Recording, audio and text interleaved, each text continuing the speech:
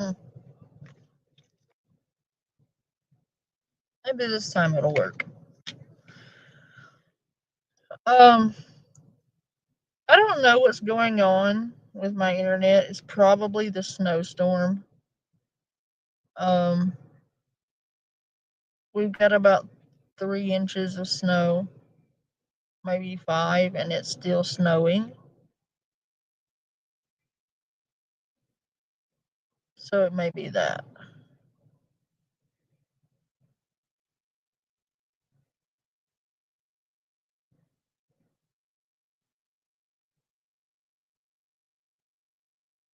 How much snow did you get? Yay! I posted the link in the chat.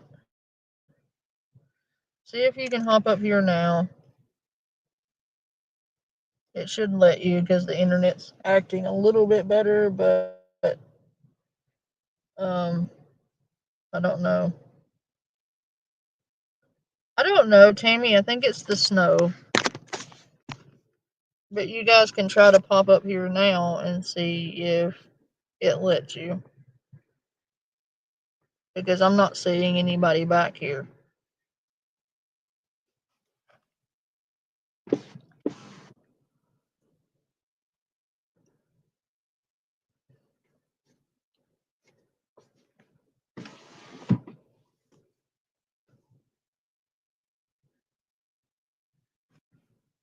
Ah,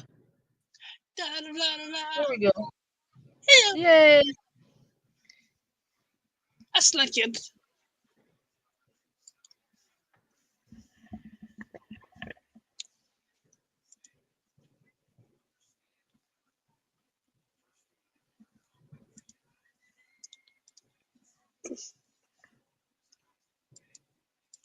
What's up?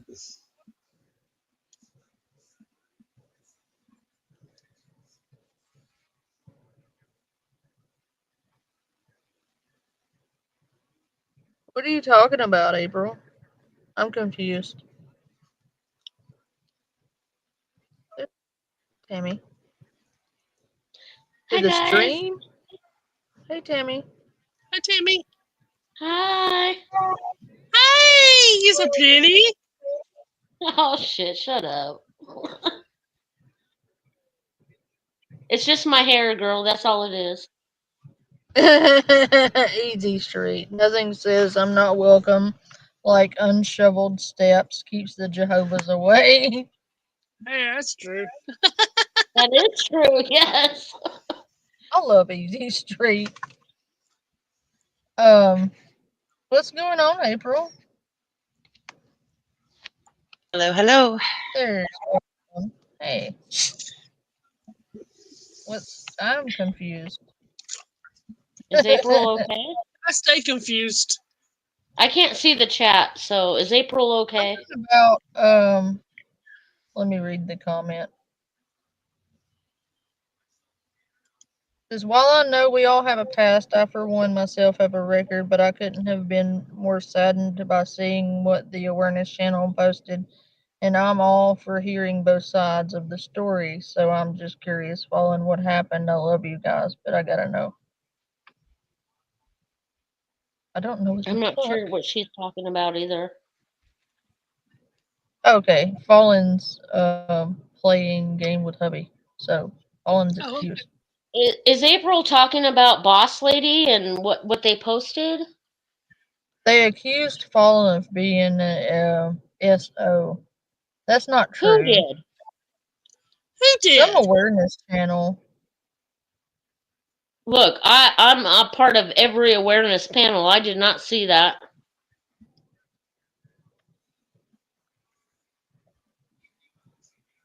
So That's not is there a true. I don't link, even have to see April? it. Can you? No, please. If there's a link, Mm-mm. I am not watching it. Well, Mm-mm. I kind of want to because this is our community, and I will stand for every True. single one of you. But if there's a link, Oh, could you? that.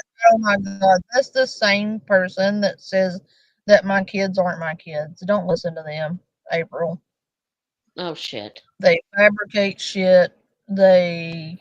Oh, it's just them idiots. That's That's a smiley, stupid face bitch in the fucking shit. Yeah, don't pay no attention to that shit. that. No, absolutely not. I'm not even going to entertain that. Yeah, That's I'm the not same either. person who likes to talk about while not fact checking anything. Well, didn't they have also the same thing with Fallen, like they have you? Am I right? It's the same person? Yes, Well, they I'm just need not to get a entertaining life. them. Like, get a grip. They don't get places on my platform. They're desperate for attention, so don't give it to them. I think she has a crush on What you. is up with my internet? This snow hates I me. think she has. She's got a what you say, Dark? Something. Jesus, get This a woman, life. Alright. this woman has a heart on for her or something. Panda, I'm gonna drop something in your channel here. Pisses me off. I think this might be helpful. If you are being a target of a cyber stalking crime of any kind, go to that website. Oh, I got kids. I think it's just the internet because, like, even my Pardon me. phone is not working. Stupid phone. Stupid signal. Yeah, and if you I'm are not being clicking into that. targeted or this or that, there's a lot of resources, and I have a lot of them. And it's with Can Washington you all? D.C. and they're not playing around with any cyberbullying crap. There it goes. But opinions Yeah. are not cyberbullying. Report that channel. Okay, Did it's she not post allowing the me link? to post the link. Report the channel. How are we supposed to report it if we I don't don't know if see she it? did or not. I can't see the chat. There it is. April's seen it or posted it. Sorry. Just report that channel down. Thank you, April. Because they are harassing people and spreading misinformation. So Sounds like Boss Lady. There you go. It's not letting me post it in your comments, so I just posted it to the private chat. If you want to repost that link, go for it. Okay, so I got a question. If I hit that link, is it going to knock me out? I don't think in so. the It private should open. Okay. It should I'm open to copying the it. And separate page. Thank you, April. Oh, yeah, it's the same thing I have. Yeah. Okay. Uh-oh.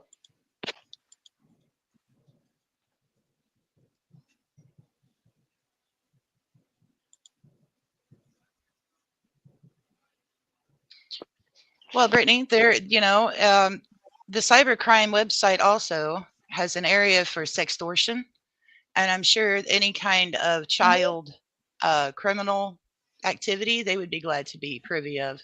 So you're more than welcome to also click the link yeah. when Panda hosts it, so that way people can report it, and then the FBI will investigate it.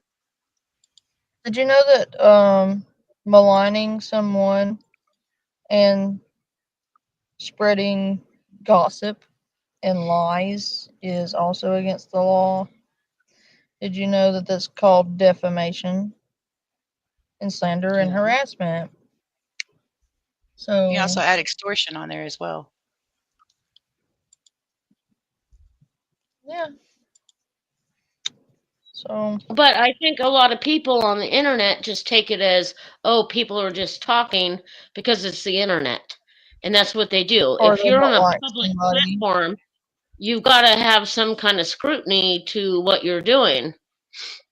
Yeah, And you want I to talk don't about think a fact lot of checking? people differentiate what is actual cyberbullying and what's not. Pardon me, I need to step away. My puppers needs to go outside. I'll be right back. Yeah, it So, can. And it's fuck that bitch, exactly. I don't believe it. I know Fallen, and that's not true. Oh, I And know that's spreading misinformation like that is defamatory, for one. For two, you can't just say shit like that with no proof whatsoever. What did I tell you today, Panda? Yeah, they do that though. And one of these days, somebody's gonna file criminal charges on these people, and they're gonna get in trouble. You want to talk about fact checking? You need to fact check shit before you just run around the internet with your word vomit. Right. Not everyone you don't like is a pedo. Not everyone you don't like is a fake person or um whatever else you like to spew. So Yeah, you expand your need to make vocabulary. sure Shit. that what you're saying is accurate and truthful, because if it's not, you could really hurt someone like that.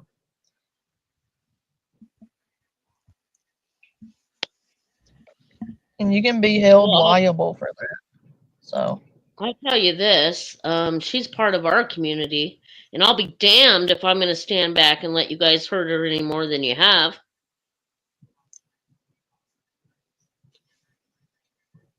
anyway, this person is not relevant here.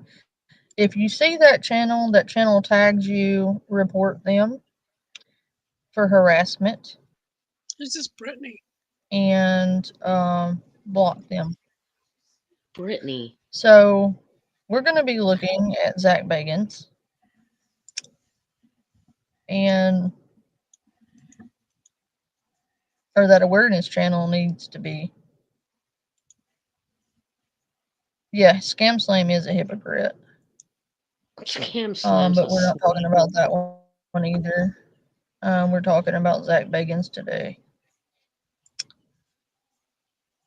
Yeah, this This is is going to be Beardo good because Gets Scared. I don't even know exactly what he did, but and I used to like his show, but evidently something's happening. Well, yes and no. Um, he, on one hand, kind of hurt the credibility of paranormal investigation, in my opinion. Um, he fabricated evidence for entertainment, by his own admission, for entertainment value Wow. and clout. He also bullied other members of the paranormal society. Um,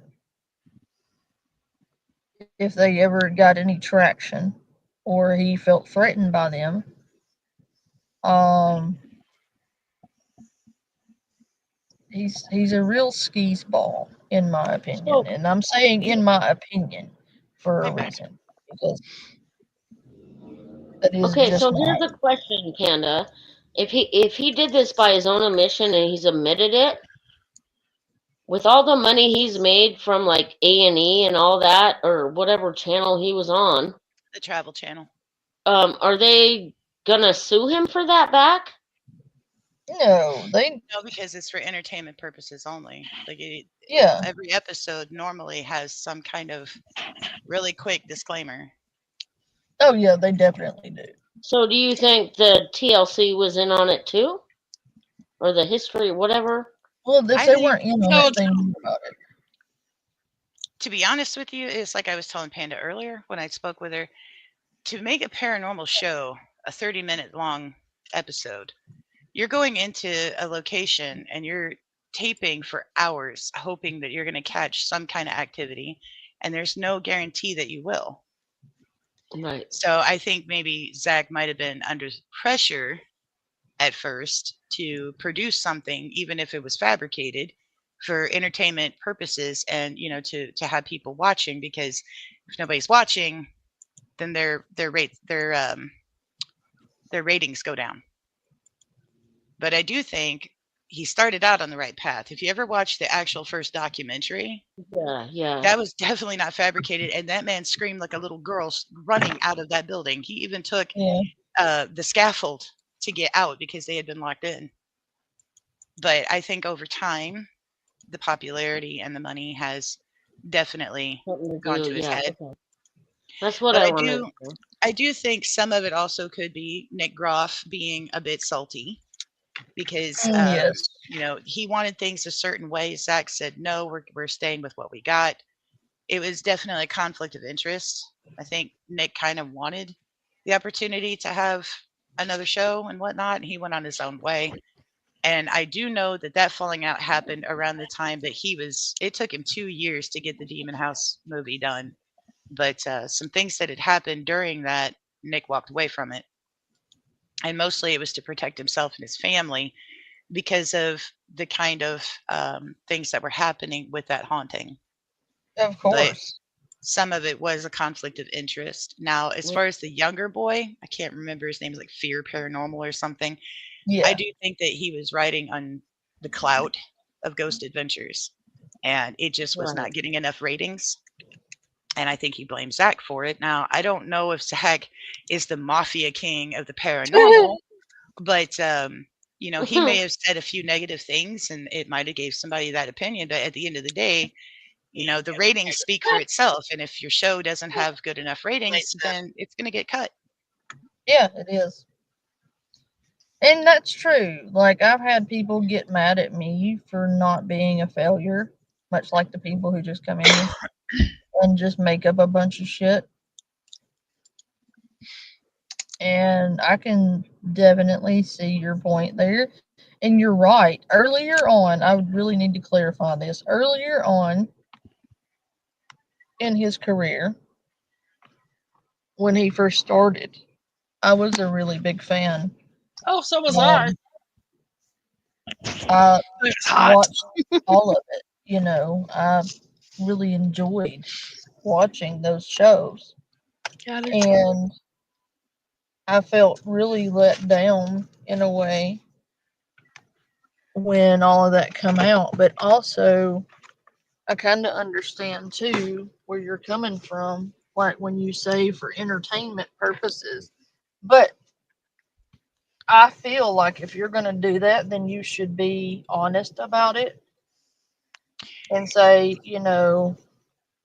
There's a set of documentary videos on Amazon if you ever get an opportunity to get them. But there's 7 episodes, and it's called The Blackwell Ghost. And this guy, this guy definitely, he says it all. Like in a day and age when CGI is so easily to get your hands on, you can fabricate a lot of stuff. It's hard to know what you're watching is actual fact or fiction. It's going to be difficult to really make that judgment call unless you really got a good keen eye or if you were a part of that investigation. And skeptics are always going to be skeptics. They're always going to have 2 cents to put in. And anytime you do an investigation, they are going to pick and poke holes in it every opportunity they can. I think Zach started out with good intentions, but he didn't really have a lot of experience, which is why he was kind of a clown. No offense, Zach, if you ever listen to this, I'm not coming for you. But he really didn't have a lot of experience, and it showed. But over time, like with the provoking and whatnot, after Bobby Mackey's, that stopped because yeah, whatever was there, it followed him home. It left a mark on him. Um, and he knew from then on, you can't pick a fight with something you can't touch or see, but it can see you and touch you. I think something happened to him personally. I do think over time the right people got a hold of him and actually started educating him over the different types of spirits and hauntings. And I do think over time he's talked and asked a lot of questions because if you look at his earlier years compared to now, he is much more serious than he had been previously when he was kind of happy go lucky walking into an investigation full of excitement and bubbliness. But now he's kind of walking into that location like, you know, some kind of shit's about to go down. So I do think that he's grown up over the show. And I do think that he has some good influences on him. but I think the pressure of ratings makes a huge difference in his content that he's doing. And I do think that a lot of his popularity and the resources he now has, including a very successful haunted museum, you know, I think all of that has kind of gone to his head a little bit. I really do. Yeah, and I want to give an objective view here. Because you know how I am. I'm a whole picture kind of Yeah. person. And I have my personal feelings about him for various reasons. And I am capable of setting that to the side and being like, compartmentalizing it, I guess. I Yeah. can take my feelings and put them in a little box and view it objectively. But even when I do that, I still feel some type of way about certain things he's done. And some of it has to do with the paranormal, some of it has to do with the way he has regarded his teammates. A lot of anger has broke out publicly. I don't know if that's staged. It could be, but I don't know, because that's some deep shit right there. I really feel like that doesn't have any there's no parallel to it or reason why it should be involved in the show. Like those are things that should be cut out and taken care of behind scenes. Yeah, He needs and to focus more on the paranormal and less on like the personal stuff going on. the drama. Yeah. But I feel like he's been insanely disrespectful in multiple ways, um, to Ed and Lorraine Warren. Oh, definitely. I I can did not agree with that. appreciate that at all. Because if it were not for them, we probably wouldn't be here. Absolutely. You know, Ed and Lorraine were definitely founders of the paranormal. So was Hans Holzer. I don't know if you ever heard of Yes. him. Oh yeah, definitely, yeah. You know, There'd they be a were the lot shitting pioneers. on him. They were the pioneers of this community for sure. And a lot of what they have brought to the table to the paranormal community influenced the next generations to take what they had. And then, you know, now we got all this amazing tech to, you know, be able to see spirits or speak with them and not just on a tape recorder, but we can hear it in real time now, like spirit boxes or the ability to use an ovulus where they have, you know, a 500,000 word data bank that they can choose phrases from. I mean, it's amazing. I went to my uncle's grave and he made a joke that only I understood when he said what he said. And if it were not for them, that wouldn't have been possible. And it happened at a time where I really needed him. And him joking with me told me everything was going to be okay. I know that probably doesn't make sense, but I got what I needed from that conversation, and I was able to have a conversation because of people like Ed and Lorraine. Lorraine Warren was the pioneer of mediums. Yeah, she was. She taught me how to carry what I carry with dignity and respect. And I have a lot of admiration and love for Lorraine. Um, her passing was grievous for me, Yeah. as was it for a good amount of the paranormal community, and I feel like Zach should have taken into account all of that, but he didn't. Right. And I don't know that I can ever really respect him because of that. Because of, well, obvious reasons. You don't do what he did. You just, I don't know. Anyway, um, this is Beardo Gets Scared. He's a good dude. I enjoy his content. He's sassy. I'm gonna go ahead and warn you. Um, he's a no nonsense kind of guy. He's gonna tell it like it is, and that's that. Love you, April. April, thank you Love you, April. for bringing that to our attention. And like I've said, and I'm gonna drop it after I say this, and this is all I have to say about it. If you see that person tagging you, report the channel for bullying and harassment and spreading misinformation. And every time you see them, report them, because that particular person has been harassing and stalking me for over 2 years. And The I'm only done thing putting up with it. the only thing I have to say to that, and if the person actually is paying attention to your videos, I don't know them. What I do here on YouTube is completely different than what they do. I don't indulge in tea spilling channels, drama channels. I'm not the kind of person who sits and makes fun of a person and their disposition, or if somebody's done something publicly with their life, call them out on it. Like, what I do is completely the opposite. I'm very uplifting. Like, I don't want to make fun of these people. I'd rather reach out to them and through the law of attraction try to help them better their lives. Like that's what I am. Some people might say that's nerdy, but that is what it is. I try that.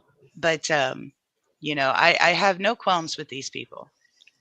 I don't know them. I don't, I don't judge them. And as far as them trying to spread this misinformation or these alleged things about you, the only thing I can say is I got to see it to believe it. I'm that kind of person. I don't go running at the first sign of trouble just because somebody is saying some hearsay. Panda had, in the short time I've known her, has been nothing but kind to me. She's been honest. I'm very grateful to have her invite us on the panel and discuss the paranormal.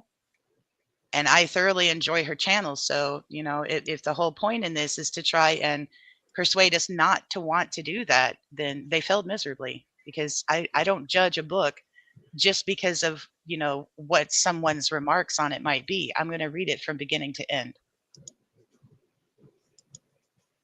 Yeah.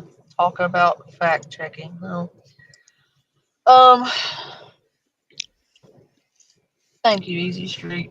And thank you, And I 100% agree Blossom. with You're you. very welcome. I don't care about this petty nonsense. I've been over it for quite some time, and it seems to me that those people are the only ones still clinging to it. And honestly, I can say this with a certainty. I don't feel anger, or I guess whatever they want me to feel. I feel pity.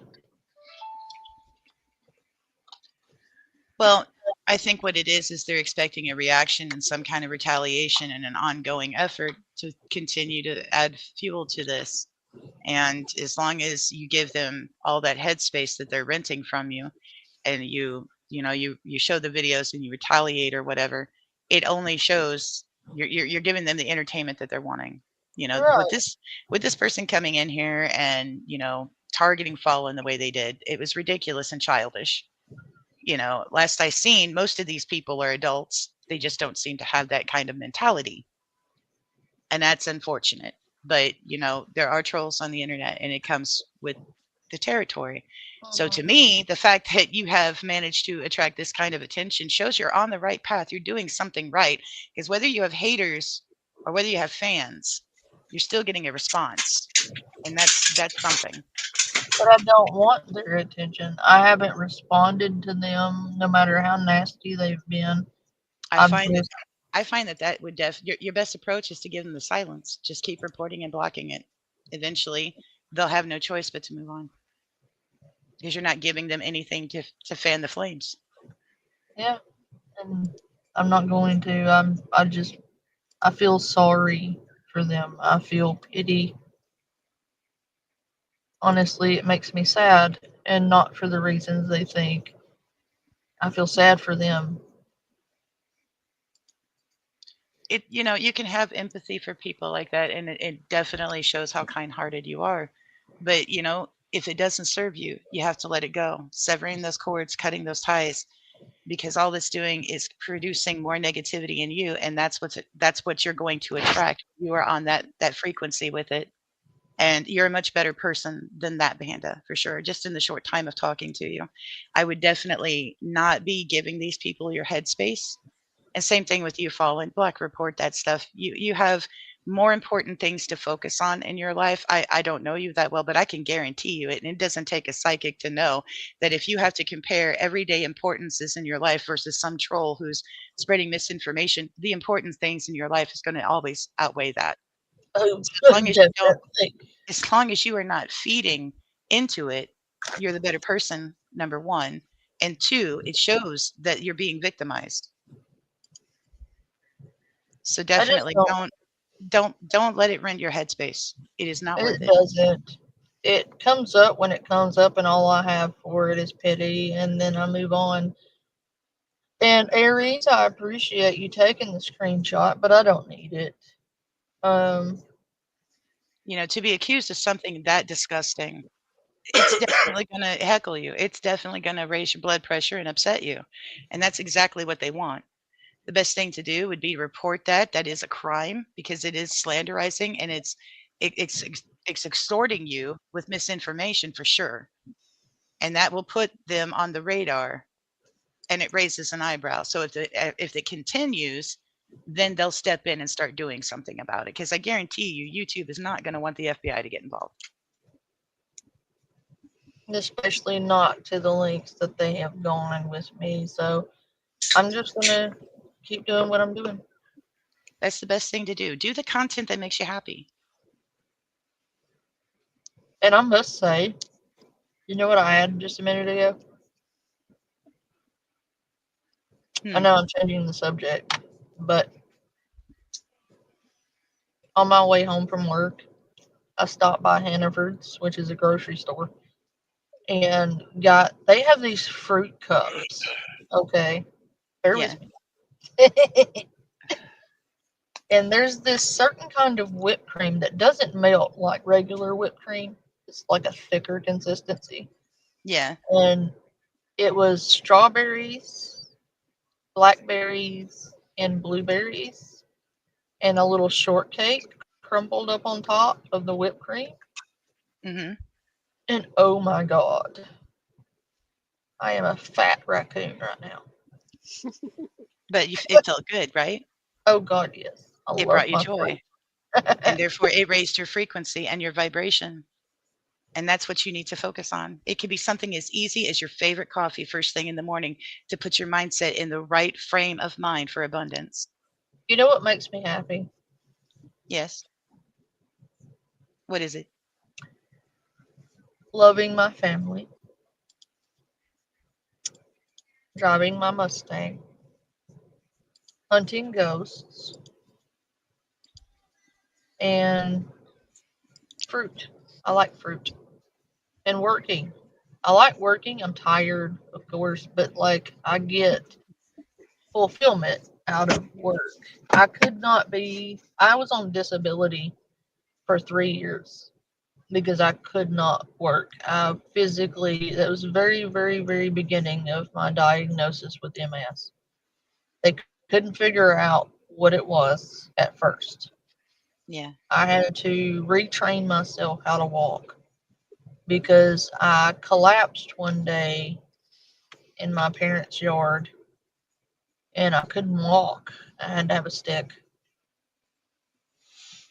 And I had to fight with everything I've got in me to get up again. But I did.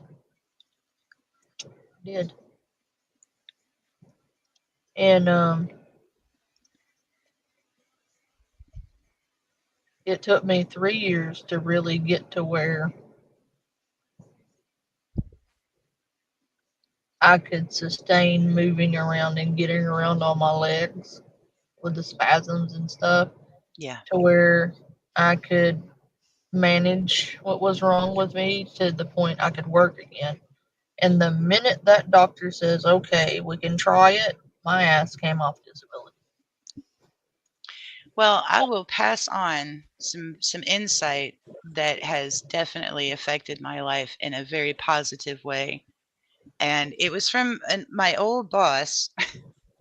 He was always one to give positive, memos and things like that every day when we'd first get to work. But that one stuck with me, and it's the power of positive thinking is a force so great it enables ordinary men and women to achieve extraordinary things beyond their wildest expectations and dreams. And so, when you put your mind to something and you affirm it and you assert it and you believe it and you know it's going to happen, it will come to fruition. Right, you know what got me up off that couch, though? What's that? My boys. There you go. Because I thought I can never provide for them the life I want to provide for them on disability. There's Yeah, it is nothing very wrong difficult. with disability. No, but you're right. It is hard to get by on disability. It Yeah, I really is. wasn't making ends meet. And I No. couldn't get the things I wanted to get for them. I couldn't provide for them the lifestyle I wanted for them on government checks. So I fought with everything I had in me to get back up on my feet and go back to work. And I feel like I am more grateful to work now than I would have been had that not happened to me, Right. because now I know what it means to not be able to work. And And your key initiatives here is the power of the imagination. You knew and you visualized that you would walk again, and those boys are your happy thought. They are what gave you the initiative to go beyond what was expected to be able to get yourself to walk again. Hello, Veil Paranormal. Hi, Phil. This is a surprise. Yes, it is. I thought you might like it. I love it. Panda, that's my better half. oh He wanted to stop in and say hi. no, easy. It's not like the Jello and whipped cream. It's like fresh, Hi, fresh Phil. fruit and like a really thick whipped cream that's like handmade whipped cream. Hey, Vale. But I will always be glad to uplift you. I will definitely be glad to give you as best positive advice as I can, Panda. I'm And you definitely know Team what? Panda. So, Negativity always tries to find a way to keep you from being happy. Negative people always try to find a way to take your joy from you. But I'm not going to allow it. If I no. can fight as hard as I have fought to get to where I am today, I will be damned if I let some petty peon take away from me my joy. You should never allow that. I mean, one thing you got to remember. Who are you living for? Me, and If my not for yourself. So you will allow into your life what will affect you and what won't. From the moment you wake up and you turn on the TV, you begin to put yourself in that headspace and you're feeding energy to whatever it is you're watching. We are all connected through source energy. Oh, So definitely. when you're focusing on this kind of negativity and you're feeding into it, they're getting that energy.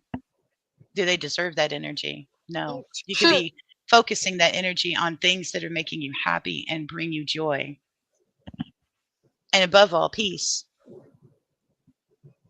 And that's what's important. I think I you should have post not. the content that makes you happy. I am at peace, and I am happy that there's no external person that can take that from me. Um, Babe, if you do that, please make sure to use the sage when you're done. Yes, please. uh, And I um, agree, Tammy. Vale? I don't know if you should do that.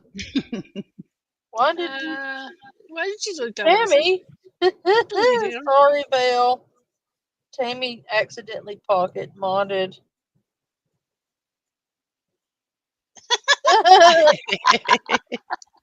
Tammy, That's why we don't delete.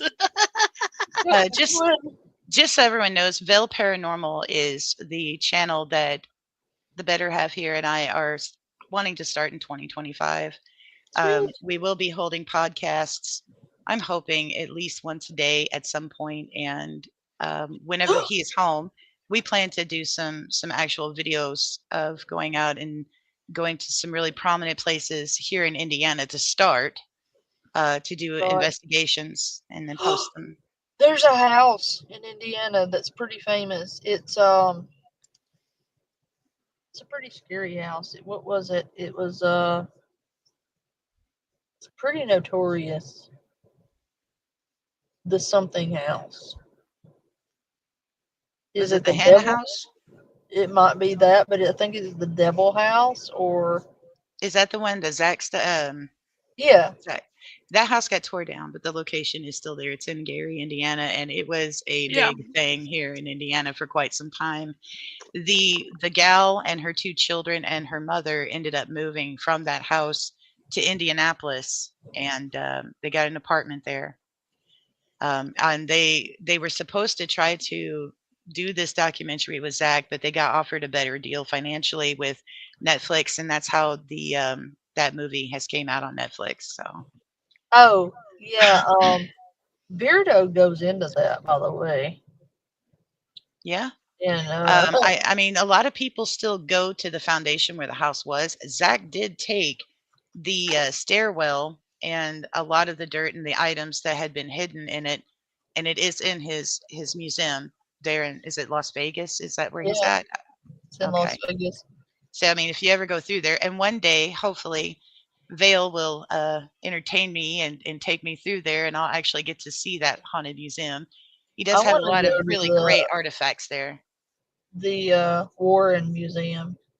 Yeah, yeah. I would The love to go Lord, to that. I wish I could remember the gentleman's name. It's their son-in-law, but he's taken over John, NSPR. Yes, John. No, John Zaffis is their nephew. I can't remember. Oh, it'll hit me later. I'll be asleep and his name will hit me. I know it. is it But Chris? no. Oh God, what is it? Hold on, I can Google it.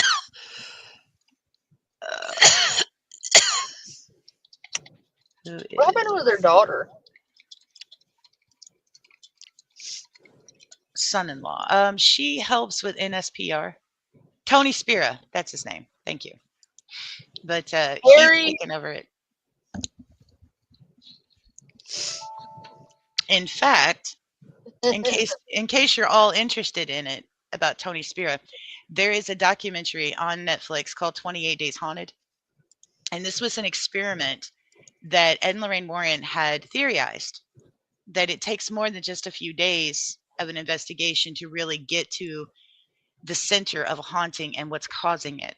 They believed that it took up to 28 days for the veil to thin and for those spirits to become comfortable with your energy and for you with them. And that way they would begin to open up and tell their story.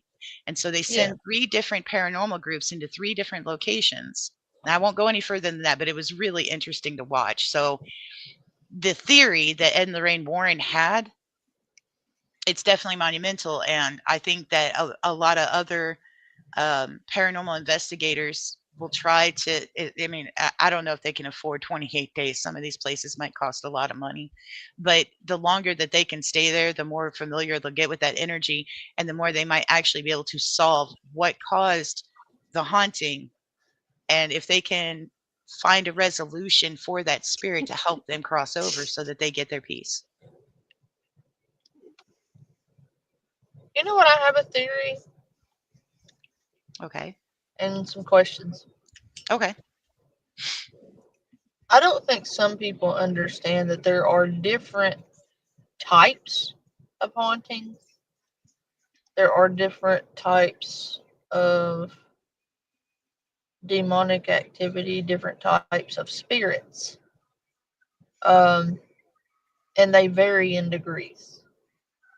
And poltergeists are not ghosts per se. No. They're not all, it's not like a one size fits all kind of thing. There are different spirits, there are different entities. Entities and spirits, two different things. Um, There's many different types of hauntings.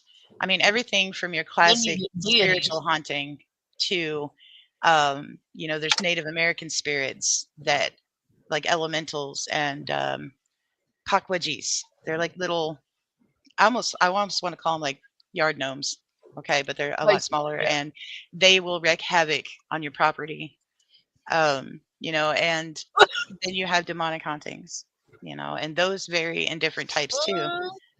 Your I your would call it classic, your most common hauntings are either going to be demonic residual. oppressions and possessions. I don't think that demons haunt, because if you have demonic activity, they're there to oppress, then possess.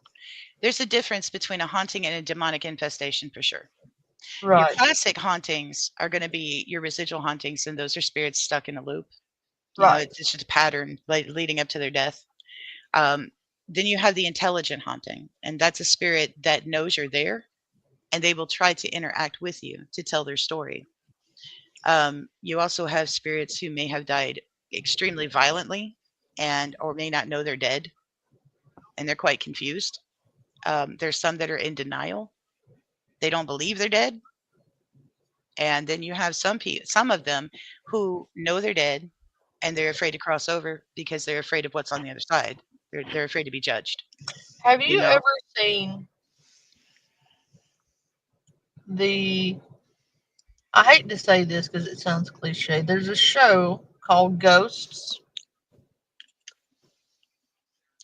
and I feel like that is the most accurate depiction of ghosts. I don't think I've seen. It's a more comedy kind of TV series, but I feel like that is the most realistic ghost show I've ever seen. yeah, I've seen it, and a lot of it does make sense. What the fuck is Now, that? as far as demonic infestation, um, the ultimate goal of a demon is the destruction of yourself, your spirit, or your family. If it can rip your family apart, that the whole point is to isolate you and break you down. Their key goal is the destruction of man. So, and a lot Oh, of times, demonic activity is invited into the home through spirit board activity, seances, um, I just saw ritual, someone in the woods. rituals that take place. Some people actually summon them. So, You can like it, summon them by accident. Oh, yeah, you can. Harry. Um, Sorry. in some cases, a lot of it just depends on the person too. But drug addiction, alcoholism, it definitely opens those doors because it breaks you down. It leaves you vulnerable. And demons will always pick the weakest link in the house to attack first. Usually yeah. that's children or elderly people or people who are under addiction or have mental illness. Yeah, because Sometimes they're that, there for the haunting in the house, and then there's times when they want to oppress a person. And that usually leads down a whole different rabbit hole. I mean, oh, I can go definitely. in, I help to bless homes and things, but I do not have the authority by no means to um, have the rights of exorcism and that kind of thing. Like if it gets that deep, then I do have channels and resources. I will, depending on the state, I will reach out to clergy, have them come out and show them what kind of investigation we did in the footage. And if they warranted enough, then they will send clergy in to clear a home and perform the rites of exorcism on the individual and the property if necessary. So demons are nasty, nasty creatures. I strongly suggest never inviting one into your life. And Yeah, no. hauntings can get pretty nasty too. If you were an asshole in life, there's a good chance you're going to be an asshole in death. I mean, if you were a serial killer in life, you're going to be harmful to people in death. So, I'm sorry, I'm trying to read the chat here. But I agree with you. There are definitely different layers of types of hauntings.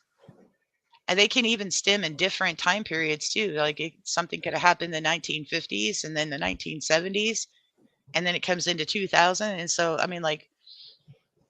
that's got to wreak havoc with the psychic, because then they're coming in and they have to break down each of those time periods to figure out, what's going on with those spirits and why they're still there.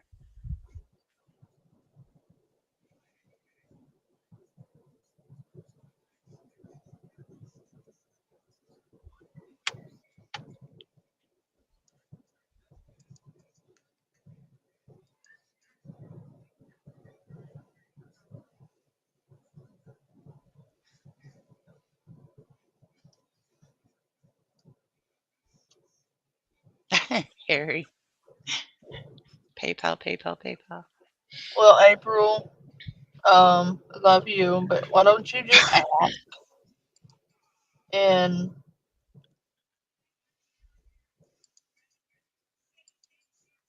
Why don't you privately message Fallen instead of trying to make a public spectacle out of this, April? The content has changed over here, and this isn't something that she wants to discuss publicly. she would be more than glad to talk to you. That's why I'm not discussing it on the panel. For one, I don't believe it. For two, those people are notorious for fabricating things.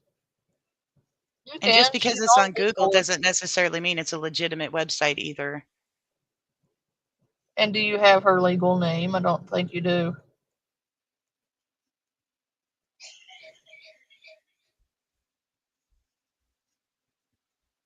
Hey, Fallen, will you post your Discord name for April or an email address she can get a hold of you on so you two can talk about it privately?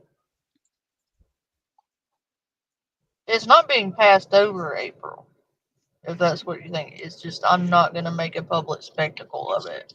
There shouldn't be any reason to give something credibility unless it has actual fact and proof. Google can easily have websites created. AI does it on a daily basis, and you can't believe every website you come across.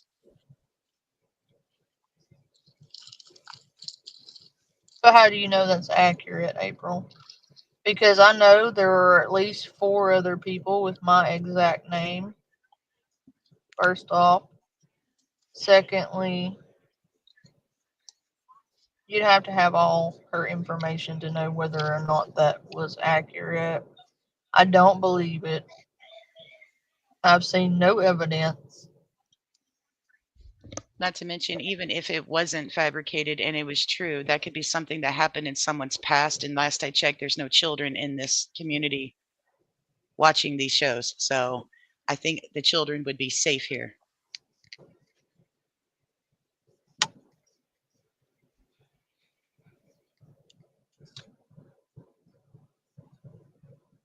And there you go, April. That's Fallen's email.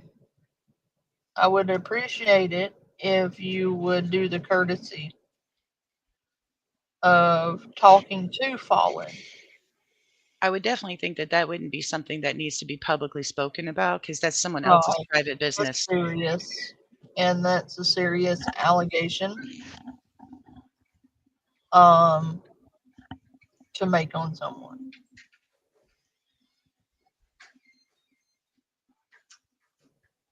There's no reason to leave, Tammy, because it's the information that is trying to drive people away from Panda's community.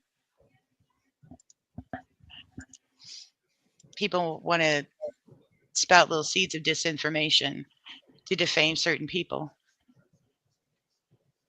We're talking about the Leaving, people attacking Fallen, huh? right. So leaving is just, giving credibility to that. I wouldn't do it.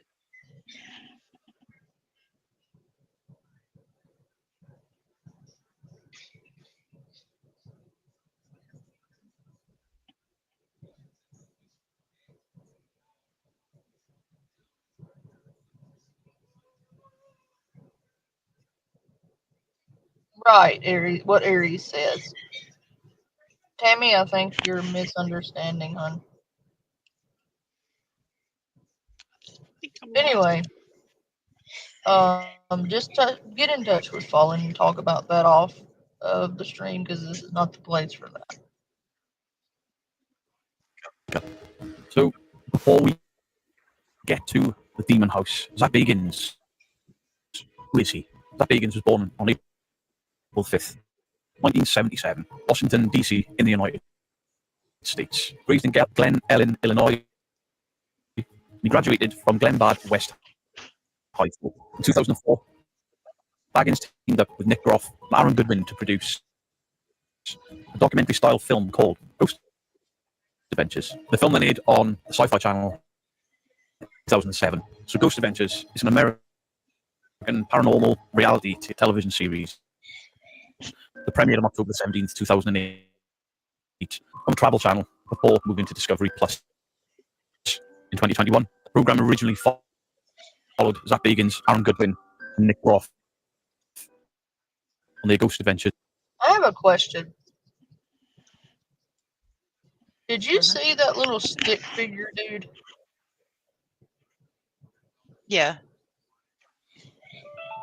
I have seen those in various paranormal investigation things, and I don't know what the hell that is.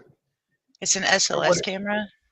It actually stemmed from using the Xbox originally, and what it was supposed to do is map in people, but it glitched, and it was actually counting people that shouldn't be in the room when you're playing the games.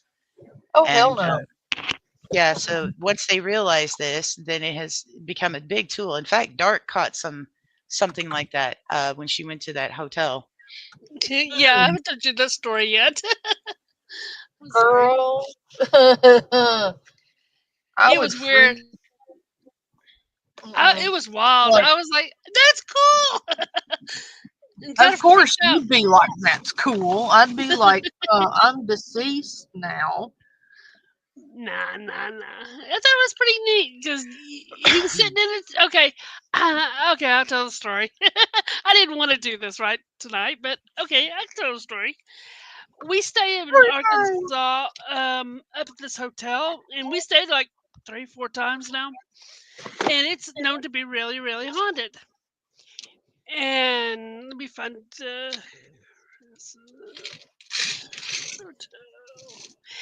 said this it used to be a girls' school. It used to be. Let me see. Let me find the history. I can tell you the whole history here in just a second. Ow. Because it's a big history. And it was known for many deaths. And you stayed And I stayed there.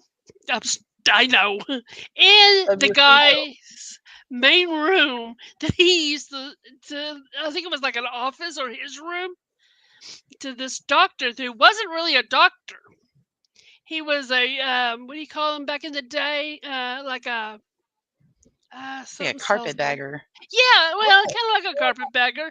He goes around selling like alcohol, claiming that they'll cure everything in the world, and he wasn't. And he said he had could cure brain cancer, and I think it was cancer or something like that through the brain or something. And he used to do these weird practices and stuff, and he would kill people. And there was also a guy named Michael who had an accident. He was trying to flirt with a pretty woman. He was working on the building up on the scaffold, and he was flirting. He was a kind of a flirty guy, and he saw this real beautiful woman below him, walking by, and he was trying to get her attention, and he got too far out, and he fell and died. Like I said, there's a lot of stories. There's a girls. Also, a girls used to be a girls' dormitorium. I can't even say it today. It was there. Um, they even have he even have his um where he did the autopsies and stuff there, and we got to go in it too, which was really weird. And I thought took a picture of a shadow, but I don't know about that. That was pretty weird. And let's see, there's a little boy, and there's also a dead cat that haunts the building. Beautiful building. If you ever get a chance to go up to Arkansas, go look it up. Go there and stay. It is well worth the stay. Food ain't too great, but the ghost, and they do ghost tours and stuff. Well, okay. I was in. We had the biggest room. It is the doctor's room, and we went into each one has like I think 2 rooms and then a sitting room there, and then you got a bathroom on down the hall. And in this room, the room me and my boyfriend stays at, we were doing one with the SLS, and we panned it around. We didn't see nothing until we got to this chair that was sitting by the window facing the bed, and there was the SLS of a guy sitting in that chair, just plain as day. There was nobody there. Nobody sat in that chair, and it was so prominent. It was amazing. We got that. It was incredible. I don't even know how else to put it. Every time And she goes, she just tempts me. I want to go up there so bad when she goes so that I can see it. I there's want to see been it. Damn it! Like, there's yeah, and some of what the the other rooms hell? upstairs is haunted too. There is a ghost tour that'll tell you all the history and stuff about this hotel. But this is Wait a what we minute. seen, and my boyfriend caught stuff on his camera because when we right at our So the door, chair, yeah, it was just a chair. the chair tells you stories. No, the chair didn't tell me stories, but Oh man. So sweet. that would have been cool though. Don't give me ideas today. But like, I thought you were saying the chair would tell you stories, and I'm like, No, well, no, no, no, goddamn, no, put not the me in a. chair. The tour, the tour. Oh, I thought They you would tell said the chair. story She of said the. chair. You said this Sorry, magical chair tells you stories, and I'm I'm sitting here sorry. like, I need one of those. If you sit in the chair and it tells you all the history and like tells you stories, I'm gonna need to visit this chair because the minute I'd the like to buy that chair chair. starts talking, I would like to buy that chair. I would definitely buy that Now you're chair. gonna be all confused. And then my boyfriend caught a full body apparition, because right outside our door, you can look in this other dining room type room, and it was closed off, but you can see 2 people dressed in period clothes standing there, just standing there. It was amazing. Pictures. Yes, we do have pictures to back up our facts. Yeah, little video clips. Yeah. Every time she goes, she sends it all to me so I can look it over. Yep, I sent it to sis to make it Next sure. time she goes, I want her to do some EVPs and then send them to me so I can clean them up and listen to them. Because It's always amazing to go up my there. better half day under Bell Paranormal here, he's got equipment on the computer that with the chair. I'm pretty sure we can clean him up and get the EVPs out of him. Well, we have the EVPs. We have the voice thing. The only thing I don't really have is the REM pod, which I would love to have, but it's over $100, so it's a little bit expensive. Totally One worth day. it though. Yeah, it would Well, be. the If I grand did it goal all the time. eventually is, to go to the bed and breakfast at the Myrtles Plantation, and then maybe eventually the Shining Hotel, the Stanley. Like, I think it'd be amazing to spend like a week in that hotel. Yes, it would. I would love to stay at the Stanley. Oh, 5? Well, good. I need to put a couple of them in the hallway here at home because I want to document this phantom cat we have. Well, the cat at they say there's a cat that passed away at that hotel too, and you can see its spirit every once in a while in that hotel. And a little Yes. boy. If you ever get a chance, look up the Crescent Hotel in Arkansas. Can you define chosen ones? Because that could be under a lot of different perspectives. Tammy.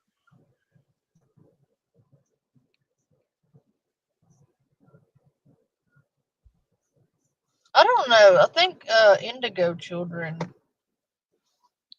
In the paranormal sense, chosen ones are your psychics, your trance mediums, your light trance. In a metaphysics, the chosen ones are people who have awoke to their abilities for manifestation and their intuition. They're the ones who lucidly dream things. I have dreams. I don't know what that exactly is called, but I see things before they happen. It's lucid dreaming. Most of the time, it's unfortunately, it's when somebody dies. I've seen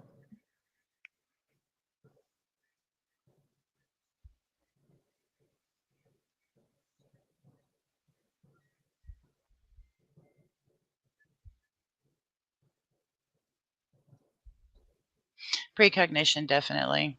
yeah, I think you misunderstood it, Tammy. Is what I think it is. So breathe. Um,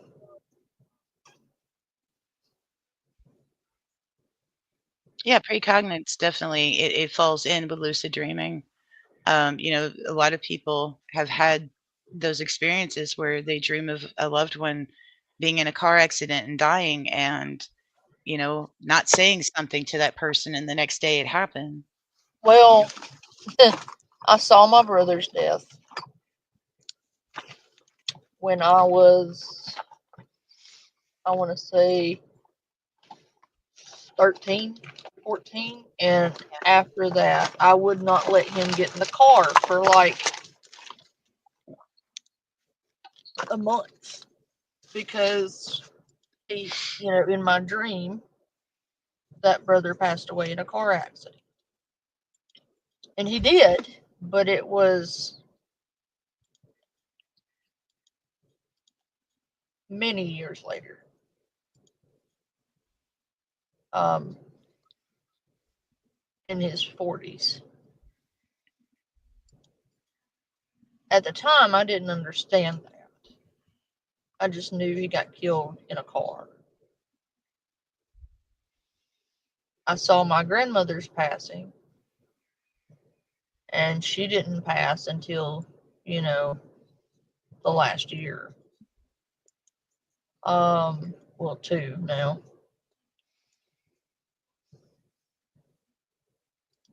I saw, well, basically, I've seen all of my relatives pass away and how they pass away. Be right back. I'm sorry, And Tammy, who are you talking about?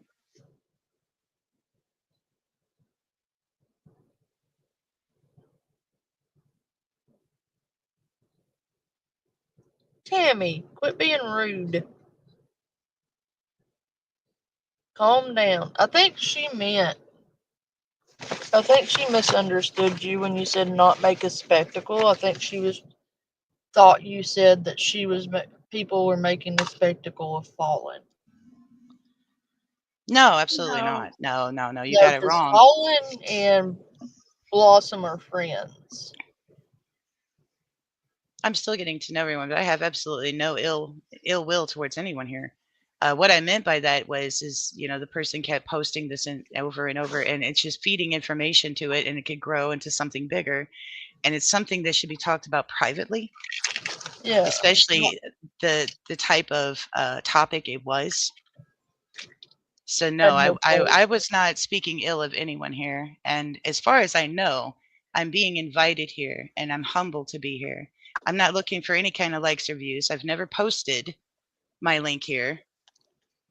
I'm not trying to piggyback off of anyone. I haven't even posted content yet, due to the fact that I have a real life job that takes up most of my energy through the day. Yeah, Tammy, I don't think that was very nice. I love you, So if I and I gave you that impression, understand Tammy, I apologize. that you were protecting Fallen, but I think you thought she was saying something she wasn't.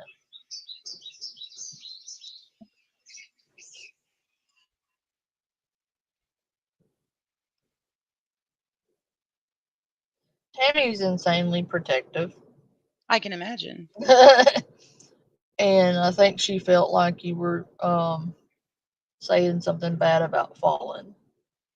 No, no, I'm saying that the things that were being said to her publicly here It is was something that inappropriate.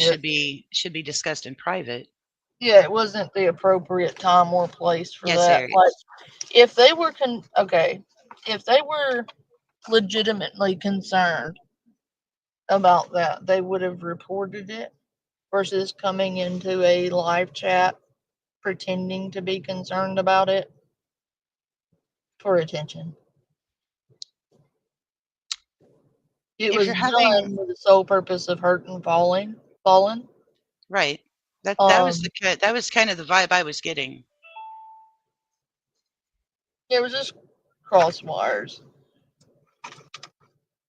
But like they only intended to hurt Fallen, and that was we were not going to give them a platform to do that here because we love Fallen. Well, And the only thing I can tell you, Tammy, is when it comes to having a nightmare and to pick up where it left off, dreams are something from your subconscious, and it affects our everyday life, our awake life. So I would be looking into studying the dream, like write down everything about that dream, and especially if you have it repeatedly, to see if you can find the pattern.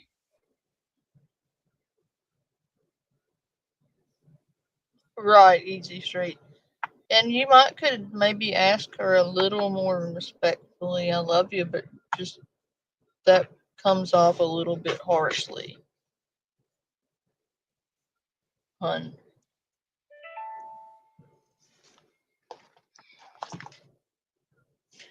And I say that with love, but like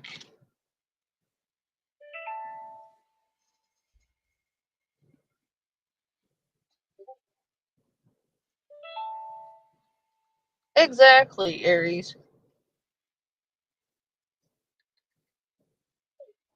Yeah, we do. We do talk about things, but that I'm not going to platform that because it's misinformation for one, and for two, um, I don't partake in garbage.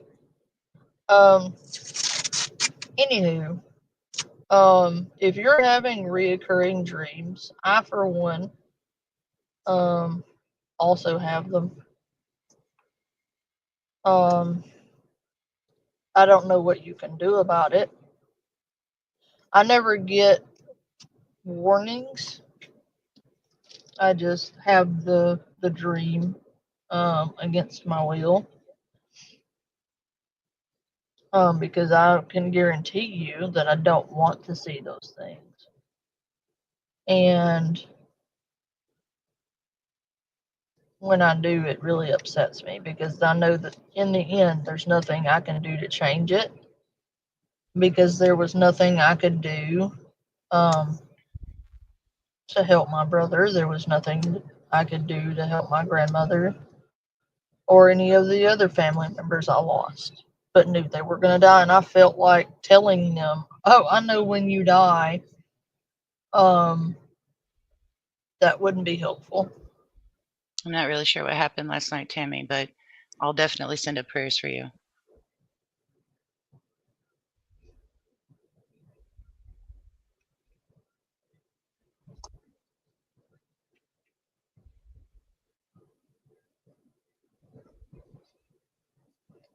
What?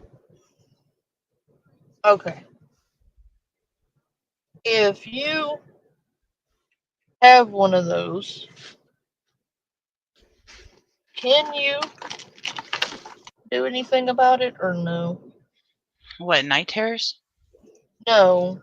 Um, if you see the death of your family or friends or loved ones and you see it happen and you know how it happens and roughly when, because by their age in the dream, that's how I gauged it anyway. I wish there was a switch you could switch it off, but unfortunately I haven't found one yet. Once I mean, once can your you stop once it? your perception has opened up like that, I mean, you could try to meditate and, try to affirm some things before you go to sleep to try to change your subconscious thoughts before you No, I sleep. But mean, like, I mean, if this is paranormal, there's no guarantees that that would work. I mean, if what this I'm is a trying to. gift, then you know Uh, it may yeah. not be the greatest of gifts, but it is a form of sight. Well, what Like I'm a asking is vision. if there's a way to prevent the death. You can talk to that person about it and hope that they'll take your fears seriously. But we can't stop something that's in motion. All you thing you can do is give them the insight and say, I've had this dream and I want you to think about this. And, hopefully they'll take it at face value and actually pay attention. Well, with my grandma, she passed in her sleep, which is peaceful, but I don't think I could have prevented it. She was nearly 100. Um,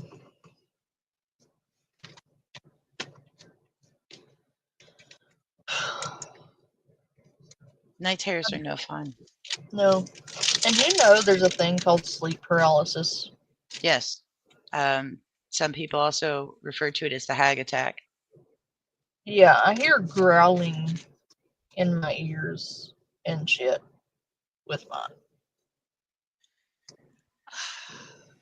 Keeping a dream journal is definitely a good idea, Easy. Because the things we dream about subconsciously, it's affected from our everyday awakened life. So sometimes those dreams, even as horrible and scary as they are, or terrifying, it's our inner self trying to communicate with us.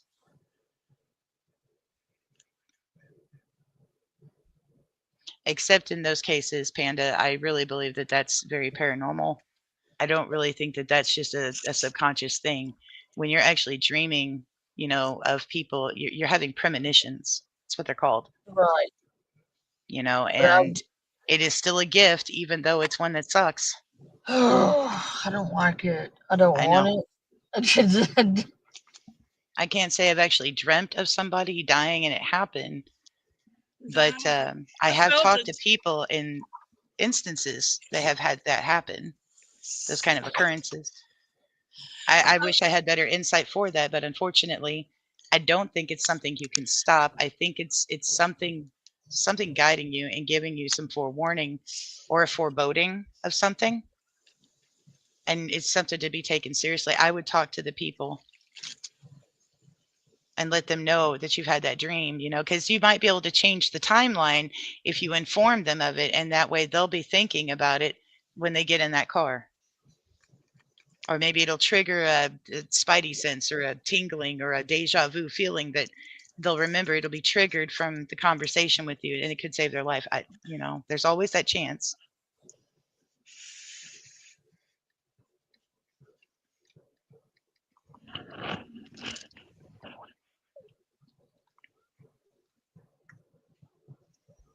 I do want to make it clear. I know coming in here isn't with the intent of thinking that I'm talking about things that other people already know. I'm just coming in here just to have a conversation about the yeah, paranormal. because I invited you. That was And there are, not. there are some people who don't know or understand what metaphysics are. And I would be more than glad to talk with them about it. My goal, whether it be on YouTube or with my own friends and family, is to spread light and joy and to try and uplift Yeah, other people. yeah. And I know that. And you've been insanely helpful for me because that last reading you did for me really helped um, solidify some things for me because I was struggling with a couple of things. And it's not I've for the people who know necessarily, it's for the people who maybe watch this stream and don't know. I've been studying the paranormal since I was 12, and I'm 48 years old now. I have been a very spiritual person all my life. No, I don't always get it right. I'm there's always prone to error. I am human, but I do like to conversate about spiritualism and the paranormal because of the insight I do have. Yeah, we like sitting up here just talking about it because So, that's how things get figured out. And I wasn't trying to be disrespectful to anybody on the panel or in the comments. You do I it to know me, I'll that. just It smack was you a crossed wire, I think. But here. Shoes again. You She knows would, what I'm talking about. darkness. You would. She knew what I was talking about. It's a joke. you're right, April. That one definitely. Yeah. Um, love you, April. And don't talk to Tammy like that. Jessica. First off. Definitely don't talk to her like that. See, that's another comment that's very personal. Yeah, You where's the know, proof? By the way, you want to sit here and make accusations on people and talk shit on people. I don't see any proof. I see fabricated bullshit and misinformation. You want to talk about fact checking shit? You ain't fact checked a goddamn thing. First off, and you've been wrong about literally everything you've said and about everyone you've said it about and have absolutely zero proof to back it up. So you can take your slanderous defamation bullshit and go somewhere else with that to someone who will listen. Oh wait, nobody listens to you. So take your negativity and go stew in it and stay away from me. How Tammy, about do you that? meditate? By chance, do you meditate?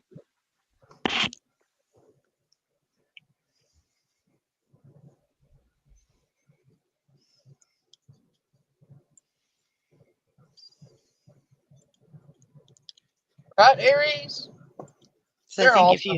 I think if you found at least like 10 minutes a day to just kind of clear your thoughts and meditate, ground and center yourself, it will definitely help with being overstimulated on your feelings, and it might help you to be able to document these nightmares better. I mean, that's something to try.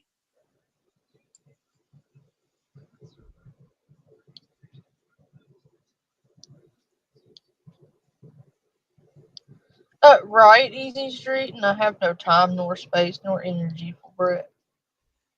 I don't. I am too old for that shit. I And just too fucking grown. Aries. I just think that, when it comes to information like that and I smell hearsay, it's fire. better to just go to the person, to the main source, and just talk to them about it. The fuck is that? I smell fire. Well, it's Like, okay. I mean, when you first start meditating, it's really hard to just quiet your mind. It really is. So you shouldn't like try to force yourself to stop your thoughts. Pay attention to them. burning The more paper. aware you get of them, the more you'll realize whether they're a positive thought or a negative thought. The more negative thoughts you have, the more you can start looking at them and picking them down and go, that's not right, and put something positive in its place. And that's how you reprogram your subconscious. I smell burning paper or burning incense. Where are you at this time? You're gonna yell at me. You're at the cemetery again. No. Uh-huh. My better half has ADHD, so he can relate to that. His mind goes 50 miles an hour. It's really hard to quiet his thoughts and center, but it's not so much quieting your mind as it is becoming self aware of the thoughts you have when you're just quiet and still. I have brain weasels too. Like, and that's a real problem for some people. Like, they get in their own heads and they have brain weasels that lie to them and tell them all kinds of nasty things about themselves and Yeah, cause them to, feel negatively about themselves. your inner Um, dialogue. I call them brain weasels. Well, that's a good way to put it. It's funny, but it's your inner dialogue. I used to call mine a demon because it used to beat me up so badly and pick my self-value and worth apart. But once I started soaking my subconscious with better positive affirmations and rebuilt my self-concept and learned to respect myself, it made a huge difference. And the only thing, I have one thing to say, really, and I am truly, truly done entirely. The maligning, defaming, slandering people over here isn't going to work because over here we talk to each other, not about each other. And that's something you could never relate to. So you may as well give up. It's not That's it. doing no That's all. good. I don't believe in defaming another person. No, It's just bullying and it's Stupid. disgusting. that tells you more about the individual doing it It than does. the person they're talking about. I would much rather put my headspace somewhere more positive. I would rather focus on intelligent conversation like we're having Exactly. than to focus on he said, she said, this person, that person, blah, blah, blah, blah, blah, high school bullshit.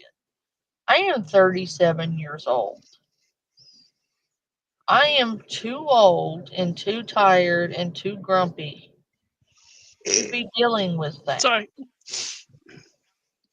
I don't have the patience, the space, nor the fortitude to deal with that childish nonsense. Take I it to agree. your mama. She's obligated to love you. I am not. I like the ghost Keep stuff that too. shit out of my lane.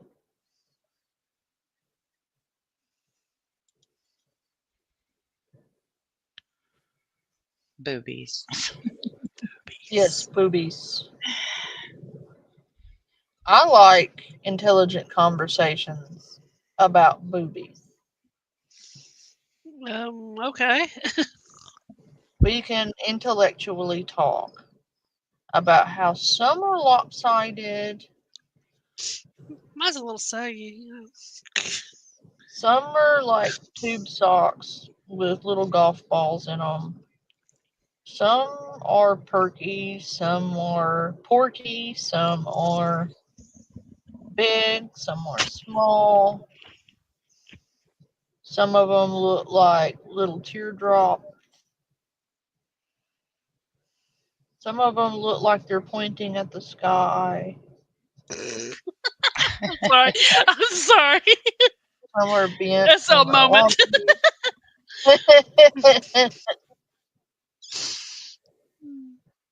Go ahead. Some are like fried eggs. Some of them are like sunny side up eggs. Some of them are like sausages, big old sausages.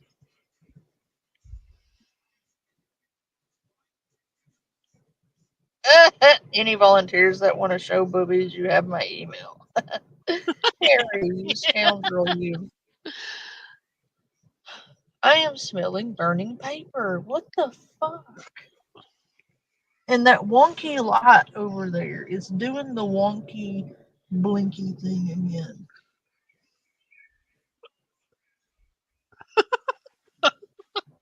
Yeah, definitely. Some have inverted nips. Some have extrovert nips. Like they point outward, like they're trying to run away from each other. And there's flotation devices. Mine are definitely flotation devices. I'm a triple D, and I'm not even 5 foot tall. But I'm Wow. proportionate. I Does got that hurt a your back? fucking dump truck of an ass too, but I'm tiny in the middle. Make that make sense. I Huh. have an itty bitty tiny waist, but tiggle bitties and a dump truck ass. Yeah, for I those blame that on penguins. my Cajun ass grandmother. I'm just saying. Some point. Some point up, Harry. some point down. Yep. But hey, we But got to talk about something positive. in all seriousness, though, I have never once, other than I mentioned Ville Paranormal, but we haven't started it yet. I do want to invite Panda. I will invite Dark and anybody else that would want to come and chat on the podcasts. I'll introduce you Definitely. to the gal that I had done paranormal Speaking investigations of with which, for almost 10 years. She'll be on my hold on. panel, so Where'd you'll be Belle interested to go? meet her. He left because he doesn't want to think that we're trying to chase clout. So No, he went ahead no, and no, he no, left. no, no, no. That's But nonsense.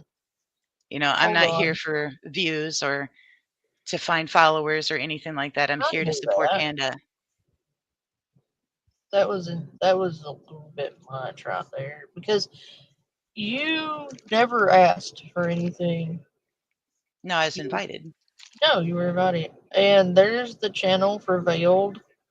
I've posted the link because I wanted to. Thank you. That's very Um, See, kind of you. I didn't even have Um, this. I think we could collab definitely. I and can't wait for us maybe. to get our investigations off the ground. I think one of the first places we're going to go is a place here in Indiana called Step Cemetery. It's been Gosh, around since the Mennonites. It's located in a state park.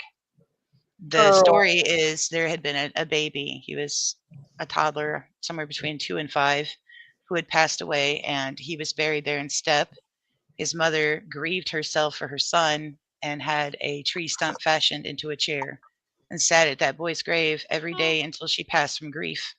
And her spirit, it haunts that cemetery. I remember I that And wonder. story. we've gone there a couple of times and got some interesting stuff. That place has had a lot of ritual magic take place in it. There's a lot of Oh no. energy there. I mean, in broad daylight, Tabby was taking the Mel meter as we were walking down the trail to go to the gates of the cemetery because you actually have to go a trail to get to it Yeah. from the where you park. And in broad daylight, it was going in the cherry red. She's like, Mm. "Whoa, whoa!" And I'm like, "Yeah, that this place is like it's like Pet Cemetery kind of level." But It's funny that you mentioned Pet Cemetery because I'm in Maine and I'm another not place we far do want to from go that to as well cemetery. will be Fort Cluster Recreational Area in Battle Creek, Michigan. It's a World War II POW camp. So we're hoping maybe sometime this summer we'll be going there. I think you're going to love the footage that we'll get from that area too, Panda. I thought, and here's a thought, I'm just throwing it out there. I could go on foot places here in Maine if you could host the stream and I just handle the video part and you play it and help me kind of in my ear while we I stream think it. I think that would be a lot of fun if I got Kat and Tabby up there on the panel with Dark, and we broadcast your live stream. We can sit there and kind of guide you through, the process, give you some tips, and see what kind of footage you could capture. I think that would be a lot of I would fun. love that idea. Yeah, but like host the stream itself on Yeah, your channel. So like you could have your run. stream live while we're talking with you on the stream. I'm What not I sure was how we can do it, thinking but we is can if do you it. do StreamYard, I could videotape it on your panel and I Yeah, can just turn on my video on your panel and exactly. you could just enlarge my window We and could you be could sitting back handle watching you while you're there on the location. Maybe we right. could do some That way I EVP could stuff. run Use our spirit my boxes. spirit talker and I could because I can't run my spirit talker if I'm streaming, but if I'm on your panel, I can run the spirit talker app if I'm Right, just on a panel, but I can't run it if I am streaming. right. It's complicated. I know, but like you could handle the chat and the discussion parts of it while I am videotaping. I think that sounds like a lot of fun. I'm in. I'm in. I'll talk with Kat and Tabby. I'm sure they'll be in. Oh, of course. Dave's listening in. What do you think? Good idea?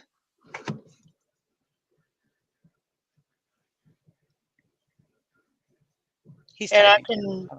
can bribe Easy Street into going with me because Easy Awesome. Street's in Maine too. I always, and again, this could be some everybody knows, but I always promote that the Ghost Hunters 101 manual, and it definitely encourages people never go alone, because if you fall and get hurt, 99% of the time, if you get hurt on a location, it's not going to be because of a ghost. It's going to be because you got scared and you tripped over a broken tombstone or a piece of root or something, and you're going to fall and you hurt yourself. So if you get hurt, who's going to get help? Right. And that's So if it's you always go best to go back in pairs. and listen to my paranormal streams, I am always yelling at people for going alone into abandoned places or far off places. I'm like, you're an idiot. Don't do that. Not because of ghosts, but because of weirdos, whack jobs, and wendigos. You don't want to fall in a hole and nobody know you're even there. Because you go traipsing through the woods up here and you're liable to fall into a cavern or a well or God knows what cave system, ocean. Um, yes, I said ocean. um, Mine shaft. Mine shaft. I mean, there's you just cannot. I know somebody who was walking through. It was at Crown Hill Cemetery in the dark, and out there, that cemetery is so big and it's not lit up well at night, and they literally stepped right into an open grave. Oh hell no, no. There was no casket or nothing in it. They were just getting it ready for services the next morning, but it really freaked them out pretty good. They got scratched up pretty bad because that was a 6 foot, dig down into there or further. So yeah, if you get hurt, who's going to get help? Easy, definitely go with her. Don't be shy.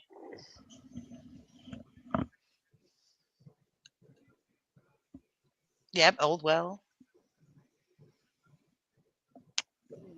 Well, I'm not going alone. Um, no, not out here because in Maine you don't want to do that for various reasons. I don't know.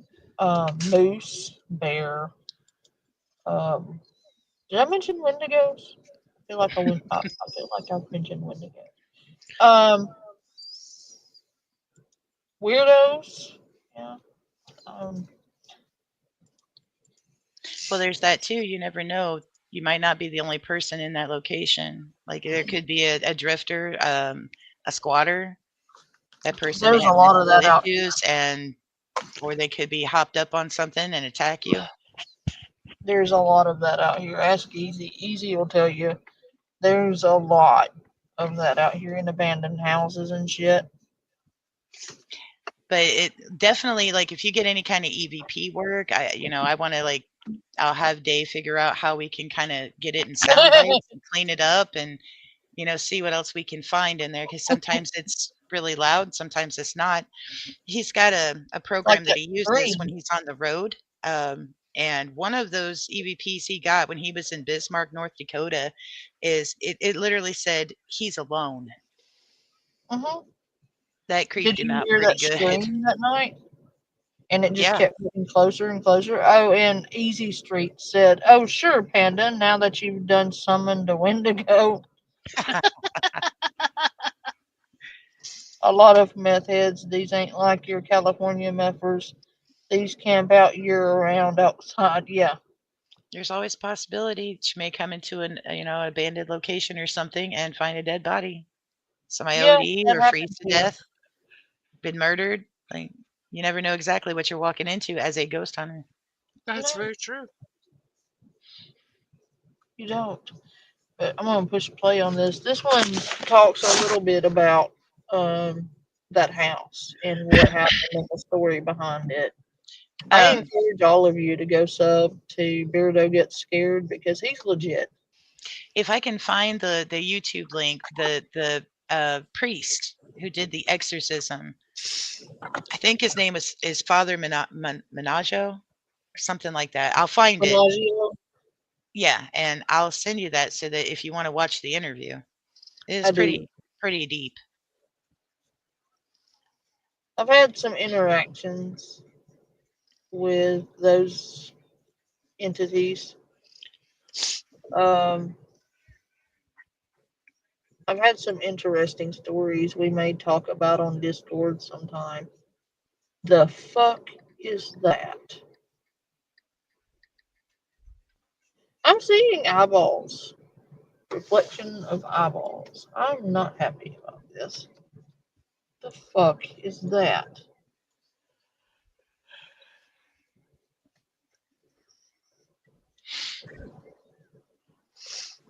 What the fuck? I'm not kidding. I'm seeing glowing eyes. If that motherfucker blinks at me, I'm running it through. I'm just saying.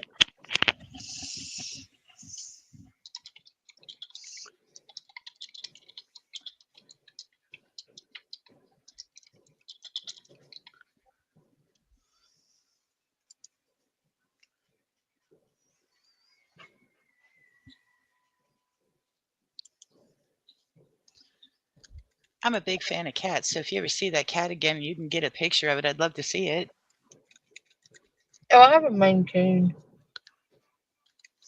by the way. I'm trying to figure out what the fuck these eyeballs are. I'm sorry if I'm being quiet. They're spaced out like a deer, but last I checked, deer's eyes don't glow. If you hear any kind of wailing or screaming, it's time to go.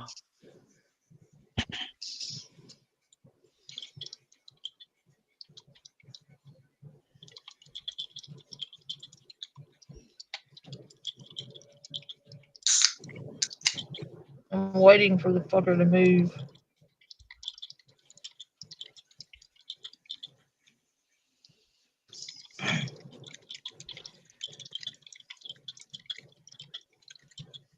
Is where they would get locked down inside the building. But over the years, a lot has changed. Groff appeared from the show, and there's a whole host of things to delve into what caused that, and that'll be done in a separate video. Now, Zach is joined by Bill Tolley and Jay Worsley, and they investigate locations that are reported to be haunted. So this isn't a debunk. This is something else entirely. I initially watched this because I assumed this documentary would be more like Ghost Adventures, and I could debunk the equipment and things. And there is going to be some of that in this video. I initially intended this video to be shot like one of the Sam Colby videos I've made with multiple camera angles. We sat upstairs in that comfy chair. And this documentary has completely angered me and taken me out. I mean, it's not a documentary. It's not. And if it is the worst documentary I've ever seen. So, what's the Demon House? Well, not only is it boring and over-dramatized, but it's actually really, really insulting. Specifically, poor neighborhoods, poor areas, and poor families. But it's insulting to the viewers as well. That Baggans, he seems to have no self-awareness at all. And his ego, particularly in this documentary/movie, it's out of control. You see, most viewers watching Ghost Adventures, I assume they watch the show knowing that Zach is a fraud.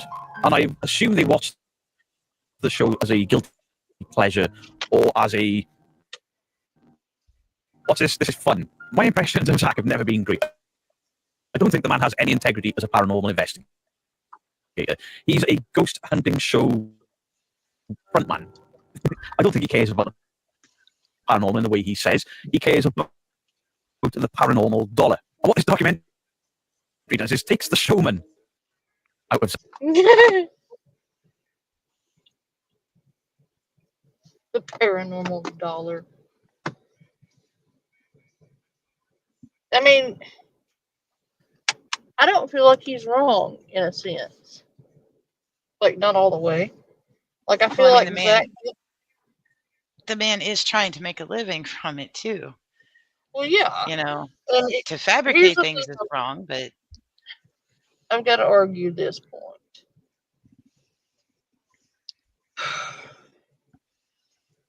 It's a TV show. While I do believe you should have some integrity with your evidence, I can see where you would have to exaggerate things to a point to keep people watching it, because not everywhere you go investigate is going to have happenings. right. You may True. be recording for days and get nothing. Yep. Or you may get on site and everything go cuckoo. It varies place to place. And some of them have natural explanations. And are not even haunted at all. Yes. Nobody's going to watch that realistically. I get what he was trying to do, but in a sense, I feel some type of way about him fabricating evidence. I can't That's help why that I feel that way. I think He that's why a was lot of people take these shows with a grain of salt. There might be some fact behind it, and then the rest of it is for entertainment. I think he got to lean in more on the fabrication side of it. I do too. You, What was it? I can't- you motherfucker, you. What happened? Is it that same cat from the other night? Bastard. Yes. Your Wendigo. Jesus. Fucking Christ, man. The cat God likes damn you. it. Fucking cat. Nobody heard that, by the way? I heard you scream in my ear. That didn't happen. I am Oh, okay, I mean, I definitely think you would make a lot of money as a great screamer on these creepy pastas. You got the scream voice for it. Oh, fucking don't look at me, you little bastard. Get out, go. Don't even look at me.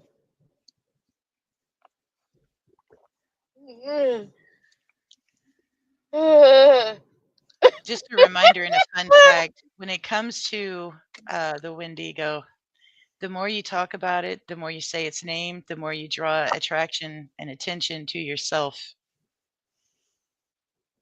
Just remember that. Yeah, a little bastard.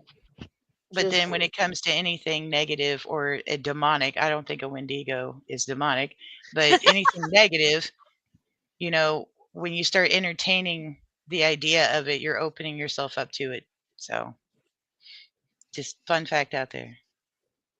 I made Fallen's husband. I heard the scream and thought something happened to her serial killer wise. me too. She saw something, Fucking cat. Did you deer. get a picture of it? Oh, little bastard tried to kill me. My heart, man. that cat's gonna be the unaliving of me because it's gonna jump on my hood one of these days. And he's gonna have like a cardiac event because Jesus. It makes you wonder what it's doing out there. I don't You wonder. see It's it my almost every fucking time. cat. Like, does it live in the graveyard? No, it lives in my house. Oh, so it Oh. followed you out there. Yes. Wow. I'm literally next door. Like You a few feet Aw. away you from the live house. you live next door to a graveyard, Literally, yeah. and you Walk wonder why from you my have yard. psychokinetic energy in your home that's throwing things around. You shut up, Aries. It's not funny. Oh, shit. But are you okay? I'm That's the fine. important question. Like, Mommy, feed me. Ah! No, it's just she loves being outside. It's a Maine Coon. Mhm. Some of the fabricating of evidence and things was like it could also been pressure from, the sponsors and um, the company that, like Travel Channel. Right. You got to catch something phenomenal. You need to do this or you need to do that. We got to keep our ratings up. And especially with them having 25 or 26 seasons of that, Uh-huh. Right. that's a lot of pressure. That's what I was gonna say. There is a lot of pressure to get the stuff And out when they need it. Beardo does, touch base on that. He doesn't omit that, Yeah. which is what I like about him. He's not just shitting on him. He's like, no, Will. The He one has thing I to- can say in Zach's defense when it comes to the Demon House documentary, he really did go into extensive detail. Like he even interviewed a gal who had lived in that house when she was younger. Her brother passed away in that basement. Interviewed her kids because the one daughter had a full mental episode after they had visited the Demon House and had attempted suicide. And he got Father Maginot to do an exorcism for her as well. Like that house affected a lot of people, and the cop that he interviewed extensively as well said it affects women. Like it would affect men electronically and women in a different. I can't remember exactly how he said it.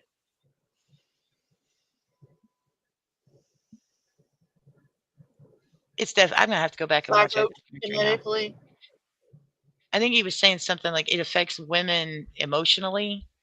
I could Mhm. be wrong. I got to watch it again. I don't want to be misconstruing stuff here. Misquote. But he did say it affects men electronically because they, bring a phone in there or a video camera and the battery would just be drained quickly.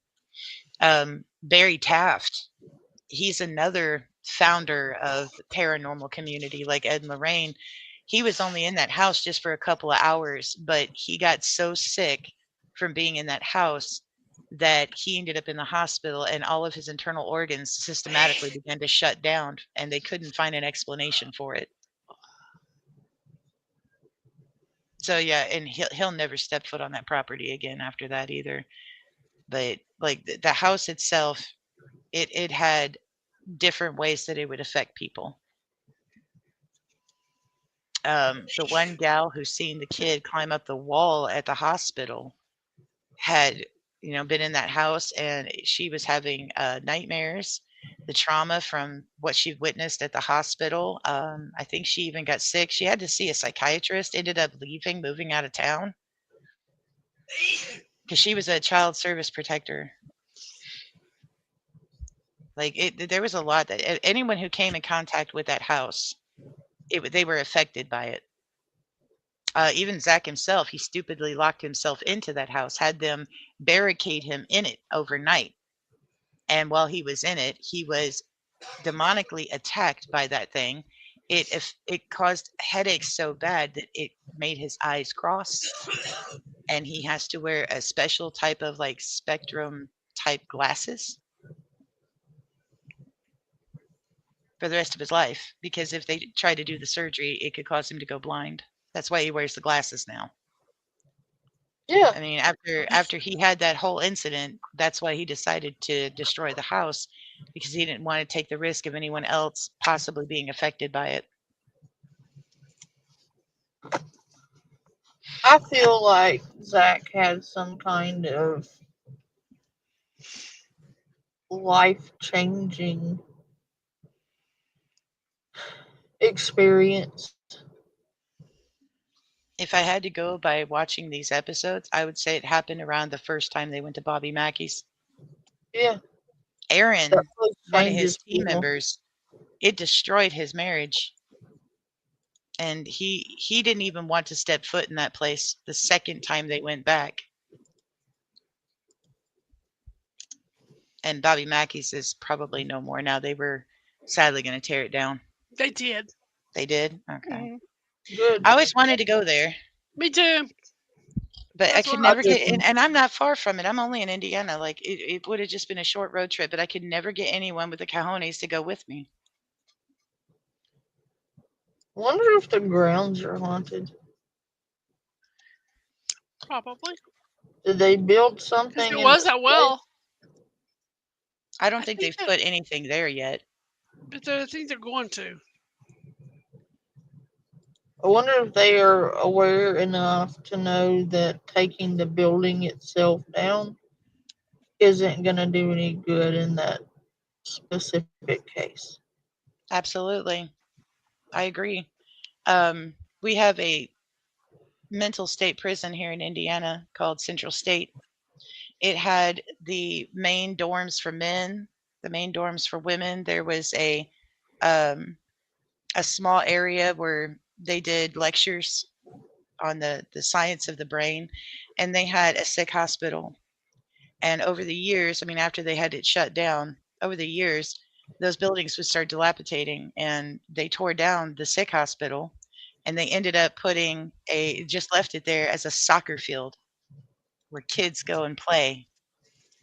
And a lot of those kids have had injuries or come down sick, and no explanation to it as to why. One of the dorms they tore down and put brand new apartments on, and I was gonna try to rent, because I'm morbid like that. I was gonna try to rent an apartment there, and I ran into somebody, and the office had been closed. I was like, "Hey, do you know when the office is gonna open? I wanted to get an application." The guy said, "No, you don't want to live here."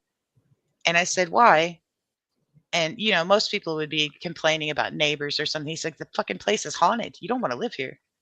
All the blood drained out of my boyfriend's face. He's like, "Yeah, we ain't living here." I'm like, "Come on." He confirmed it. We can do it. He wouldn't go for it, because they were seeing the mental patients.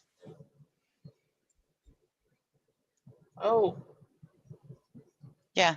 There was hundreds of people who died at Central State Hospital. Hundreds. And not all of the books show people checking out or dying. They just disappear. But every time they break ground on that property, they have to stop, and they have to call an anthropologist in, because they come across human bones. There's been a lot of that. So yeah, like tearing down a place and putting a new building up, it's not going to erase any kind of trauma that took place on that property. And no matter how you cut it, unaliving or passing, however you want to put it, it is a form of trauma. And not all spirits pass. Some linger. So definitely. it'll be interesting to see what they build on Bobby Mackey's. Hopefully it's not going to be another butcher shop. The Lamb House. Did you ever get a chance to I go did research watch a that? little bit of that. It's crazy that man has to live with that kind of activity. Yeah, he's had countless Yeah, he found investigators. bones. He's he's had all kinds of things happen. Like he has some legitimate stuff there. Like I think it's more than one spirit for sure, It and I, I is. think I think some of it's not even human. I think it's inhuman. Oh, I do too. Like the shadow. Yeah, Yeah, it gives me the ick. that man needs a series of cleansings and possibly, intervention with clergy Yeah, I to don't really know do if that something would about that help house. because he had a priest come into his house and shit hit the fan. And that priest ran from the house. Gonna take a tougher priest with thicker skin, Oh yeah. but it definitely sounds like he needs some intervention. I can't imagine, trying to live in that kind of fear constantly. I don't know how he sleeps. He doesn't not really. That's his bedroom, the dude. Yeah, Yeah. seeing His that in wife. there, I think I would want to sleep in the living room. Yeah, but like it doesn't matter if you get my drift. Burying What's the bones, downstairs is what worse than what's upstairs. burying the bones, unless it's on sacred ground, it might not make much of a difference. It really comes down to the spirit and the closure that they need to feel comfortable enough to cross off into the light. I really believe that. But it would be interesting to know whose bones those are and what happened. Hmm. Definitely Pet Cemetery vibes. That man looks exhausted too. It's It not just is it's not just the exhaustion of not sleeping deeply enough, but just being affected and drained as a battery for these things. Like constantly it's crazy that he goes through that. every day. And the fact that it's even happening during the daytime, which is really odd because most spirit activity happens in the evening time when the EMF fields are higher. But he seems to be getting activity all around the clock. That's why I think some of it's um, demonic in nature. The demon can hide behind and fabricate itself, pretend to be a ghost, and it's possible that the diabolical entities could be influencing or forcing the human spirits to act the way they do. Yeah. Like they could be instructing it. That's a possibility too. This guy right here was gonna help me. I got really busy, but we were gonna do a collab and I was gonna go on site to the Lamb House and some stuff happened and I had to go back south for a little while and I just haven't gotten a chance to get back Well, there with you go, him. Ethan. Once she gets things all situated, maybe she can reach out to the guy and you guys could live stream going into the Lamb House too. Oh, that'd be cool. I would definitely watch that. I would have my You're panel talking on about that for Beardo. sure. Beardo wanted to fucking broadcast that shit. He said he knew about the house in um Carmel, Maine, and how notoriously haunted Carmel, Maine is. It's not just the house. Yeah. If you watch those videos, it's the property too. Like Now, it is seeped in. now there is a house out in your neck of the woods. I don't think it's really close to you, but it's the Amityville house, and I would love to I go would there. give anything to go there. Even if It's there's in no Maine. activity now, I would love to walk around that house and just kind of feel its history. It's in is in Maine. Yeah. Yeah, so that's what I was saying. It's out in your neck of woods. It might not be real close to you, but it's in your area.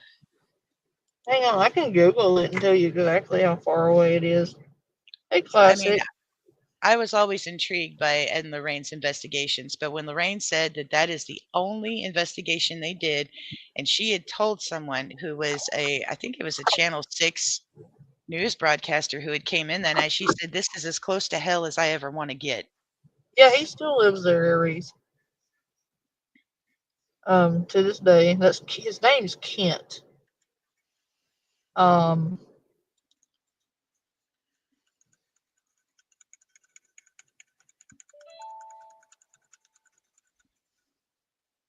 that's in Amityville, New York, Yeah, right? yeah. It's in Long Island, I think. Amityville, I have to look it up again. It's been a long time since I googled it. Amityville, New York. Yeah. Um, I thought for some reason it was in Maine. No. Hang on. So yeah, 11 be confused. Avenue. Classic. It's a beautiful home. It's a very beautiful home. Oh yeah. It was up for sale a while back, a couple of years ago. I would love to have had that house. But my boyfriend says no. He's not. He don't like adventure.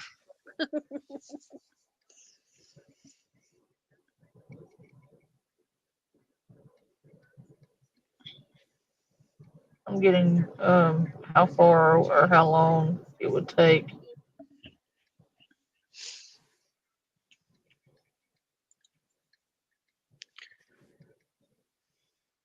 Hi, Kiwi. Hi, Kiwi. Y'all have to pardon my voice. I woke up with a sore throat today, I so did too. it keeps getting a little hoarse on me at times. So I do apologize.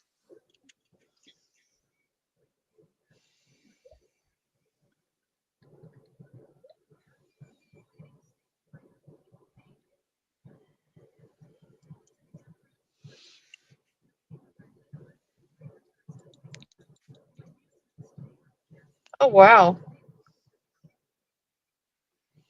5 hours, 3 minutes on one route.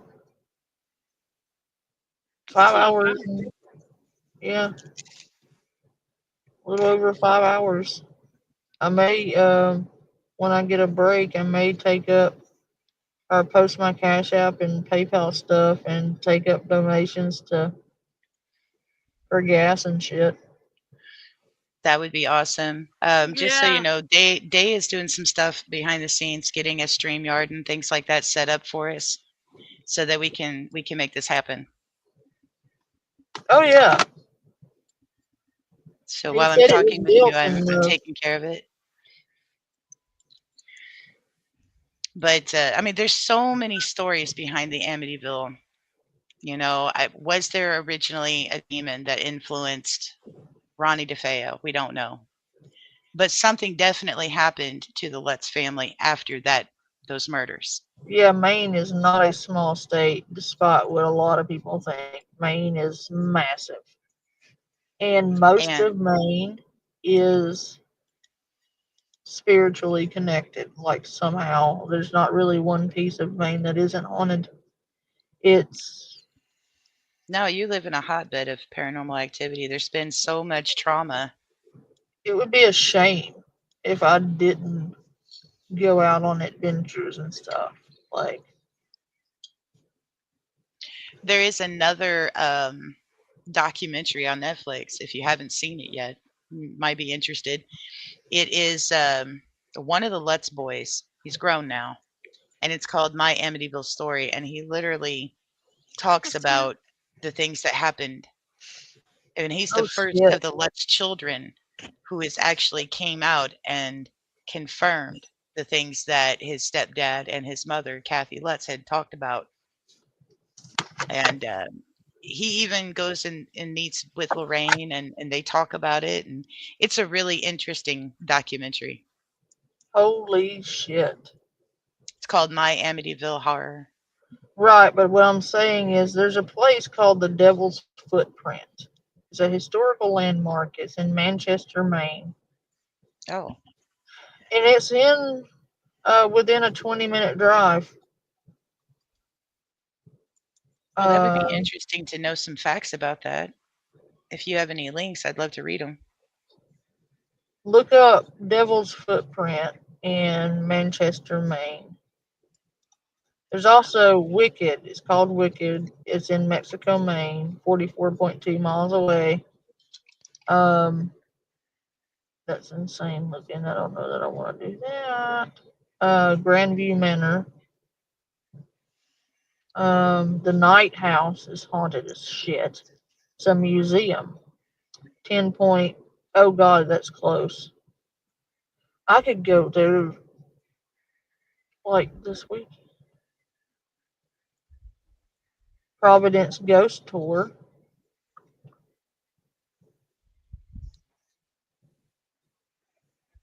Oh, wow. The That construction would be worker fun. disappeared.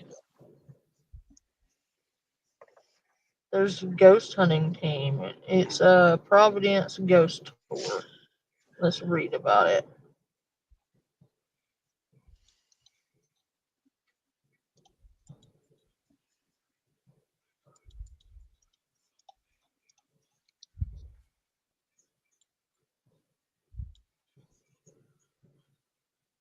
It's in Rhode Island.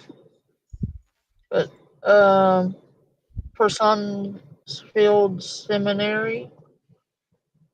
Oh god, that's creepy. Um it's a mansion. The Dark Woods. Salem Ghosts. Salem Ghost. Salem, That's Maine. that's another place I'm hoping Day will take me to. Is I really like to do a walkthrough of Salem, Massachusetts. Well, this is in Salem. Wow.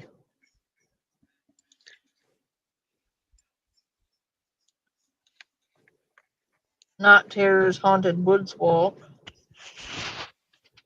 Spring House. That's in Augusta. I could go there. It's let me see if I can read this. It's the abouts.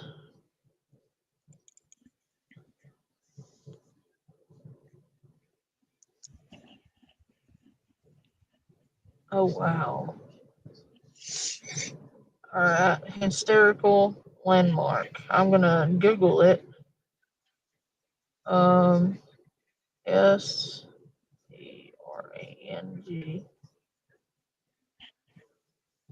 house. James Allister Spring. It was a former stop along the Underground Railroad and the third oldest African American meeting house in the country.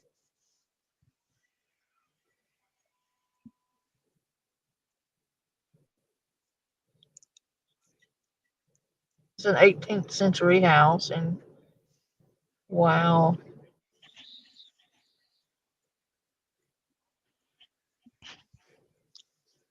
that's a 15-minute drive. That's insane.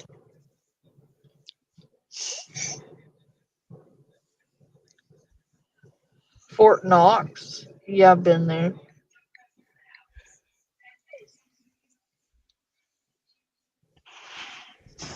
Oh, I could take y'all to Fort Knox. I didn't think about that. That'd be cool. I've never seen Fort Knox. If you've got Discovery Plus Aries, there's a couple of paranormal groups on there that are from the UK, and they go to like notorious, legendary places in the UK to do investigating. I'm not sure how much credibility they have because I haven't really explored many of the paranormal places in the UK, but it does look like it's a good show. It might be a place to point you in the direction of.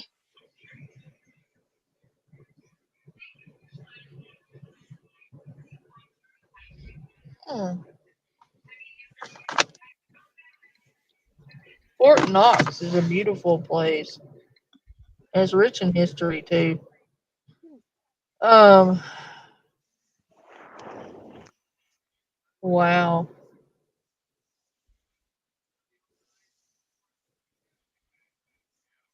be a cool adventure day.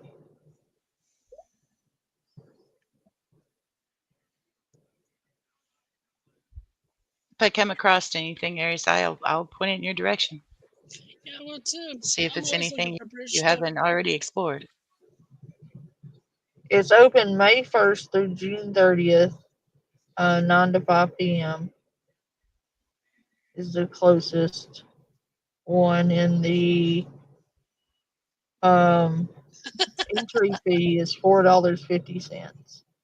That's not bad. Day was saying a good place to check out that's in your neck of the woods. Again, not close, but Sleepy Hollow, New York.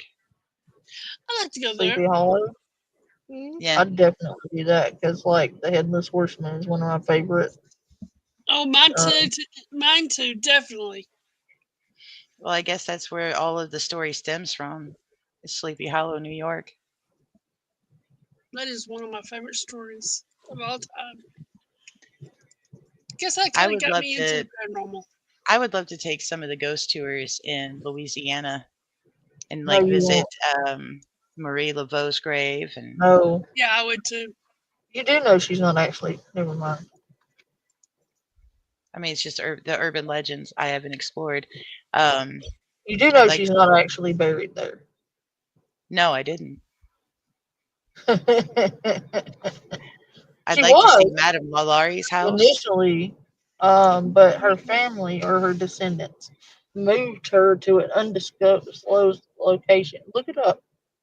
Huh. There's a Okay. place on YouTube that talks about it. There's a documentary on it. They had to move her because of disrespectful Vandalism. people. Yeah. Yeah, that's a shame. And her descendants moved her remains to an undisclosed location where she's alone, left alone in peace. Fort Wagner's, South Carolina. And only the descendants or the true locals know where she really is. You know, they didn't move. Oh God, what was his name? He was a known John Dillinger. He Hmm. was a gangster. Yeah. Him and his family are buried at Crown Hill Cemetery, and instead of moving him and their whole family to a different location, they filled up his grave in concrete so people would quit trying to dig him up to take what fortune he had in there. Damn. So if you ever want to dig up John Dillinger, you better bring one of them like something to bust up concrete. Yeah, jackhammers. We got some That's geniuses. that's what Day was saying. Easy. Oh no, not Fort Knox. It was Fort Wagner, South Carolina.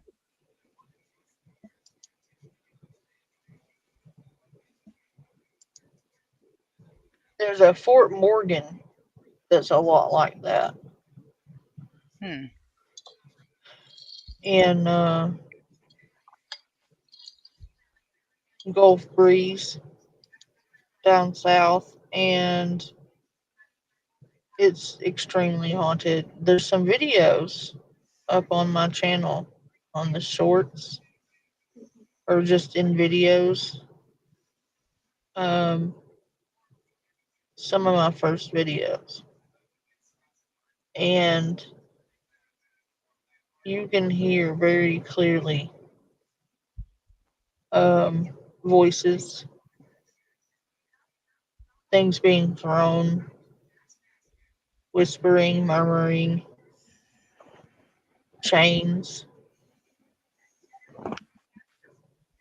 Like, just go back and listen to them. Somewhere else Okay. would be good to go is I'd like Uh, to go to Gettysburg.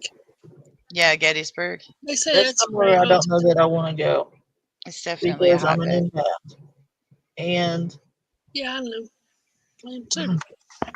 Well, the war is still going on for them, Dark. Yeah, exactly. I don't know that Another I want to place, feel that. another place that Day is talking about wanting to go is Fort Wagner, South Carolina. He said the famous location used in the movie Glory is actually in the ocean 50 feet off the shore. Mm-hmm. It is. I haven't had the chance to explore a lot of the old military bases. I want to go to that Fort Knox, and I also want to go to those two houses I mentioned because they're within 10 to 15 minutes driving distance.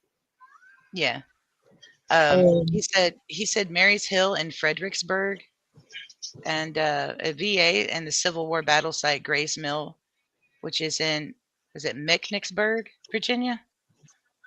that Spring House was one of the last stops on the Underground Railroad. I want to see that house. That'd be interesting. It's a I would love museum. to go back and try to re-investigate the Hannah House Oh because it, God. it also was a part of the history of the Underground Railroad here in Indiana. Hmm. That was one of the first investigations we had ever done as a team. It was pretty interesting, and I would love to go back and revisit that place with some much better equipment this time. Mechanicsburg, okay. But you've got a hotbed of places in Maine to visit, ma'am. I And do. I would gladly stream it and be with you every step of the way and talk about it. Maybe Yeah, have a heart attack and scream with you. Okay, yeah. maybe not Yay! the heart attack part. I'm gonna leave the asshole cat at home for this. Thank you. Good luck. Um, yeah, unless it hides away in my fucking back seat or some shit, wouldn't put it past her. Um, she is something else. Like, I'm not a cat person. But this cat, it's my son's cat. I would like to just note that has somehow decided that I am her human and she is my cat, and I have no say so in the matter. And I have been claimed by a cat. That's how I am with my Azrael. I've always been a dog person, but he's a rescue, and now I'm a cat mom. So You know how my son, God love him, is an animal person. Guess he gets it from his mom. He was wandering the woods, exploring. The cat walks up to him, darts between his legs, and follows him in the house. I'm like, "Excuse me, sir, what you got there?" And poor cat looked horrid,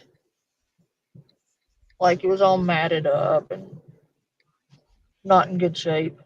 yeah, Stunk to high heavens. So I had to bathe this cat because my son was like, "We're keeping it." So naturally, we kept it. So I bathed it.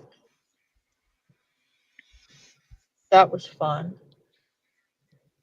Um, that's a really good question, Aries. I'm not trying to cut you off, Panda. I'm sorry. I think spirits can step through us at any point in time. A lot of people will feel like a sudden sensation of cold and feel drained or feel like they'll want to pass out when it happens.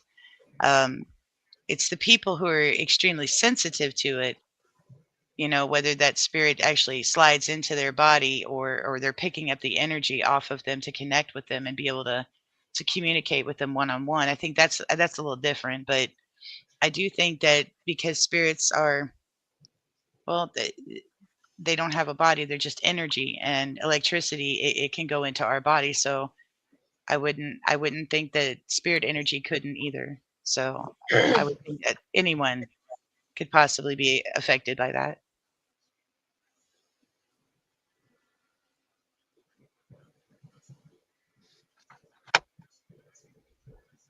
yeah, it's not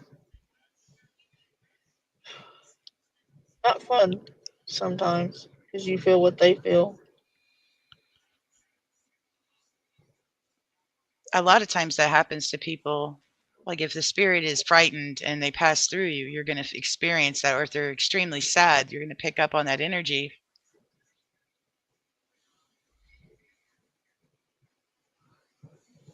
A Not lot of it, all. I think, it depends on the ghost. Yeah. You know, it takes a lot of energy to manifest themselves. But do I put it past the spirit to practice it? I think they probably do.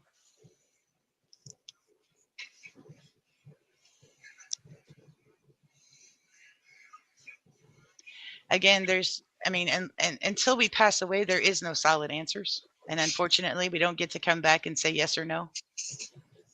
So the only thing we can really do is speculate and do our best to try and find proof Yeah. that there's something beyond death or unalivement. Sorry. Oh, you're fine. I'm not monetized. Um, Yeah, there's definitely a temperature differential when a spirit sips, blah, blah, when they pass through you. There we go. I'll spit it out here in a second. and we're open here, Aries and Easy. I mean, I answer questions all the time. If what you're saying can't stand up to questioning, then you have a problem. Um, I feel like anything valid or true can withstand the test of questioning. To be honest with you, Aries, unless you have a paranormal experience, a genuine one, it's natural to be skeptical. But when something happens to you It's that your good brain to cannot sugarcoat and rationalize, and all logic has been exhausted, and you have no choice but to call the experience paranormal, that's when things feel different. it's good to go into it skeptical. Well, Really. you can always ask the spirit box, Harry, but that doesn't necessarily mean that the spirits will be honest with you either. Mm-mm. I don't always trust the spirit box because not all spirits are good or honest or genuine. And again, True. the demonic will hide behind the disguise of being a spirit to gain your trust. Especially kid spirits. Yeah. Oh,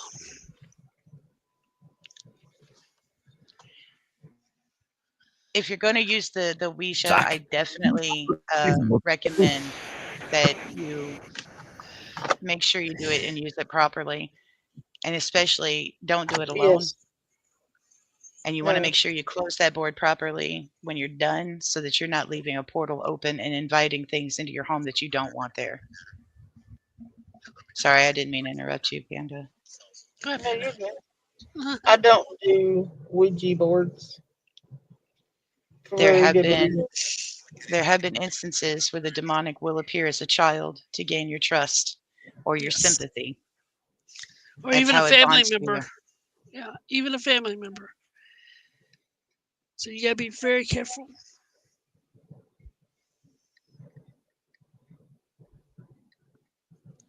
Yeah, I don't play with Ouija boards because um things I've seen happen to people personally. Um yeah, I don't play with that shit. People get those and think it's a game. It's not a game. Um and it's insulting to the spirits in a sense when you come at it with such wanton disregard that they will fuck with you.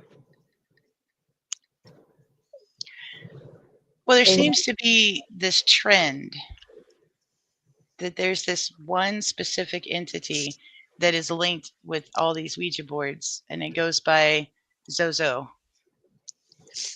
Some people Zozo, think Mama. it's theorized that Zozo is what Ronald Doe used. and he's the boy that The Exorcist is based off of. And Captain Howdy's name it was Pazuzu. So, I mean, I don't know how much fact there is to it because I don't use a Ouija board. I really believe they're very, very dangerous because you can invite things in that it's very difficult to get rid of.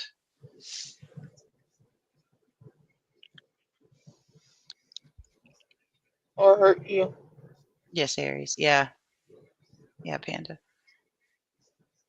I've seen it wreck people's lives. I've seen it wreck people's health.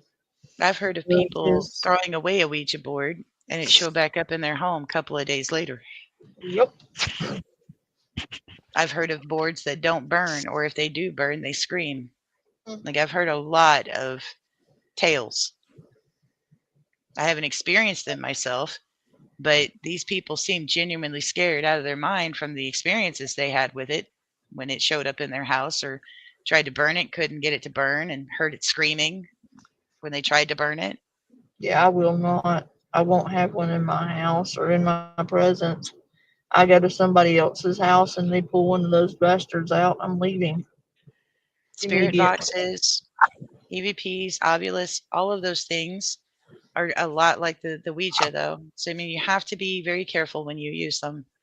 And I Definitely. always, I mean, I've been saying this since the first day I got on Panda's panel. Don't forget to smudge. Smudge yourself, smudge your house. That way, nothing stays there that shouldn't be there. Yeah, I take it very seriously, and to do anything less is to be disrespectful. And you don't want to go around pissing off things that can touch you and you can't see them.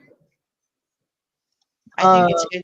I think it's good to have a good respect for things that may not have ever been born in our realm of existence.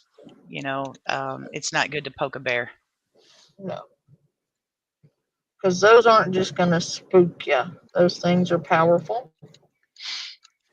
They're not a toy. They are not something you want to play with. There have been Because cases of women who have, partaken in spirit board activity, had something attach themselves to them, and then they experience spiritual rape from these things. Like it's no bueno.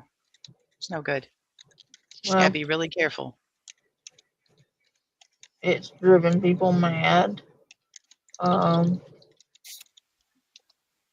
yeah, it's not something you want to just go at disrespectfully, and be careful. It's not good to shave a bear either. Kiwi. Definitely don't shave a bear. I kind of get a little angry. Kiwi, A hairless bear. That'd be interesting to see. That would be interesting.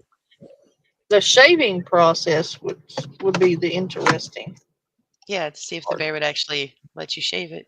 Maybe if it was, hibernating and you did it quietly. But I would think it would be one Imagine how very cool, pissed it pissed would off be when bear it when it woke woke up. up. Yeah, no, thank you, because you know it would smell your scent, and that motherfucker would track you down. And you'd be sleeping one night, and all you would hear is buzz, and you'd wake up bald, and there would be the bear sitting there wearing your hair as a toupee. And no, thank you. We totally got off topic of Zach Bagans. I'm We sorry. did. It's fine. Back to the demon house. You know, behind him. Wow, what an ego. What a control freak. What a horrible guy. This documentary has just pushed any sort of feelings that I had on Zach being, at least he's entertaining. At least he's funny. I was just pushed it that I can't stand this guy. So the documentary actually opens with a warning. The following documentary may not be suitable for all audiences. This film shows real people, places, and events involving alleged demonic possession. Demonologists believe that demons can attach themselves to you through other people, objects, and electronic devices. You at your own risk. When you start that mess of a statement at the beginning, that disclaimer, demons via digital media, dangerous. And even worse, Zach even goes on to claim that this movie is cursed. Is it? Alright, because I had to watch it twice. The first time was with the express intention of making this video. And when I got to the end of my note taking, you know what I'd written? That's a dickhead. That was it. So I had to do it again. And it was even more painful the second time round. But go back to this little written piece at the beginning. What a joke.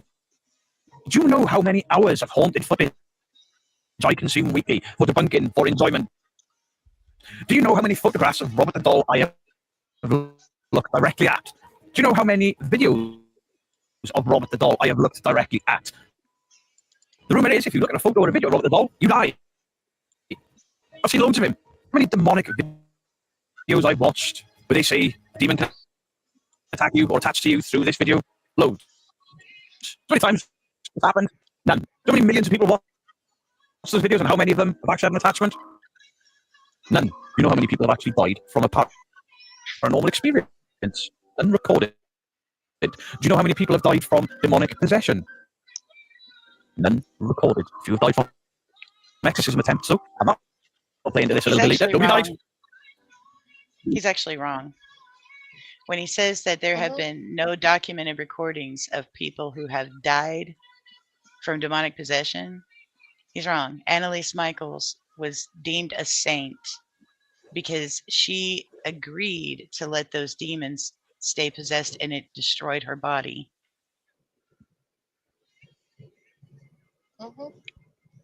So yeah, he got that one wrong. Yeah, I was just going to comment on that. He's also wrong about a few other things.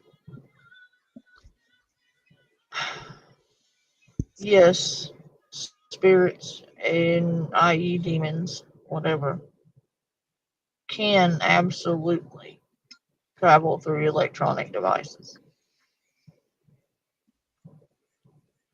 They can attach to you in the weirdest of ways, and people have died because of demonic possessions. He says it's because of the exorcisms, and I don't think so. Well, that's another whole rabbit hole to go down. Like if the exorcism didn't stick, or if it gets botched, it does give the demonic more power because it puts a psychological block into the priest. Because then the priest begins to doubt whether they have the authority, true authority to, or ability to conduct it. It becomes psychological warfare with that clergy. But I do believe also that they can travel through electronic devices, whether we're watching TV, whether we're watching something on the computer, listening to something on. Well, in one case, there was a documented case of a lady who had bought a home, and it had previously been a monastery where a lot of nuns had lived. She came across this record in the basement with some old boxes, and it was a record that she had to go buy a record player to listen to, and it was a nun who was asking to leave, being a nun. She did not want to be a nun anymore, and of course she had to explain why, and it had to do with the circumstances. There was a gentleman, he must have been mid-30s, showed up one night. It had been snowing, very cold. When they let him in, he began showing symptoms of demonic possession. They attempted an exorcism. That man died. They ended up burying his body. Nobody knew he was there, and it weighed on that woman's mind. But shortly after that woman started playing the record and listening to what had happened, paranormal activity began to ramp up in the house. And it was the gentleman who had passed away, and it was the demonic spirit that had not left. She ended up having to leave the home. But she did give that record to the priest near the church, I guess her family had been friends with that priest since she was a kid, and he kept it for safekeeping. Yeah, So it ramped up from listening to the story on a record. yeah. And I'm fixing to play this video. I'm gonna go in the house now and maybe not get eaten. Um, hopefully. And then I'm gonna plug in my laptop and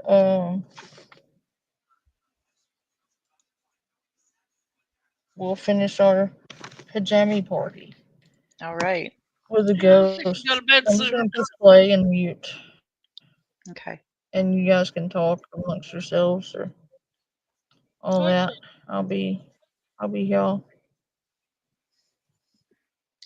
All right.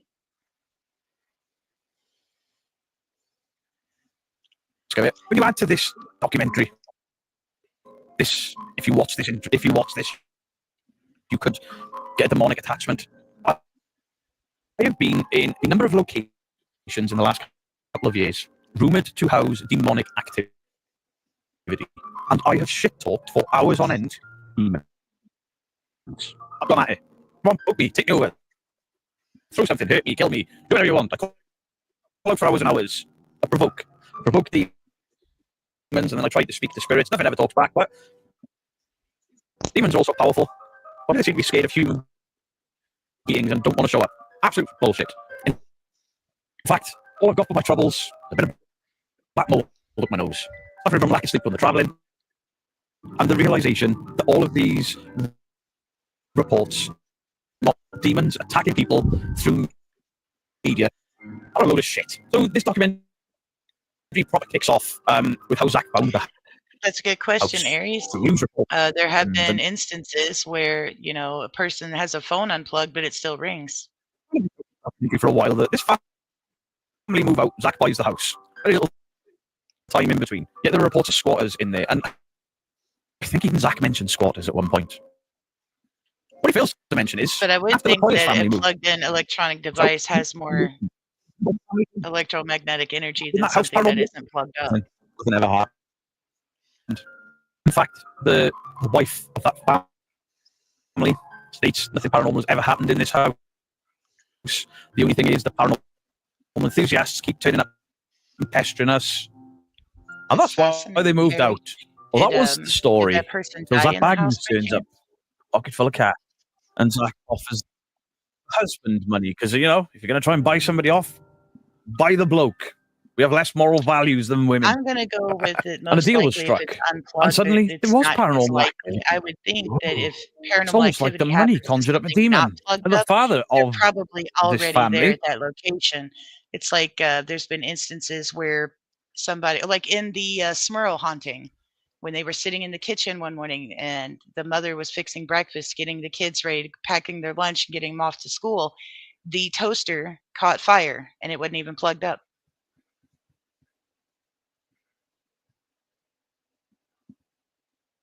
So I would think if it's plugged up, then it gives them more of an opportunity to transfer travel. Whereas if it's unplugged, they're most likely already there at the location affecting the appliance.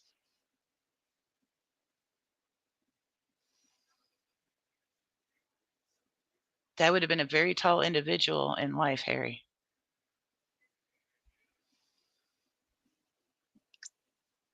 Did they say what happened or why the fire was started?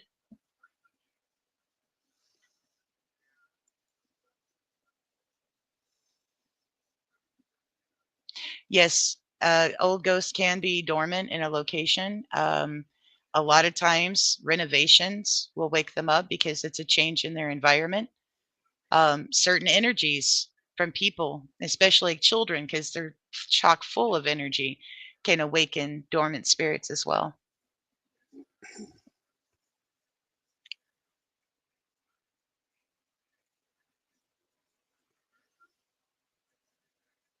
It was a porch plug. Wow. It's possible that maybe somebody had died in the location previously.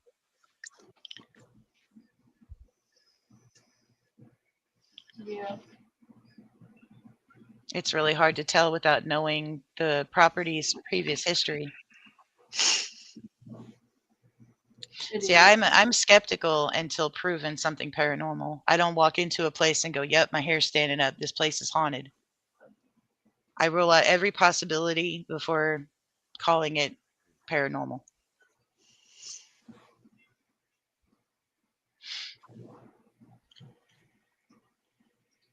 But you kind of need to actually be credible.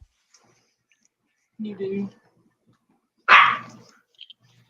It's possible that that may have been the spirit of that person who had previously been there standing in the location.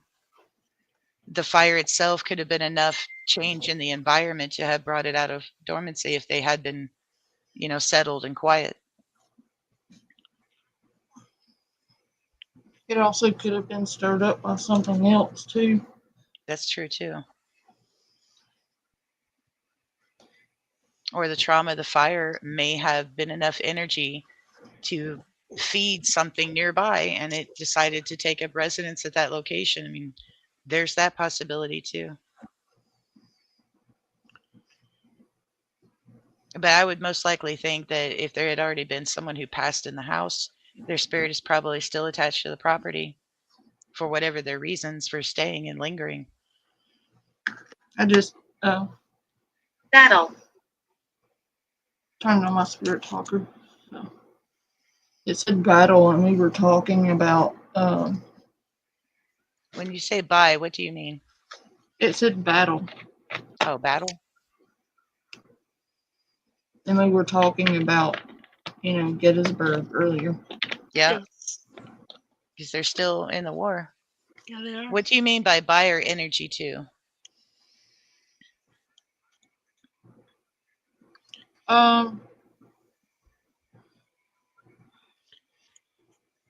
Something can be awakened by our energy. Um, you can wake up something Little dormant. boy. It says little boy. Um, Oh, wow. that was dormant by exerting really Oh, strong by emotion. our energy too, good or Yeah. bad. Well, yeah, any energy that you're giving off, it's feeding them because spirits don't have bodies anymore to produce electromagnetic fields, and we do. So we are a perfect battery for it. Same thing with appliances. It's why a Yes. lot of times if somebody passes, shortly after your home, your phone might ring, lights might flicker, radios might come on and off. In the Joanna. instant, in one situation when my nephew passed away, he was turning on ICP on the computer so he could listen to it. It was something he had done in life, and he would cause the hair dryer to go on and off because he was picking up that energy, trying to absorb it so that he could manifest. My dad, I when he really believe that. passed, um, I'd be driving down the road, and I had like Sirius XM or Pandora for radio. I didn't listen to the regular radio. And what I listened to was EDM or Tool or Yeah. something heavy or electronic. And every other song was Johnny Cash Wow. that came on, and there's no logical reason why Johnny Cash would have shown up because I had clicked and didn't like on all of it. Every time Johnny Cash would come on, I would push the thumbs down Yeah. or skip. So the algorithm should have kicked that out of my rotation, and it shouldn't have been in the rotation because of the type of music I was listening They to. do rituals. Oh, on occasion. Just being honest. Um, here's some food for thought, Aries. Our energy can feed ghosts that are good or bad. Our energy, whatever emotions we're currently feeling, it definitely can feed them. In fact, spirits can influence you um, to have negative or positive energy so that they can feed from it.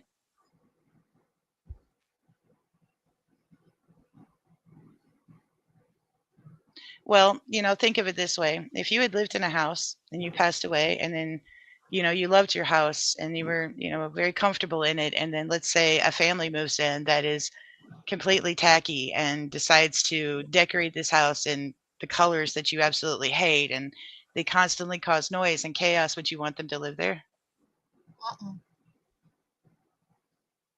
A lot of it, it depends on how compatible and if that ghost sees you as, someone they can relate to. I mean, there's spirits that will literally make your bed, do your dishes, often give you good smells of cooking food in the kitchen, or try to be a comfort. Uh-uh. Not all spirits are bad. I have one that Right. helps me find things. Oh wow. I'll I try have to. one.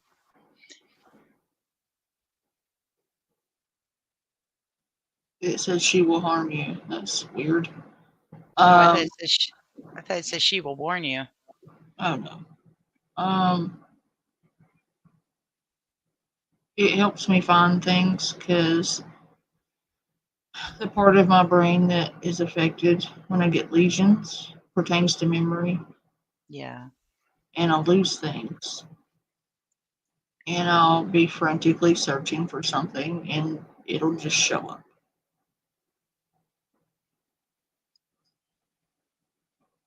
I As still think, Harry, that little boy was trying to reach out to you. There was something about you that made them feel safe to tell their story.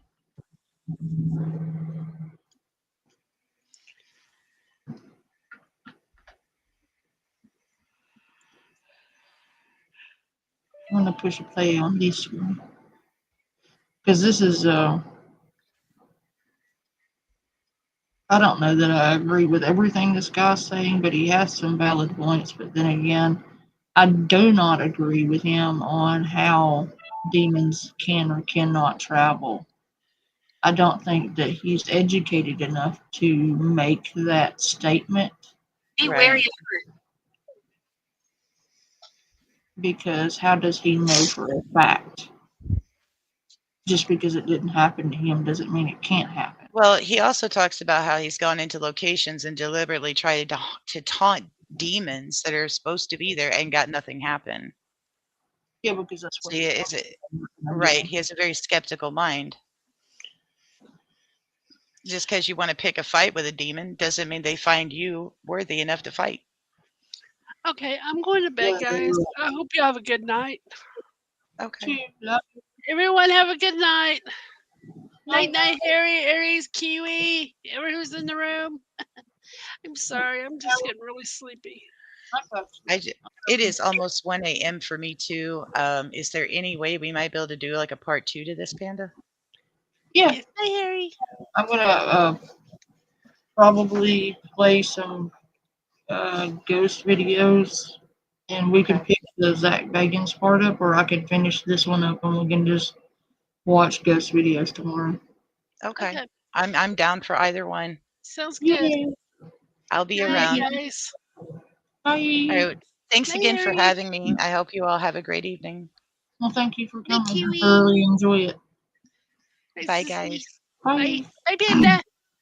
Bye. The alpha male, he tries to highball Zach, and he's like, "Yeah, movie studios want in on this action, so, and you're offering me peanuts, so you're gonna have to pay me more." And Zach does. And this is really important to note about this documentary, about this house, about this history, and everyone involved in it. Whoever owns the house owns the rights to the movie, because movie studios have been trying to make this Demon House movie for years. Whoever owns the building owns the rights to the story to sell to the movie studios. So Zach buys the house, ensuring that he owns those movie rights, and then he can make a documentary. A couple, this latest family that I barely mentioned is quite confusing. They move out, their pockets a bit fuller. Zach is free to make his own movie about the house. or to sell the rights to a movie, whatever he wants to do. But now he has the house, Zach has to find the original occupants. He has to find the original people from the story. He has to find LaToya and LaToya's family. You know, the ones that claimed that they were actually under a demonic attack, because nobody else has claimed that. And how does Zach find LaToya, the tenant terrorized by a demon? He goes in full scumbag mode. He finds a news report on the family that has nothing to do with the paranormal, the demon house, or anything demonic, nothing along those lines, and notes the address from the video footage. So Zach and his massive ego drive to this lady's house, invading all the privacy they can to get there. Knock on the door. No letters, no phone calls, no emails, no representatives of Zach Baggins, no representative of Ghost Adventures, nothing. Just turns up at this lady's house that, by all accounts, has gone through hell, whether that be mental health or other things that I'll get to later. What a guy. Zach drives all the way there, knocks the door, and LaToya refuses to speak to him. Why does she refuse to speak to him? Well, if you listen to Zach Baggins, she refuses to speak to him because he's been in the house and something may be attached to him.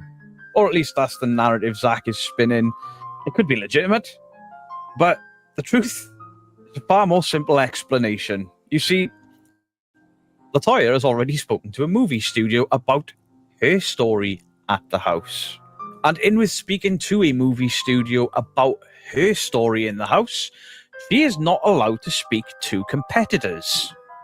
Zach Baggins bought the house and wanted to make a movie or a documentary. He is a competitor. That's why she doesn't speak to him. Which brings us full circle. Why did Zach buy the house? To own the rights to the movie, to sell the rights to the movie, or to make a movie himself. Even with owning the house, he cannot tell LaToya's story because that is owned by her and whichever movie studio she sells that to. Zach can only tell the house stories. He can't tell LaToya's stories, and that may be a bit of a problem, and that may well be why this documentary goes so far off the rails at the end. It made me angry. But good old Baggins, you don't mess about. No. Good old Baggins approaches LaToya's brother. Now, bearing in mind, this neighborhood in America, in Indiana, is a very, very poor neighborhood. People are living on the breadline or worse. The houses are shit. They're in a state. Nobody's got any money. These are poor people. So he approaches LaToya's brother, and I don't see any money change hands, so I'll never say that money changed hands, but suddenly he starts speaking to Zach Baggins, and he tells us two stories, and those two stories involve the kids.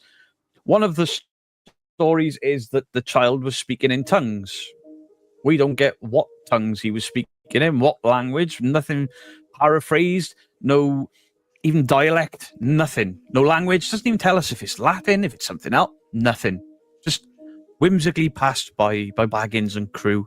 And the second one is the kid getting violent with his siblings. And at one point, his grandmother. So many times I beat my brother up, my brother beat me up. Thousands. No demons involved. We just didn't like each other as kids. Some kids have issues. Some kids, it's specifically with no money in a poor area, are going to have some issues. And those issues ain't a demon. But again, we have to remind ourselves of the star power of Zach Baggins. Why would the brother betray his sister? Zach Baggins is a very famous man, making a documentary. There's cameras everywhere. Ooh, I could be on TV. Ooh, I could be in a movie. Or even, ooh, Zach's just put $1,000 in my pocket and I ain't got no money. I can give this to my sister when she's less pissed at me. So how do we know that the brother hasn't embellished these stories to, feature in a Zach Baggins documentary? And then the documentary takes a turn. And this is where I start to get really riled up by it. One of the children of LaToya was being visited by Child Protection Services. And this Child Protection Services agent sees the child walking backwards up a wall. Incredible. Her first-hand account. Not only is there her first-hand account, there is video footage of this. And Zach is in possession of this footage, but he never shows it. We get a over-dramatized version of the event. It's cinematic. And the description of the event a little later is, whilst holding his grandmother's wrists, the child walked up the wall. The child was having some sort of meltdown, some temper tantrum, holding his grandmother's wrists, arguing with his grandmother, and pushed himself up the wall. That's why Zach didn't show the original footage. He would have showed a kid having a tantrum, his nan trying to calm him down, and then he just walks up the wall. Kids are incredible. The things I used to do when I was a younger person, you know what I mean? We used to go to school. We had quite a slim corridor into a business studies room. And me and my mate Pricey would sit on the wall. Like, we would wedge our feet on either wall, and we'd be 8 or 9 foot up in the air. And people would be queuing up to go into class, and we'd drop stuff on them to scare them. And then they'd look up and laugh at these two skinny kids, almost 8 foot, just seemingly hovering in the air.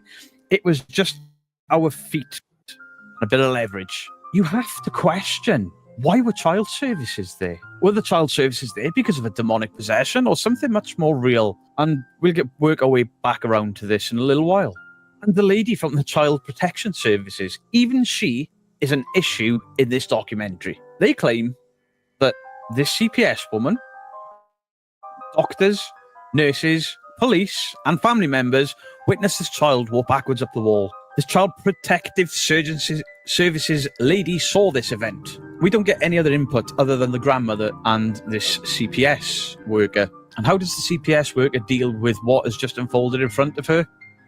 She walked out of the house. She, as a Child Protective Services worker, in her own description, saw a child exorcist-style walk backwards up a wall. And how does she protect the child? She just walks out. Good enough.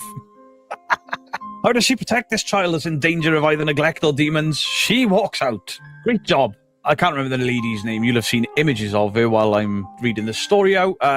You need a different job. You suck. You suck at being a child support worker, a child protection officer. You suck. So Zach then interviews this child protection services worker. It's online. He's on his laptop talking to her. He conducts an interview. And Zach brushes past a lot of the really weird things that don't make sense about this entire walking up the wall thing. And he also brushes past the fact that the CPS worker states that she saw signs.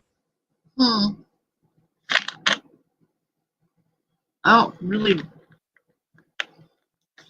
I agree with him. She does need a different job, because if she saw that and she just left that child there and just left, shame on her. But that just goes to show you further how our system is broken, and that's some bullshit. She shouldn't have left the kid there, like, to deal with all of that. Because it's almost like she said, F your safety, I'm leaving. Excuse me.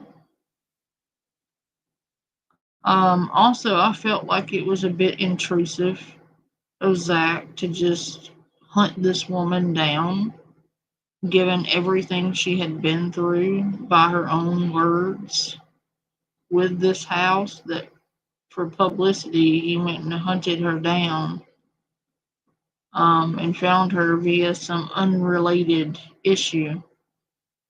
He didn't call her, he didn't ask. He just intruded on her life when she had probably undergone some form of therapy to overcome what she had lived through. You can't do that.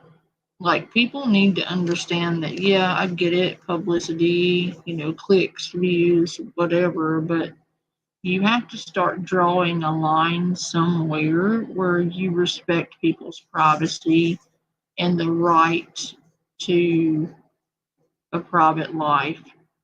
She wasn't on TV at the time. She wasn't asking for media. He didn't ask if he could intrude upon her, and she clearly did not want to interact with him because she sent him away. I would have also, if he just randomly popped up and was like, hey,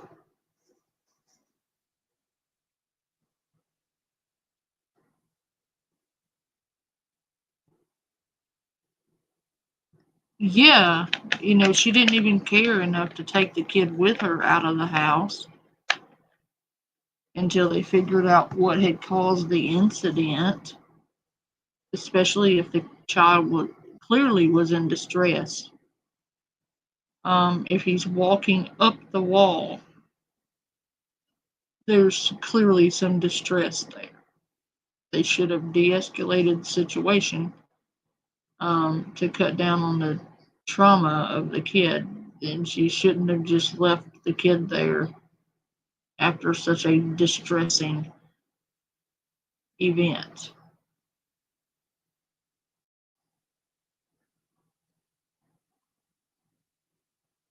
I've made it no secret that I don't care for Zach Baggans, but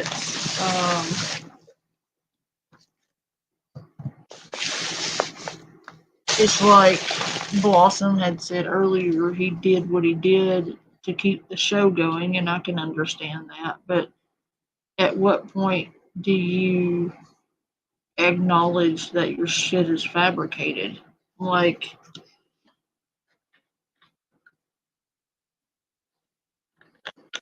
if you're going to fabricate evidence, at least have the integrity to state somewhere in your disclaimer that some footage may be exaggerated for entertainment purposes.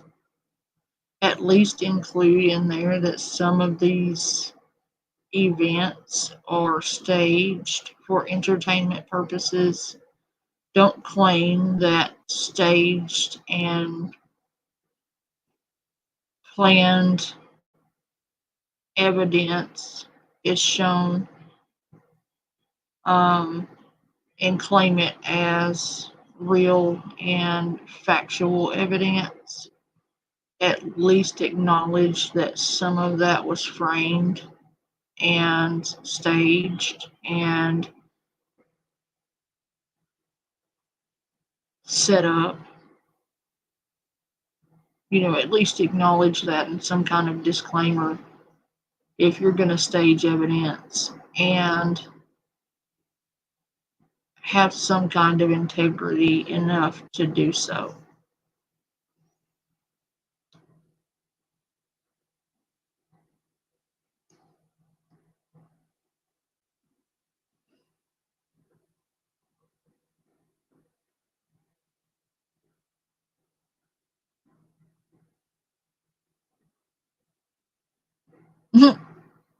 Aries. Love you, April.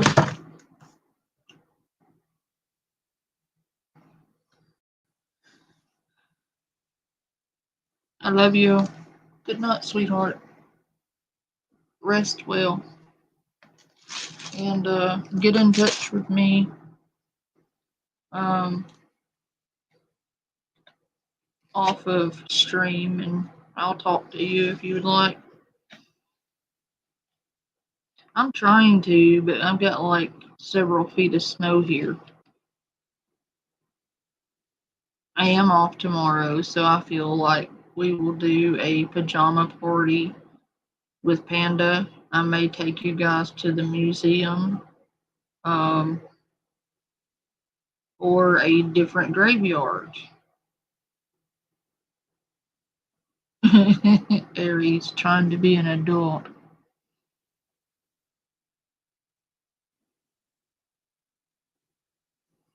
Yes, Aries. Or not Aries, Harry, it would have. It's like, could you please have some kind of integrity and say some events may be exaggerated for entertainment purposes, some footage may be staged or fabricated or exaggerated to enhance entertainment value, because we all know you're not gonna, every house you go into is not gonna have activity. We know that. Common sense tells you that. But could you at least admit it? That's my issue with it. Like, I get it. You have a TV show to run.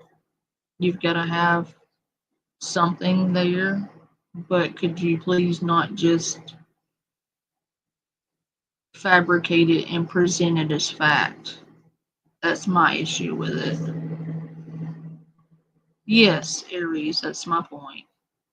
Like, if you're going to stage it and fabricate shit, could you at least put a disclaimer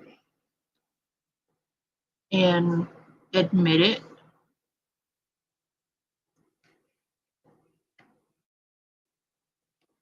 Of these kids being beaten and burnt, and she didn't mean by anything demonic. You know where I'm going, and I have to be careful what I say because of YouTube terms of service. But yeah, and Zach brushes that past to get straight back to the walking up the wall. Next, we meet the police chief and his lieutenant. Ooh, this is going to be credible. The police chief tells some tales of slimy stuff on the blinds in a house that's full of mold, and a door that moved every now and again when nobody was near it. If you're waiting for more, that's kind of it from him. But then the lieutenant, anyway, I watched this guy. If you watch this documentary, watch this guy. He seems about as credible as Lee from Really Haunted. He gives an account of digging dirt in the basement floor, looking for... Why are they digging up the basement floor? No idea. But they find a pink nail, a false nail. They find some panties. And Zach has to go, ooh, panties. It's a bit weird. And then Zach lists the other items found. The police officer doesn't. Zach does. A metal bar, a sock, and a red tin. And then Zach, in his full dramatic voice, says, who buried these items? And why? Zach, that is junk. Buried in dirt in a dirt basement. This isn't concrete. It's a dirt basement.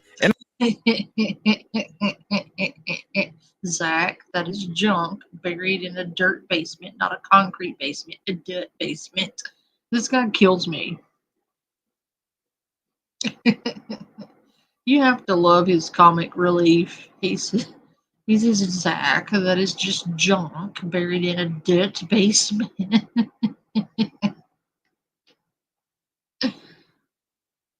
PayPal, PayPal, PayPal. Cash App, Cash App, Cash App. Venmo, Venmo, Venmo. Cash App. Kiwi, Kiwi, Kiwi.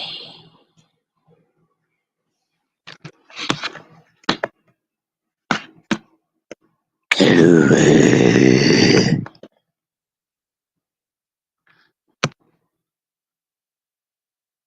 I'm wanted by PayPal. Kiwi's like, ah. Kiwi hates it when I do that. She does. She hates it. She's like, God damn it, Panda, stop that. It's too bad Kiwi wasn't here earlier when my cat tried to Minecraft me by scaring the shit out of me. One in the chat, if you jumped when I screamed. Kiwi and Aries are running for cover. A one in the chat if me screaming also scared the shit out of you. It was not funny, Aries. Nearly had a cardiac arrest. Did you jump? Fallen's husband jumped out of his chair. Because out of nowhere, all you hear is me going shrieking to high heavens.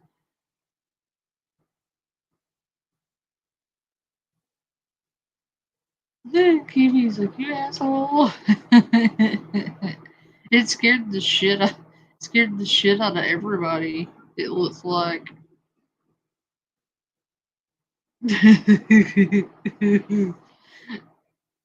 Poor Blossom and Dark were like, what the hell? Are you alright? Fucking cat. I swear to God. Somebody's gonna clip that and they're going to like make fun of me for my scream. I just know it. It's gonna like the headline's gonna be Panda screams like a little girl. Um because cat scares her while ghost hunting. Like I can see it now. They're gonna clip it and laugh at me for getting scared because a cat jumped on my hood while I'm ghost hunting in a cemetery. But it scared the shit out of me, dude. Like I'm sitting there minding my business. The next thing I know, I look up and see two fucking eyeballs like in my face, and they're like glowy and green. And it scared the shit out of me.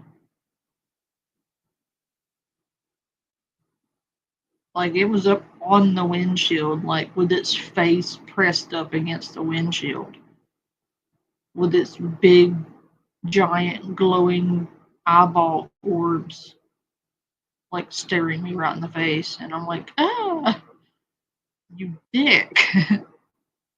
It had its little face pressed up against the cat, and that is no small cat.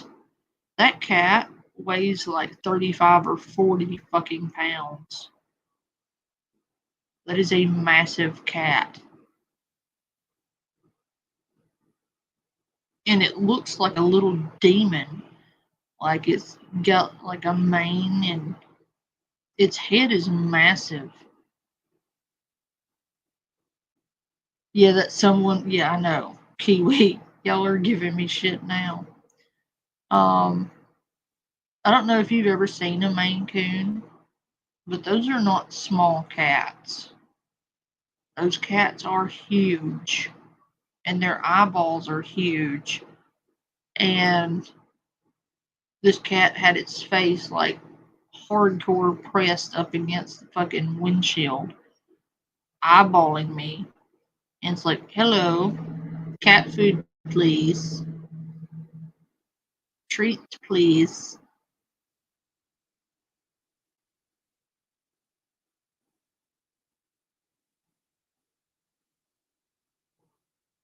Oh, hell no.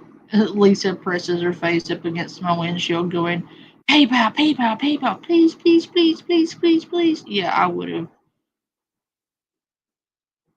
I would have had a cardiac. Kiwi girl, it scared the fuck out of me. Like, and that's not the only time. I don't know why she does that to me. Like, she will come out of nowhere and jump on my hood. And she's not a light kitty. She's kind of overweight. She's a fat cat. I'm not going to sugarcoat it. Miss Kitty is fat. Like, really fat. I give her too many treats, probably, or too much yummy food. But that cat weighs at least 35 or 40 pounds. She's fat. She's extra fluffy.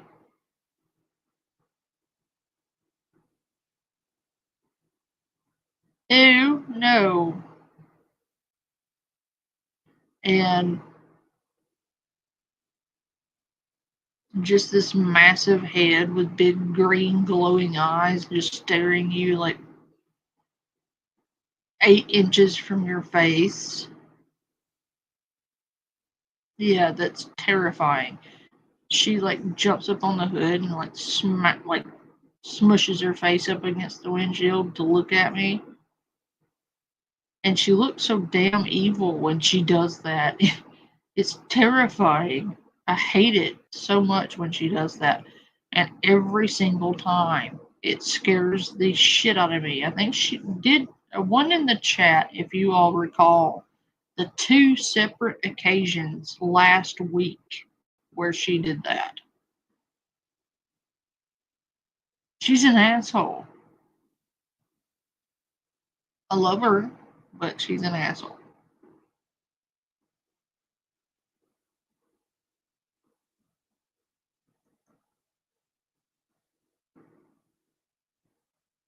In the house, It's a few years old.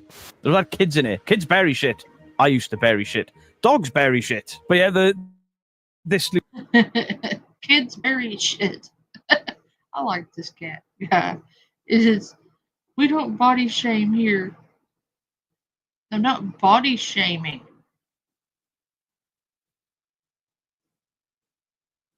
She is fat. She does give no fucks too. If you put dry cat food in her bowl, she will side eye the hell out of you and then she will scream at you until you give her the correct cat food.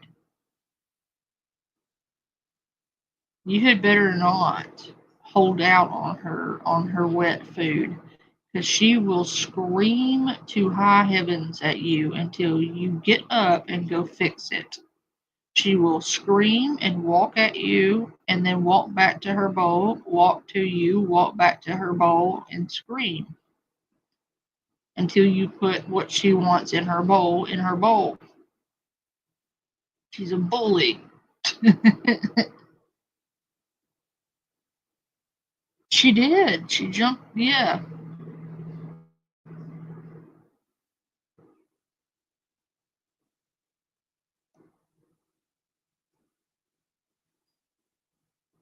She's not flat. She's fluffy. No, she's fat. She's definitely fat.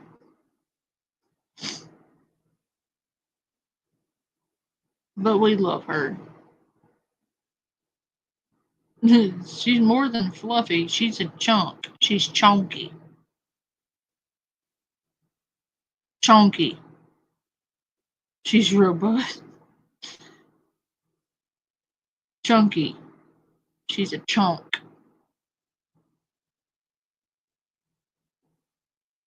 She's a chunky butt. No, she's chunky. That ain't fluff. That cat has fat rolls, for shit's sake.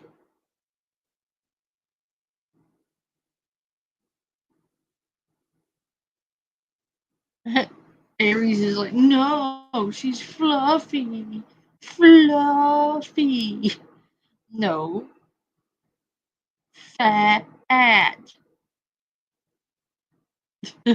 She's fat. Aries is personally offended.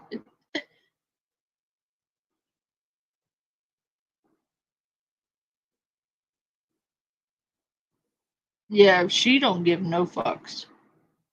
Fat. There ain't no fluff to it. I mean, she's got a lot of hair because she's a Maine Coon, but I'm not saying it after you. She's not fluffy. She is fat at. F to the at. Fat. Fatty, fatty, fat, fat, fat, fat, fat, fat. Fat cat. But she's rotund. She's a robust cat. She's not fat, she's just big boned. Is that better? She's got really, really big bones. She's a very robust, hardy cat. She's rotund.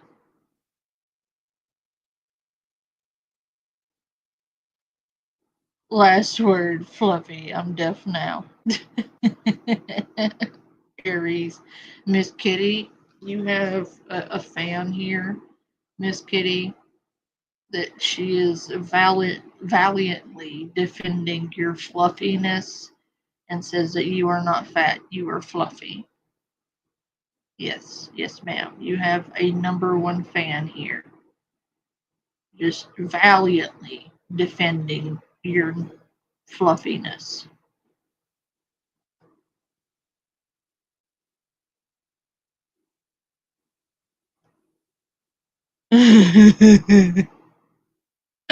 Right, Kiwi?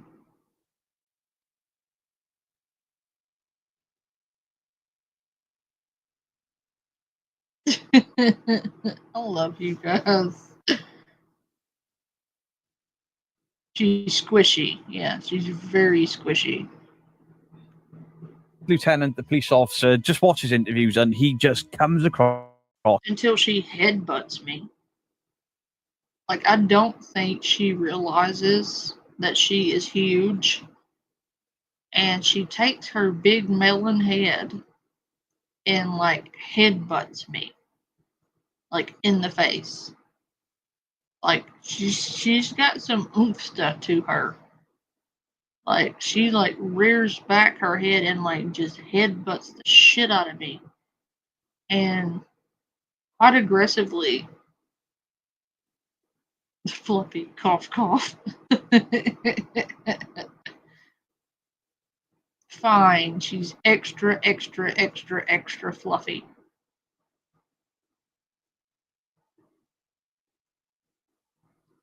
But no, she literally whacks me with her head.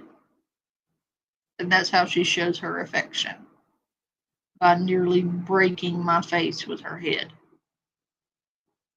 She, like, aggressively loves me.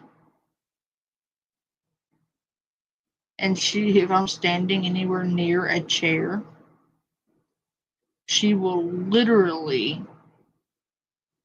headbutt me and then, like, sink her claws in on my shirt or sweatshirt and crawl up in my arms. Like, she doesn't give me a choice. I am holding her. If she can get to my hands, I am holding her. She stood on the table yesterday and, like, got on her hind legs and put her paws way up in the air, like, all splayed out, wanting me to pick her up.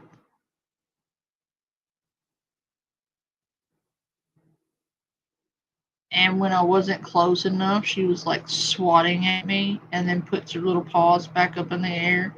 And then she'd swat at me again and put her paws back up until she did that until I picked her up. And she would not let me put her down. Like, every time I tried to, like, gently place her on the couch, she would, like, wrap her paws around my arm and hang on for dear life. She was like, nope, you are holding me. This is where I live now. And I woke up to her face, like, covering my nose and mouth. I'm like, are you trying to Minecraft me in my sleep by suffocation? I had to physically pick her up and move her, and I'd go back to sleep. I'd wake up, she put her face back over my face.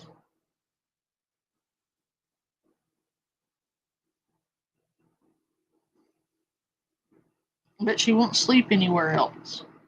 And if she's not sleeping on my face, with her face, she's curled up on my chest with her chin, her face tucked under my chin. She'll take her little chin and put it on my chest, right there up under my chin, and, like, nestle her little head between my chin and my collarbone. And she sleeps like that. But I have to be holding her, or she will not lay down and go to sleep.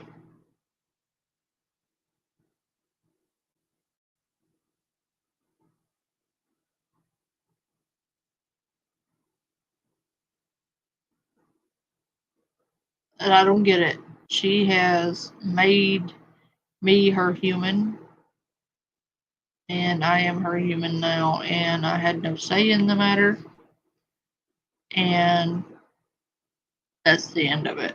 Like, she physically kicked Gandalf off my chest where he was sleeping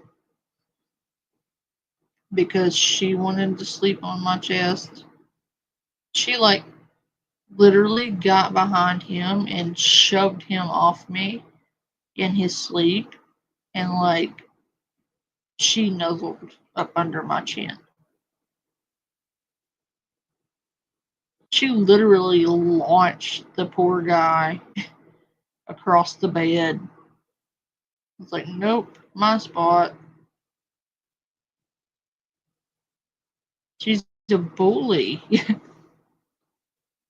Boss is absolutely full of it. And again, ooh, Baggins is rich. I can get on TV. Let's go. And then we meet another family. Who are these? These are the previous tenants. 3 kids. And they're excited to be doing a ghost hunt with Zach at this house. Ah, woo. They're not scared. They're excited to be at this house that's reportedly infested with 200 demons. I forgot that. 200 demons. So Zach, clearly looking miffed, proceeds to scare the shit out of the 3 kids with stories of attachments and this ain't fun, this ain't games, and spooky wookies. Good job, Zach. You can't have these kids running around not scared. It'd ruin your movie. And then this gets real dark. One of the kids, a boy, leaves the house. He leaves the house. He stood outside by his car. Zach ponders by a window in a really shit shot that says, why is he leaving? Because you just scared him, you idiot. They've gone there expecting a laugh, and you got all grumpy, and this is nothing to be laughed at. You could be attacked. This could attach to you. No wonder he left. I'd have left, and I'm a grown-ass man. And then we get into the real dark stuff. The stuff that really, really started to boil my blood watching this. 2 days after this family visits the house, the young daughter attempts to unalive herself. Zach, of course, claims this to be something paranormal. The girl tried to injure her mother and then in turn injured herself by stabbing herself in the wrists repeatedly with a pen. And Zach Baggins, with all the care and all the concern, Jeffrey Dahmer tries to push the narrative that this could be stigmata. It's so tasteless. It's unreal. It's so tasteless that at this point in this crap documentary, I'm angry. And let's not take this lightly because I've made some jokes in the build-up to getting to this point. This young girl tried to end it all 2 days after meeting Zach Baggins. I'm not saying it's Zach's fault, but he claims that... Let's not take this lightly. A teenage girl has tried to take her own life. She has tried to end it all, and Zach wants to link that to some form of stigmata linked to a demon. This is beyond distasteful. This is disgraceful. We don't know the kids' backgrounds. We don't know her issues, whether it's mental health, whether it is the house, whether it is Zach. We don't know. And then we see an exorcism on her. And wow, it's in bad taste given what we have just seen. This kid needs a doctor. She needs some help from a doctor, from a practitioner, from a mental health expert, or a priest. And she certainly doesn't need to have an exorcism filmed for a Zach Baggins ego stroke. And while we're talking about an exorcism, and while we're talking about exorcists, the exorcist is Father Michael Magino. In the documentary, they claimed he's performed multiple exorcisms of the family and the house. Yet the Diocese of Gary, which is the state in Indiana in which this house is, state Reverend Michael Magino is not authorized to perform exorcisms. Ooh. What the hell is he doing with this young girl? This young girl who is in danger from herself. And in danger from the guy at the beginning of this documentary who claimed, I am the world's leading researcher on ghosts and demonology. This film is cursed. And this is what she's got to deal with. And it turns out that the issue with the daughter was more linked to issues between her and her mum. And that's something that has happened again in this house. What is claimed to be demonic is in fact poor families going through rough times and parents not being able to deal with having children. So the scene changes and we move on from all this trauma to an expert in celebrity hauntings, Barry Tapp, who uses all the usual gadgets and gizmos that feature in Ghost Adventures and other shows. This is where I hand over to Kenny Biddle to discuss some of the objects that this show in particular uses and why they're a load of shit. Hey there, Beardos Weirdos. You have no idea how many times I tried that before I actually said it right. So I'm here because Beardo asked me to do a little segment, which is probably going to be a big segment, but a little segment on ghost hunting gadgets. Some of the ones that are in common use, and I wanted to give my take on it. You know, like things like why I don't like using them, why I think the results aren't trustworthy or valid, and then maybe just some issues to make you think about the next time you use them, or maybe don't use them. Who knows? But let's jump in. So the first item is EMF meters, like these electromagnetic field meters.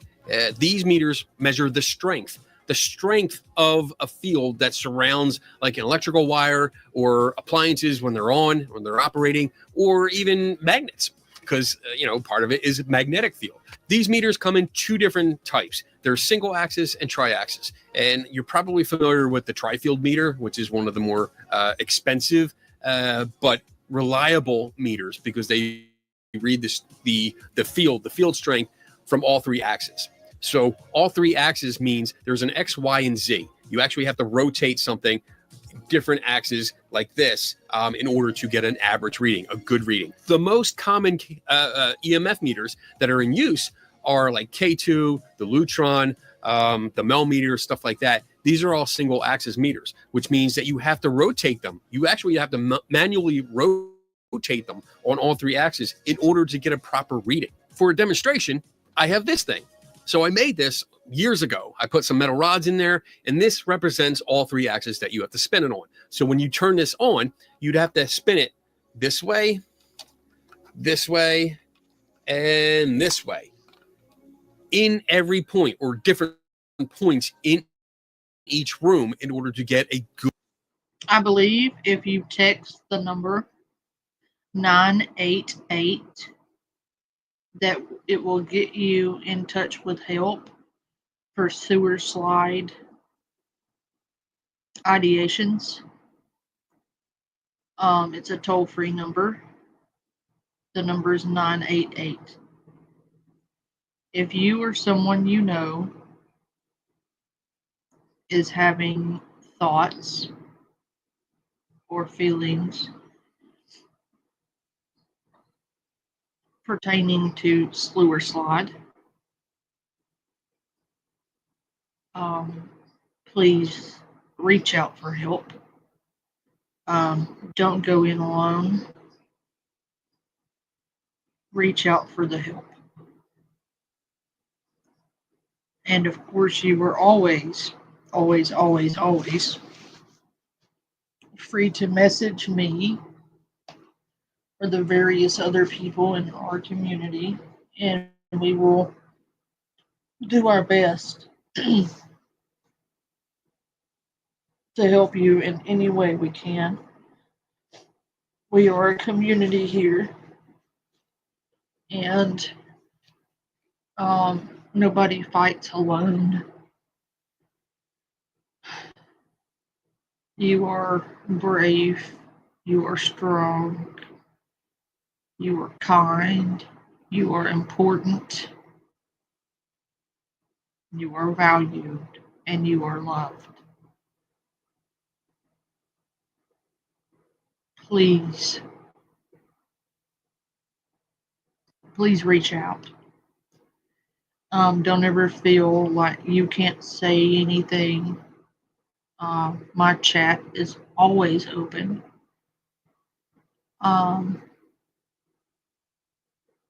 Even if, just gonna throw this out there, even if we don't get along, or you don't like me, I don't like you, even if you've been mean to me or said mean things to me or bullied me or harassed me, it doesn't matter. Your life still matters. And I would try just as hard for you as I would anyone else. When it comes to things like that, personal issues go out the window. My chat is always open. Our community is always here to help. We are about community here and loving each other, being there for each other, and creating a safe space where you can come and relax. And if you are ever in a dark place where you're having those kinds of thoughts, I would rather you speak up and someone be able to help you. Um, doesn't matter who you are or how I feel about you, I would still help you.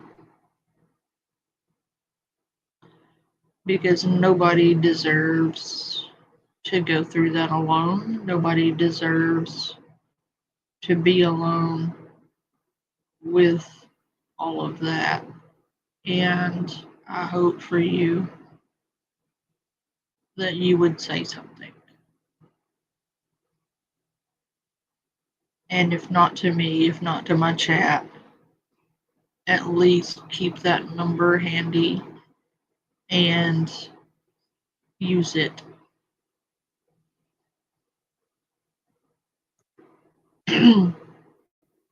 Whether I love you or hate you, um, I would like everyone to be okay, everyone to heal, everyone to be okay. And if you aren't, don't be afraid to say something. You're not going to be shamed or bullied or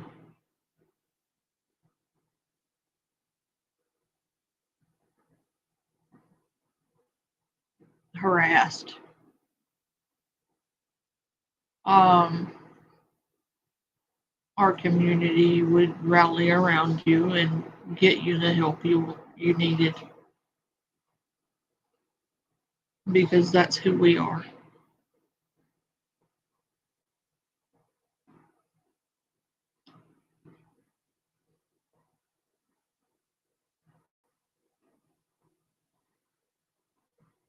If you're having those thoughts and you're hearing this message right now, this message is for you.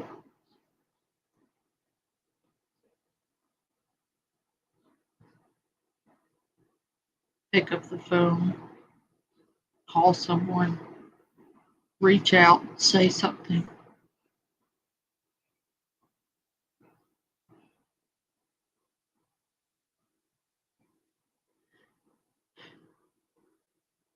I'm not going to say anything about trauma dumping in my chat. I'm not going to get angry with you if you come in here and talk about your feelings.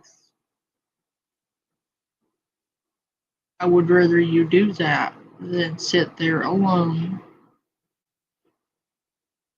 and feeling those types of feelings.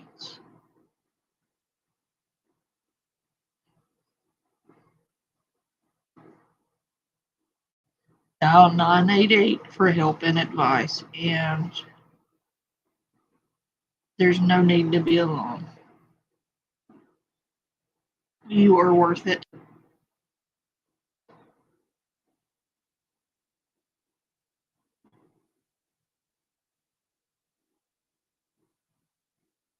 Aw, Kiwi, thank you.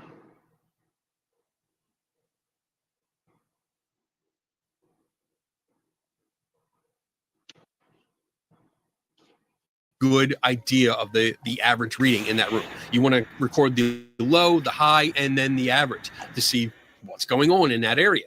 And again, you have to do it in multiple locations in one room, and then multiple rooms. So that's a lot, and that's only for that time too. So one of my pet peeves here is that these are done like in base readings. These are usually used for base readings in the beginning.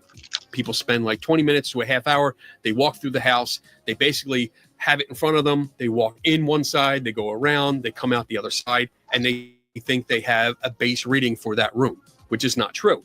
You're not taking into account anything that might cycle on and off. If you turn on the lights in the room, if you turn the lights out, you're going to have a different reading. If there is something like on the other side of the wall, like a refrigerator or a freezer, or maybe something below you, like a heater or air conditioning unit that might cycle on and off throughout the day, you're going to have different readings. Plus, power usage and the people that are involved and the seasons all have an effect on the different readings. So in order to get base readings, you would actually have to be in a place for at least a year monitoring several sections We love you, Kiwi. In different rooms, in every room, all year long, and take basically multiple readings every second in order to get a proper baseline reading of the entire environment. Also consider that the house that you're in or the building that you're in, if you're like an office building or a museum or something like that, they still have power going to it. So you have power coming in at 50 to 60 hertz, which is usual mains for like the UK, the US, and everywhere else around the world. But that system is set at 50 to 60 hertz. But it can be manipulated by like things like what I mentioned before, like the freezer, a refrigerator, a heating or air conditioning unit, some kind of generator in the basement. These can put a surge into the system or a draw, because if one of these devices goes on and it's a big power draw, like a refrigerator, big power draw. So that might see a dip in the system, which you would read as a dip in the reading of the field, because the field would get weaker because there's less power going through. But also when these devices turn off, or if there is a surge in the system, you'll get a spike. And that's why it's good to know, like, all right, what's going on? What might be cycling on and off throughout the day or throughout the few hours that I'm there? Another concern is when you have intersecting fields. So if you have an appliance on one side of the hallway and another appliance on the other side of the hallway, and they are both putting out pretty strong fields, and you're walking down the middle, you're not going to get an accurate reading. You're going to get an average of both, or it might be a lower reading than if just one was on, which is kind of weird. I mean, it's kind of weird. I've tested it a few times where I've put two devices on and the reading has gone down. So I don't know what's going on. I have to look into it more, but this is something to consider when you're walking around with a meter. And even when you're doing ghost hunts, when people are doing their ghost hunts and they set up a K2 meter by itself and they're asking it questions, if you don't know what cycles on and off, you could ask like, hey, is anybody here? And then a freezer in the next room or in the basement could cycle on, and it'll create a field or a stronger field. And then that light will light up, like it'll go up 2 or 3 lights on the K2 meter or something like that. And you think you have a ghost when it's not. That's why it's so important to know everything that's going on. You need to know the environment that you're in. All right, next up is the SLS camera. So this was a game addition or like accessory that was made so that instead of the player sitting on the couch playing with a controller, they got up and became the controller. So they could move around. They could act out all the, like a lightsaber battle, or they could do a dance routine or sports or whatever. They could do these things and they become the controller. So the Kinect operates because it sends out infrared light. So it has an emitter. It sends out infrared light either with the speckle pattern, which was used in the first version, or it has 3 lights that flood the environment with infrared light. And then it also combines that with the ambient infrared light to create a map of the area. Both versions also have a depth sensor, which looks at the infrared light. It measures the time of flight from, so when the infrared... I don't know what they're talking about. The snacks. I'm not snacking. No. What are you talking about? I'm not talking snacks. light leaves the emitter and then hits the object and comes back to the camera. It measures that, and that determines how far away an object is. And it can also see around curves. It can see edges. So it's pretty good. I mean, the first version, the second version, a little bit better. However, both are not perfect. They make mistakes. So they have a database which has thousands of different shapes and sizes of people, from little kids to big adults. And it looks for that. It looks for shapes in the environment to match up to what it has in its database and says, okay, I think this is a player. I'm going to assign a stick figure. The problem is that the Kinect is supposed to be stationary. It needs to be stationary. And you hardly ever see that happen. Most of the time we see people, ghost hunters, using it with a handle and a tablet, and they're walking around the environment. So from the Kinect's perspective, since it's supposed to be stationary, if it's moving around like that, it sees everything as moving. The environment is moving, not the Kinect. Again, to the Kinect's perspective. That way, anything that comes in that remotely looks like a person will be interpreted as a person, a player, and it'll get a stick figure. Even when you have it stationary or you're moving around a little bit, there is potential for inanimate objects to look like people. Chairs, book bags, ceiling fans, archways.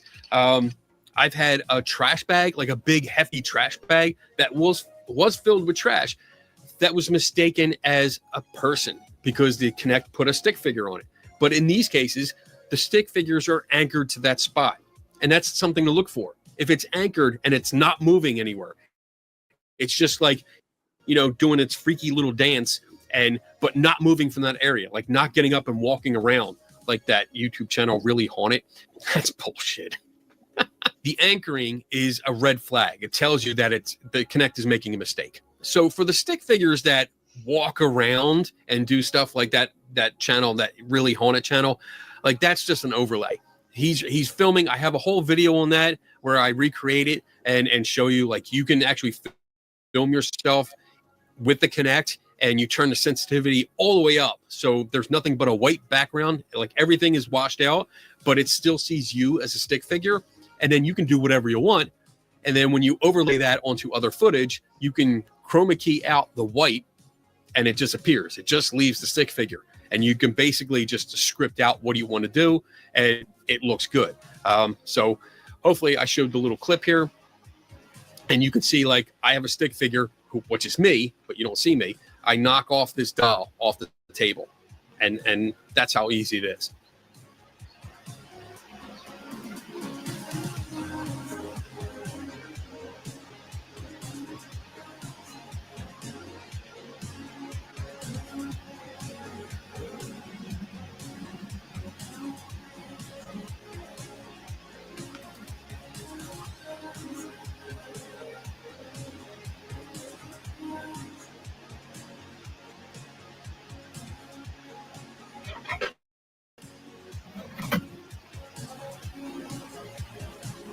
There's also something really important that I think most people miss when they're dealing with the Kinect.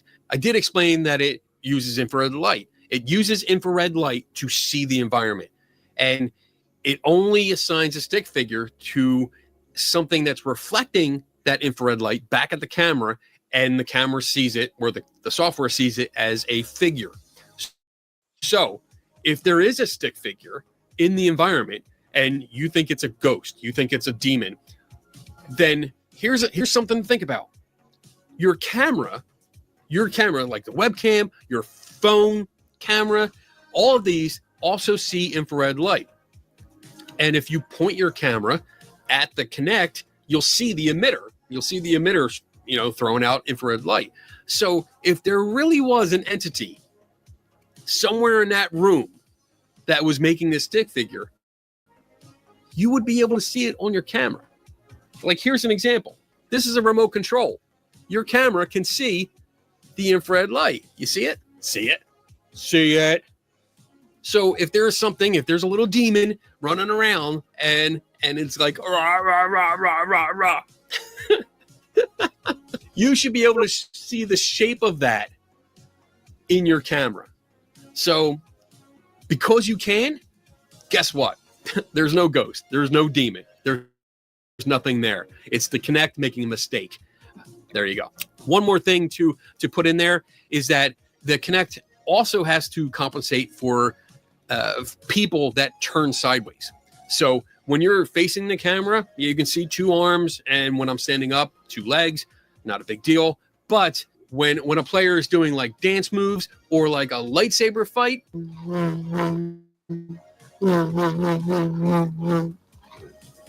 then oftentimes they will turn sideways. And that means that one arm disappears, a leg disappears because it's behind the other one.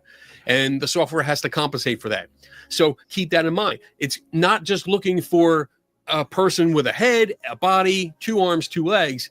It's looking for some kind of shape of somebody that's turned sideways too. That's why all these other objects, like the side of a chair, the side of a couch, a wall, like a dividing wall between two rooms, will be mistaken for a person. The last thing I'm going to say about the Kinect is that the instructions are clear. It has to be put on a stable surface. If you're holding it and walking it around like on a handle, you're doing it wrong. You already invalidated anything that camera picks up. So it has to be on a stationary surface. The next item is a EM pump, electromagnetic pump. These devices. Did you know? I discovered some new information. I had no idea that demons went rah rah rah rah rah rah rah. Apparently, that's the sound demons make. Rah rah rah rah rah. That's interesting. There's key information right there. Or a scam. Basically, they're a scam. Don't spend your money on them. Please do not waste any money on these. So basically, the idea that I've heard is that these are little devices like this one and this one that create an EM field in the environment, because the idea is that it feeds the ghost. I mean, this one actually says energy for ghosts on it. So basically, they're saying that if you turn these on, it supplies enough energy to the ghosts in order to do what they do so well. You know, like move shit off of shelves and manifest into like an apparition or a shadow or do some crazy shit like that. The problem is these things put out a very, very weak kind of field. So if you put your EMF detector up here like this, I put it behind it, I turn it on. Yeah, it's going to read it. Look, it topped it off. So this tops out at 200 milligauss. So yeah, it looks like it, but if you come off of it about a foot, you can see how quickly it goes down. And that's one of the things about EMF. It drops significantly the further you get away from the source. All right. So, you just a foot away and it dropped almost completely off. So that's a big deal. However, like you can get yourself a tabletop fan, which will do a much stronger field. All right. So if you really want to create an electromagnetic field because you think it's going to do something, then you can go to the store and pick up one of these. This is a fan that I picked up. Actually, brand new. These things go for about $30 here in the U.S., but I picked it up at a flea market for $1. Yeah, that's right, $1. So if I have my EMF meter here and turn it on, it tops out. It's still going stronger. It's still a lot stronger than when I had the other thing on. So this pump, and I got it right next to my head. That's how you become a supervillain.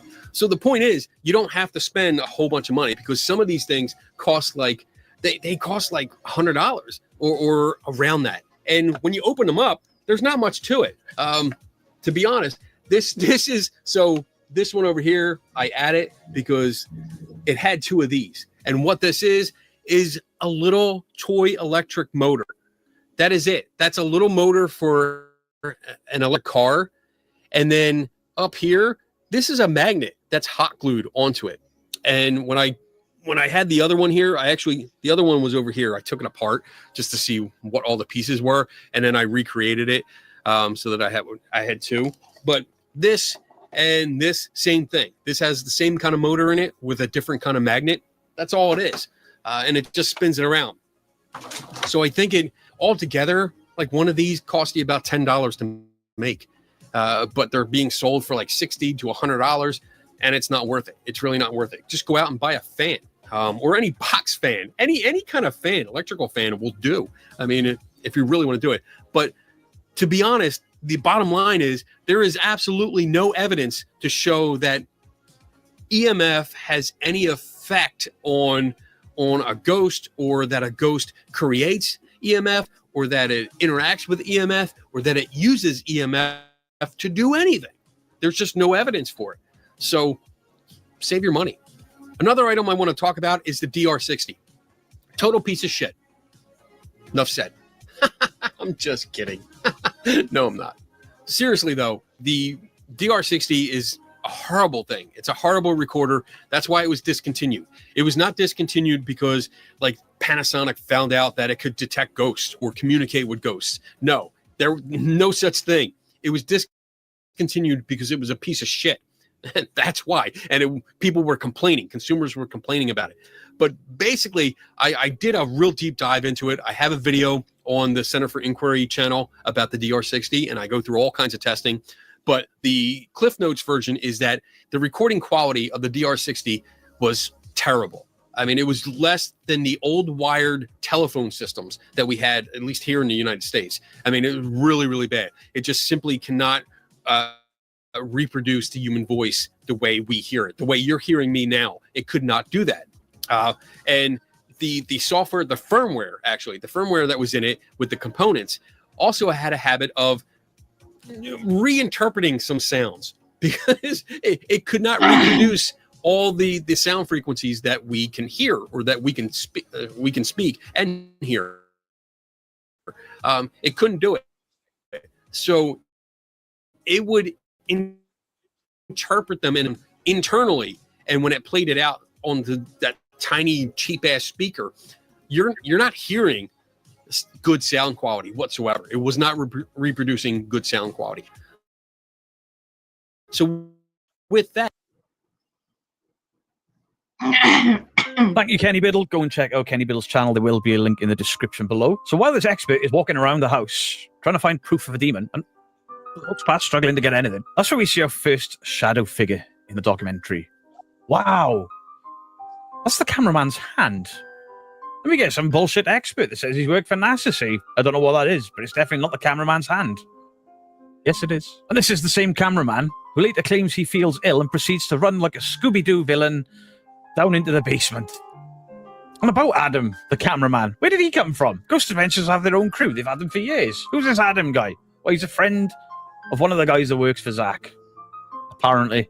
So later at the hotel, Adam, this random cameraman, who turns out is not a random guy at all, gets possessed in the hotel and runs down the corridor, jumping off stuff and shouting, "The demon wants you, Zach. The demon wants you, Zach."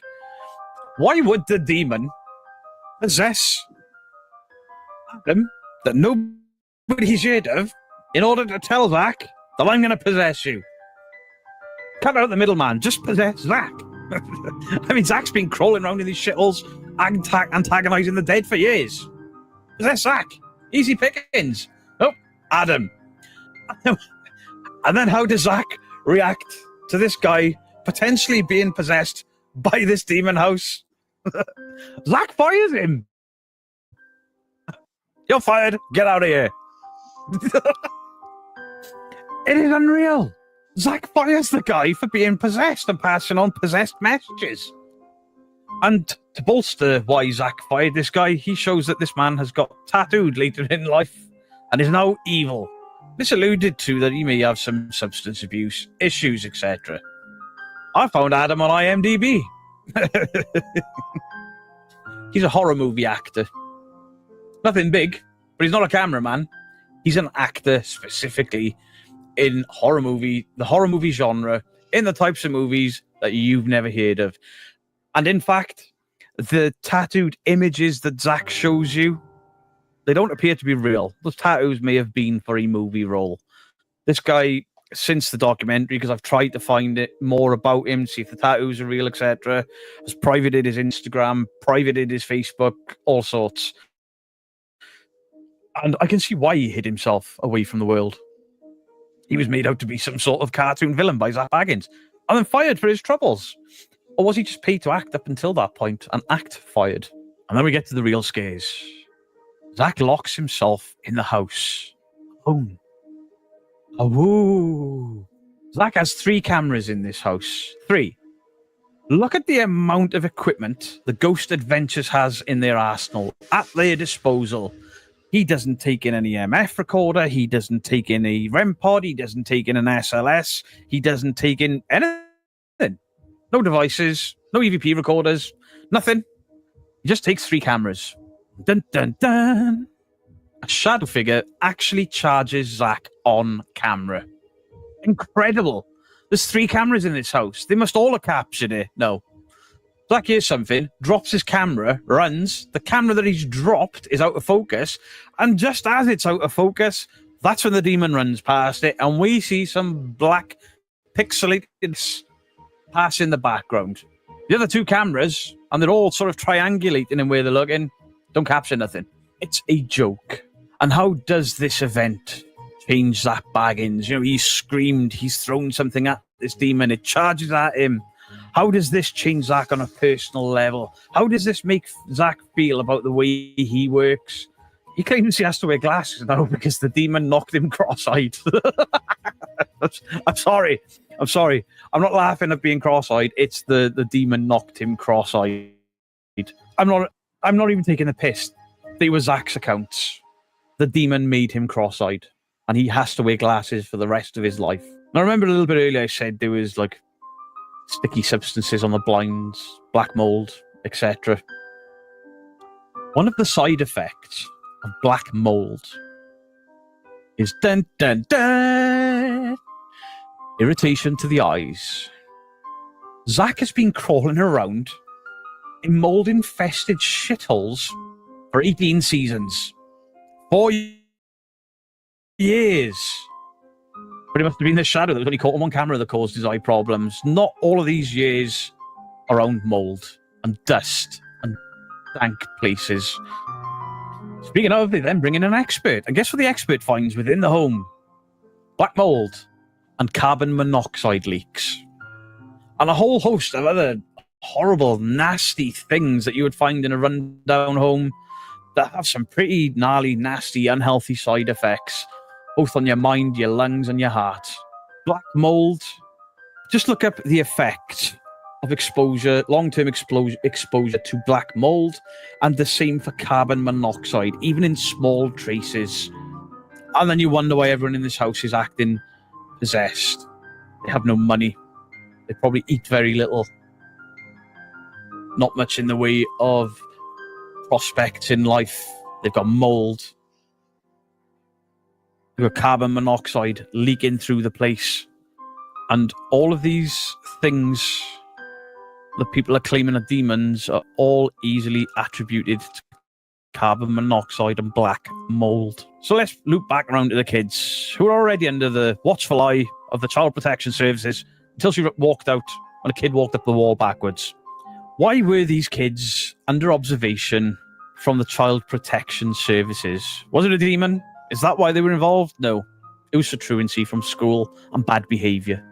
And then we hear from an expert in this documentary who states and concludes that the child has no psychological issues, but in conclusion, it was the influence of the mother's claims of paranormal experiences that drove the kids to their behaviour. This was all brought onto these by the mother. And this, above all of it, is where my problems are with this documentary. This is capitalization on the very, very real, the very, very dangerous, and the very, very sad, tragic lives of very real poor people live. And Zach tried to turn all of this tragedy and all of this sadness into some realistic-based demonic documentary to sell tickets and stoke his own ego. He's using their tragedies to sell demons. He uses the demons to push his narrative to bring him more money. And then he goes even further with it. His friend, the paranormal expert with all of the equipment, suffers an organ failure. Zach blames the house. The second Child Protective Services worker has a motorbike accident, breaks some bones. Zach blames the house. The home inspector nearly gets hit by lightning. Later in life develops cancer. Zach blames the house. This guy has been crawling around inspecting homes for mold, asbestos, and all the other nasty stuff for years. But it was this one house on one visit that caused this guy to have these problems, according to Zach Baggins. And all this was within 30 days of visiting, apparently. But Zach doesn't just stop there. Do you remember the celebrity sort of medium couple that used to feature on Ghost Adventures quite a lot? I'm not going to use their names because it's disrespectful. I certainly don't want to mention his name because he was a piece of shit. Zach uses their death and holds the house accountable. If you don't know the story of that couple, the husband was domestically violent. There were reports of domestic violence for years. The wife left. Husband couldn't take it. He killed her, and then he killed himself. Well, how does Zach link this to the house? Because they may have psychically tried to help him. But Zach's ignored some things. He's ignored the fact that they were actually separated at the time. They psychically reached out and then died because of the house. Not because a scumbag that beat his wife for years, finally lost, so he killed her, and then he took himself out as well. Great job, Zach. You blame a demon for your mate killing his wife. It wasn't a demon. It was a vile control freak of a man, not the demon house. So Zach uses all of this to keep this narrative of this demon house alive and well. What does he do? Bulldozes the house, destroys the house. All these sad, tragic things all came from the house. He destroys it. But he keeps the stairs for his bullshit museum. I'll feature that bullshit museum in another episode if you guys want to see it. So did Zach destroy the house to protect people? Zach destroy the house because of the damage the house did? Or did he destroy the house to ensure that nobody else would ever own it, and then in turn own the rights to the documentary or the movie rights for that property? The most terrifying thing in this Demon House documentary is Zach Baggans himself. His overinflated ego, his willingness to use tragedy to make this documentary seem more legitimate and scary. And he somehow accidentally turned all of this into a farce made in bad taste that actually makes Ghost Adventures seem far less shit than it actually is. So guys, do let me know in the comment section down below what you thought of this. I know we've used a lot of Zach's footage and the Demon House documentary footage, but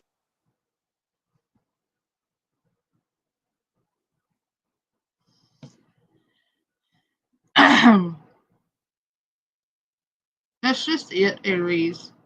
He doesn't equate any of his karma he's received to the shit he's actually done. Like, I believe Zach's got some bad karma coming his way. Like, if he hadn't received it already, because he's a shit person, in my opinion.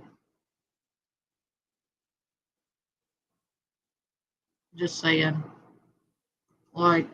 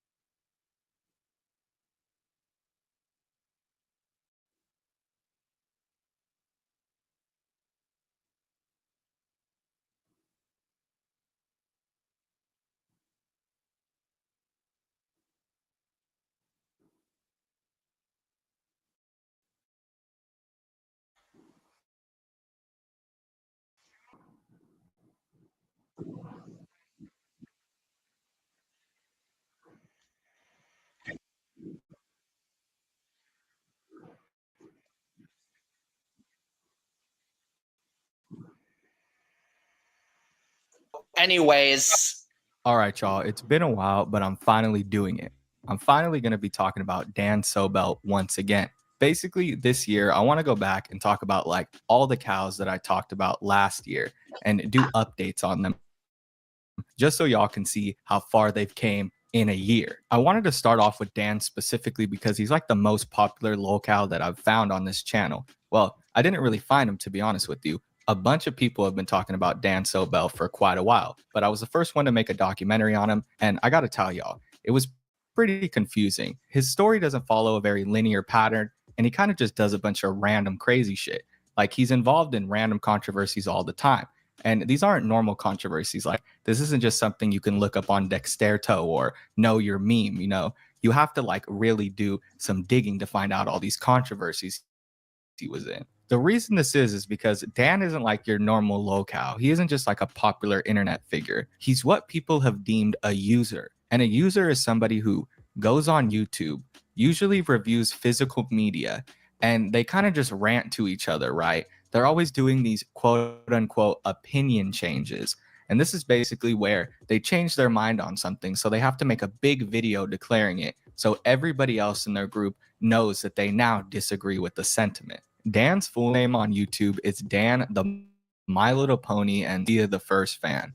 And this is why I like to make the comparison to Andrew Ditch, because he's almost like Andrew Ditch if Andrew Ditch wasn't faking his autism, because Dan Sobel definitely has some mental issues. Now, that doesn't excuse what he's done thus far, but it does sort of like give you guys an explanation of why this guy is the way he is and why I make the comparison to Andrew Ditch all the time. It's because he really does like remind me of a younger Andrew Ditch, like Andrew Ditch's son, basically. But before we start grilling this dude and like totally going in on him, I wanted to first explain why he deserves this. Why is Dan Sobel claimed to be a lolcow?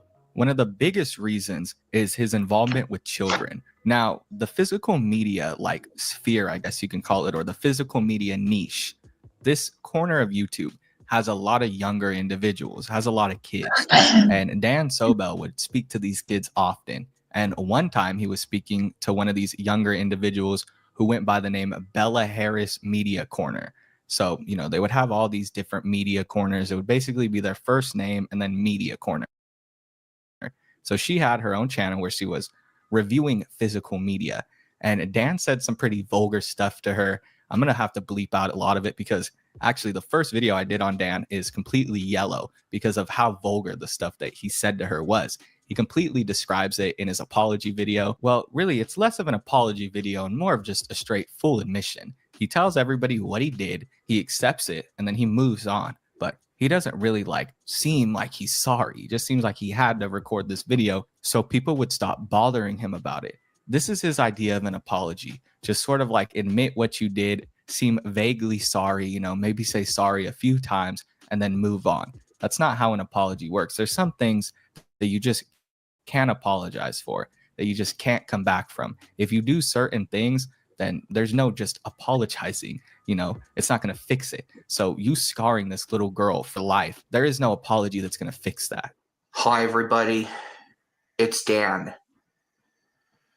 And I feel like I felt ashamed of myself after what I have done recently this year and for the last 4 years ago. So I want to admit my wrongdoings the right way. So here it is. So I've originally joined YouTube since back in 2020. And I did make bad videos out of the Play Along gang back in 2020, taking the Play Along gang way too seriously by forcing them to quit. And yes, I did tell Rocco and his friends to quit YouTube and take them way too seriously.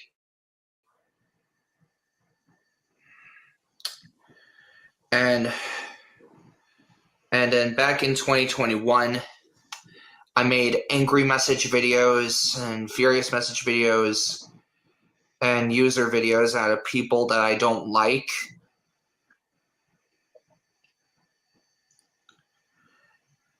And yes, I was a Go Kid by using Go Animate styled rants and videos by acting like I was from Go Animate,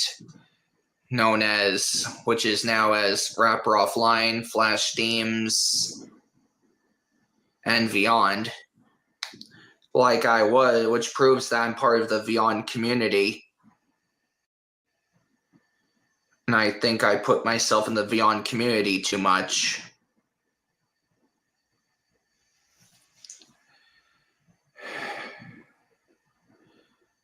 And yes, back in 2022, I did make bad videos out of people that I don't like. Send them grounded threats and punishment day threats, which basically was my fault for what I did. And forcing them to buy stuff. Yeah, that's what he said.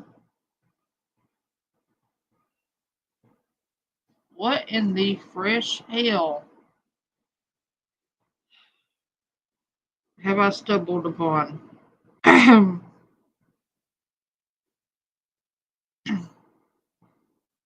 Like,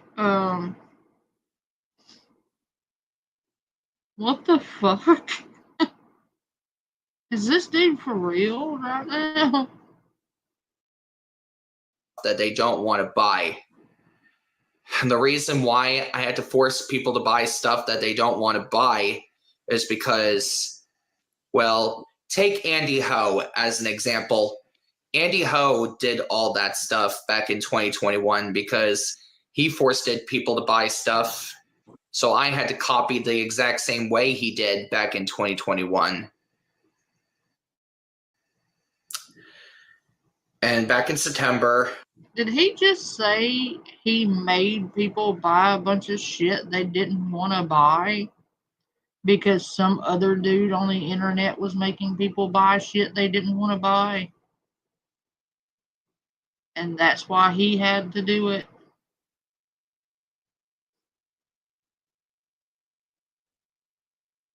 What? What the hell? 2022.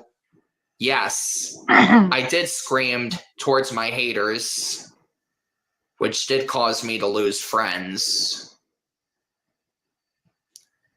So you made people buy a bunch of shit and made people quit YouTube, and you screamed at your haters and made you lose friends. What the actual hell have I found while doom scrolling? And yes, I did send people a COVID threat and a threat. What? Oh my god. Who are you? Like, yeah, I did all these horrible things. Oh, but wait, there's more. I sent a bunch of threats, and the CVID threat and the D threat. What the fuck?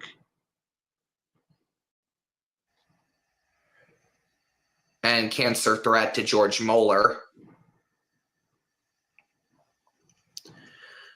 And also, yes, I did steal SpongeBob SquarePants' line and Will Smith's line just because I got mad at a certain person.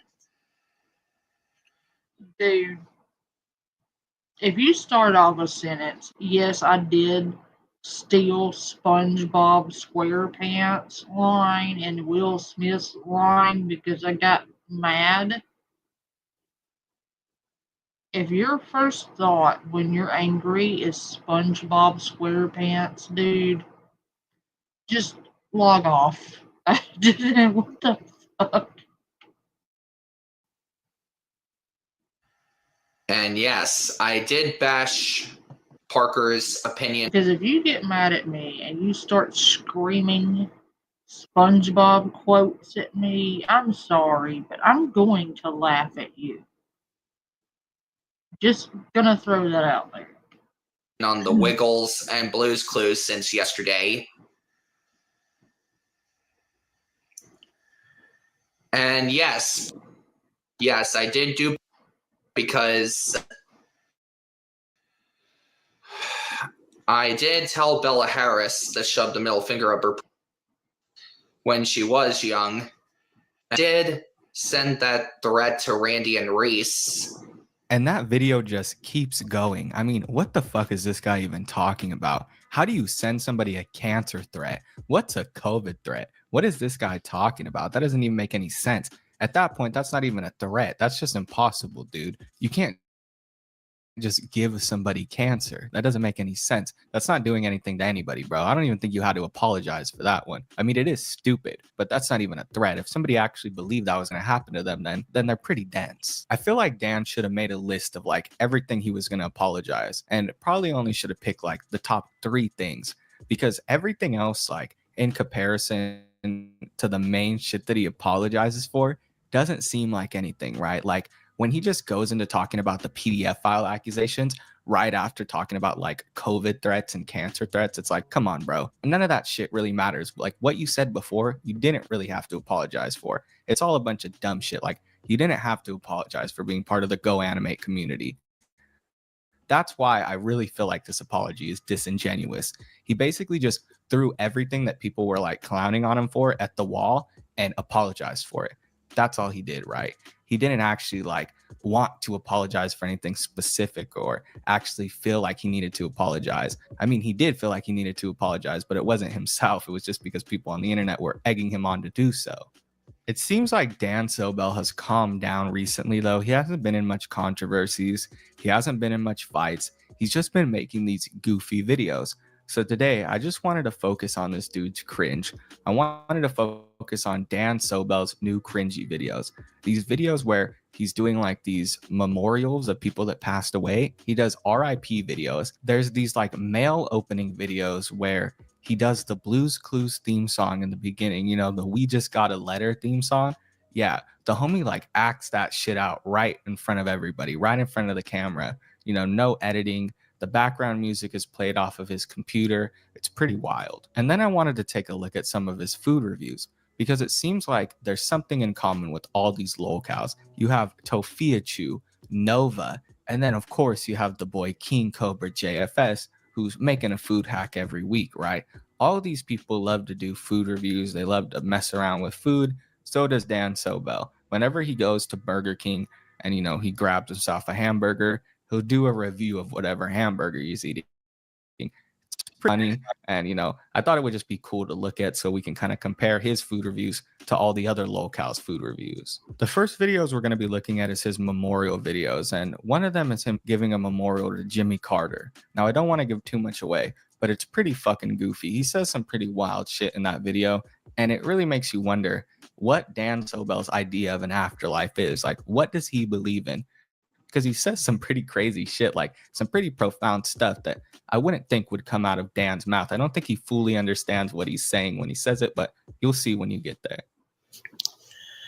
Well, everyone, I'm afraid I have some shocking and devastating news that I'm going to have to tell you all. Jimmy Carter, the 39th president of the United States, has passed away at the age of 100.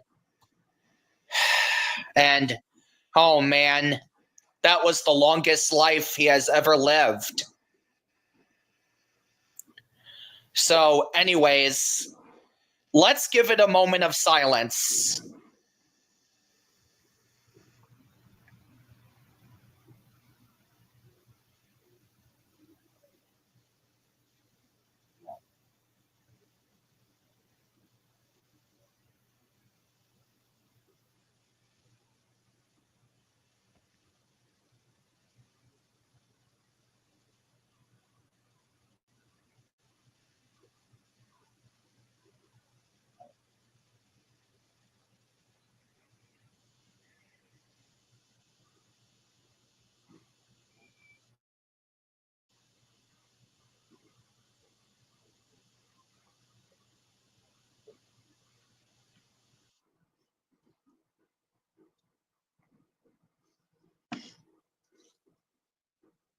Um,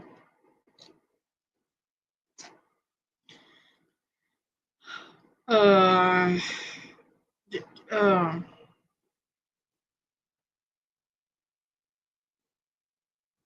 I don't know what to say.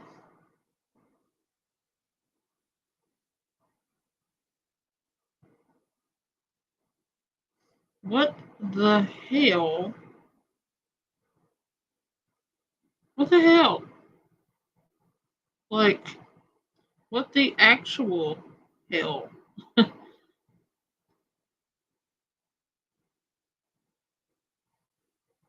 I don't know what else to say. What the fuck?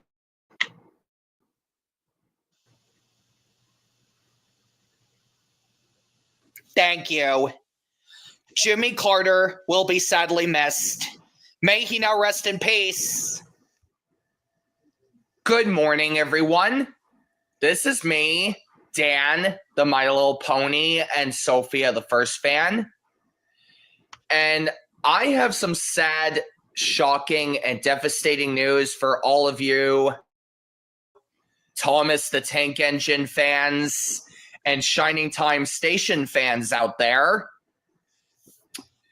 Brett Allcroft, who is basically the creator of Thomas the Tank Engine, sadly passed away at the age of 81. Yep, she was very old, and she has lived a very long life. So, Britt Allcroft, if you're watching this in heaven, thank you so much for being a part of our lives. Although me and SKN9 1996 have never got a chance to meet you in person because no one who had ever grew up with you watching Thomas the Tank Engine and Shining Time Station have never got a chance to meet you in person. So, just like what I said in my other videos, we're going to have to give it. What the? No, nobody's got to meet you in person because we never got to meet you in person. Like, I'm so confused right now. If you're watching this in heaven, I'm pretty sure if the person is dead, they're probably not watching YouTube.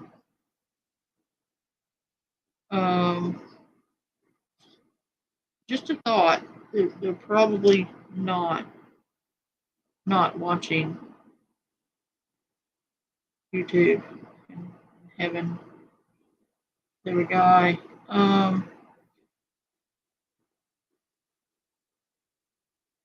don't know what to say.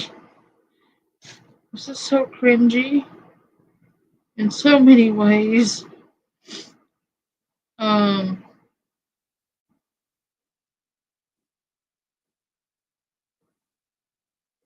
Yeah, so if you're watching this in heaven, I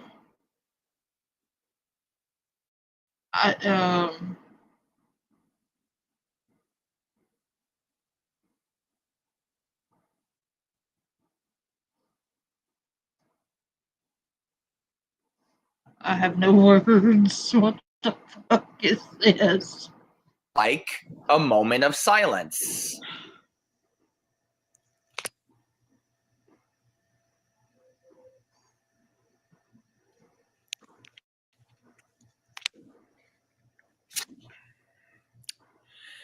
Thank you.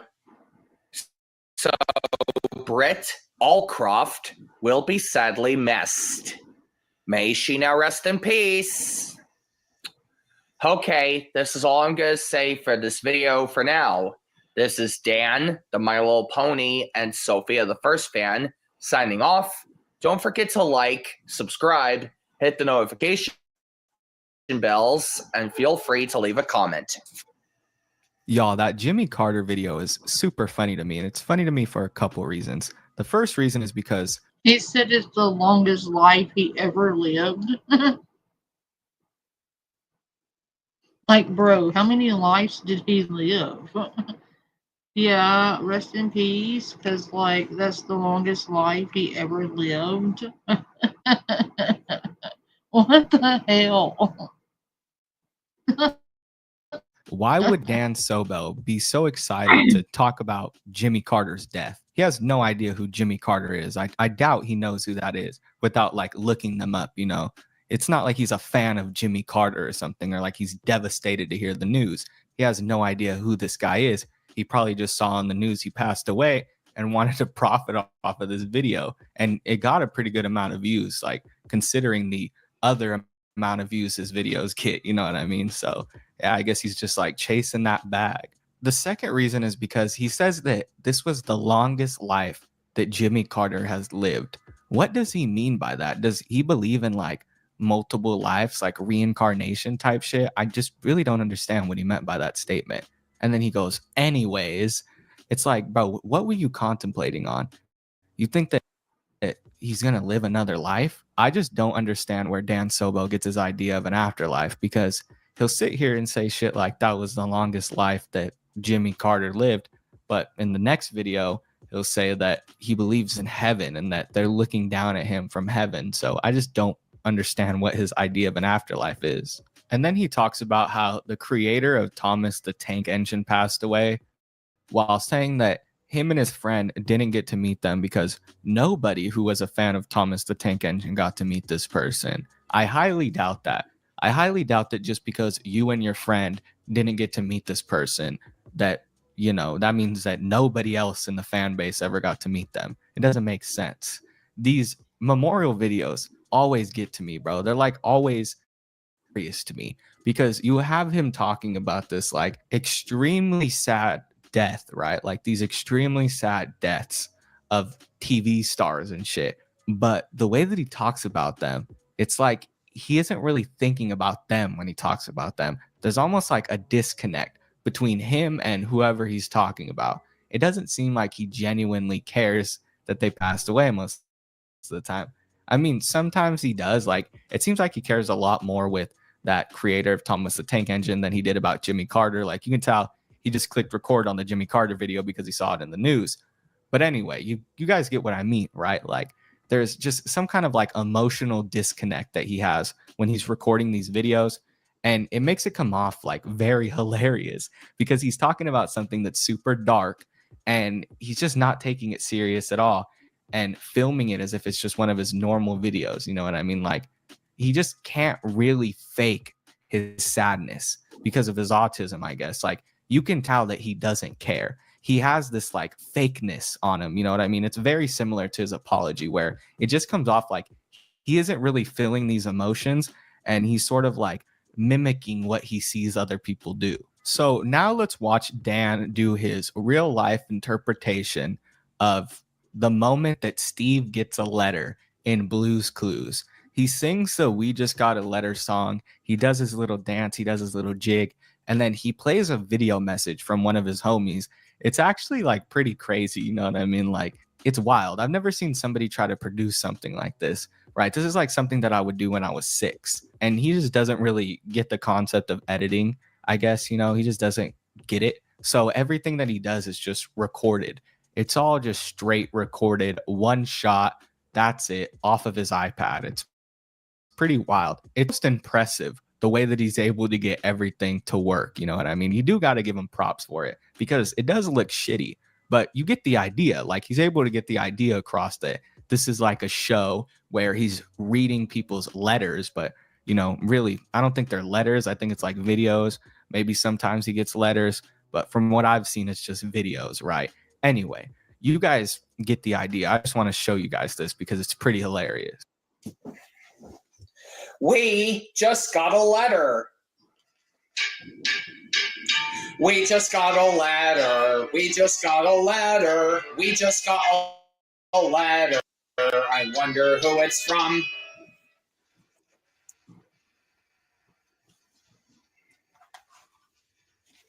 Hey, look, it's a letter from our friend, Matthew Prano. Hi, Dan, and everybody else. Oh my god.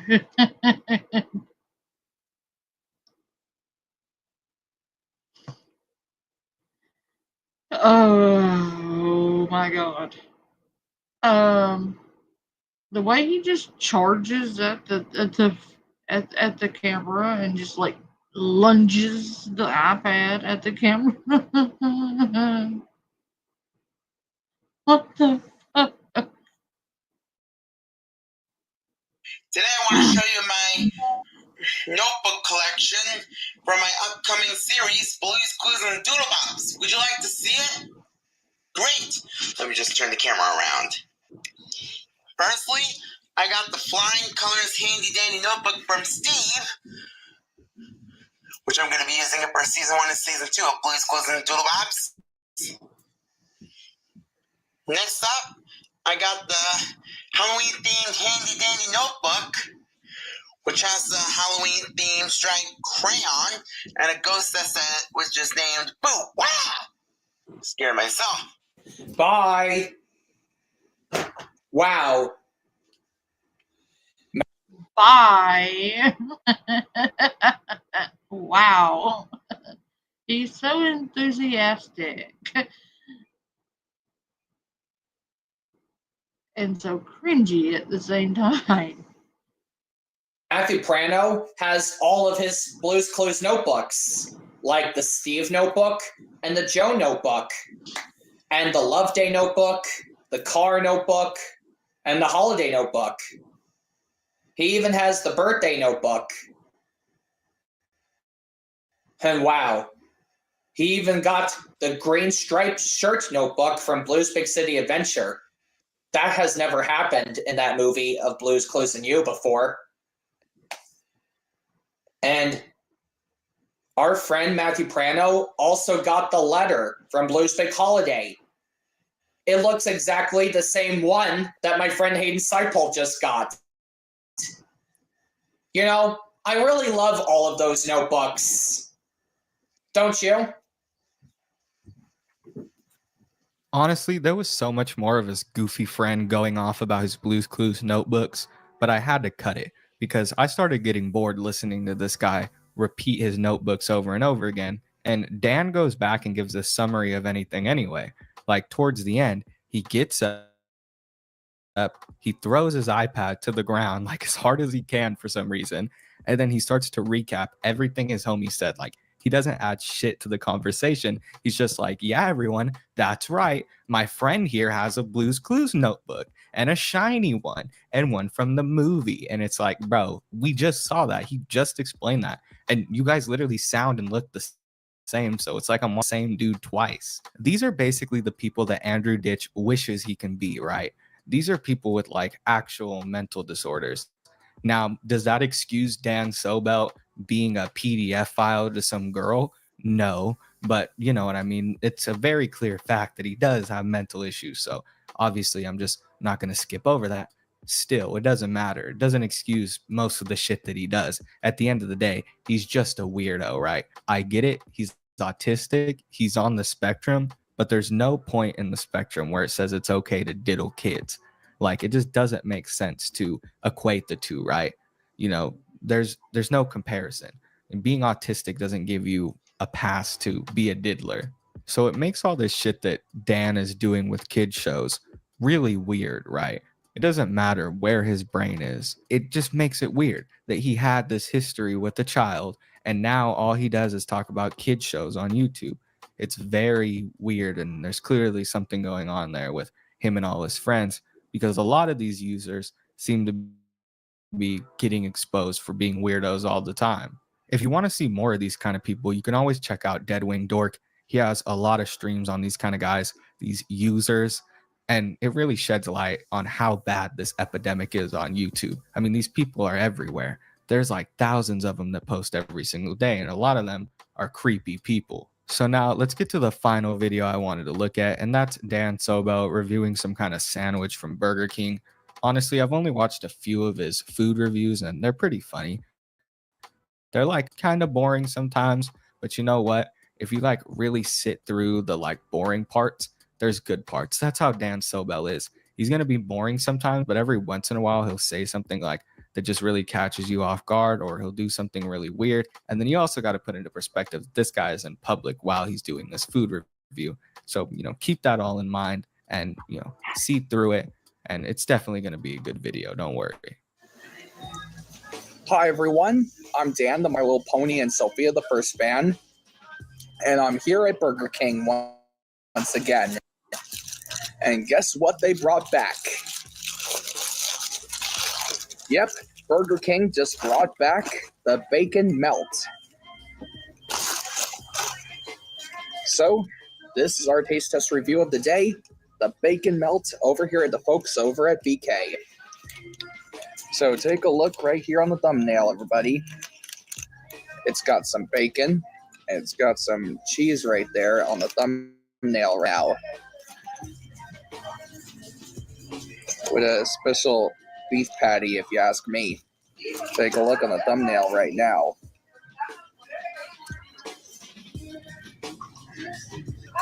So anyways, we're gonna go ahead and try one of the bacon melt from the folks over at BK. So what are we waiting for?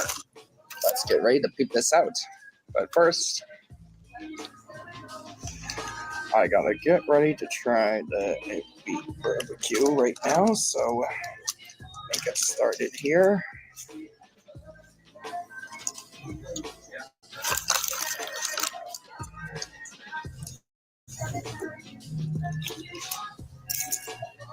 Okay, BBQ is all set and secured. Let's peep this out.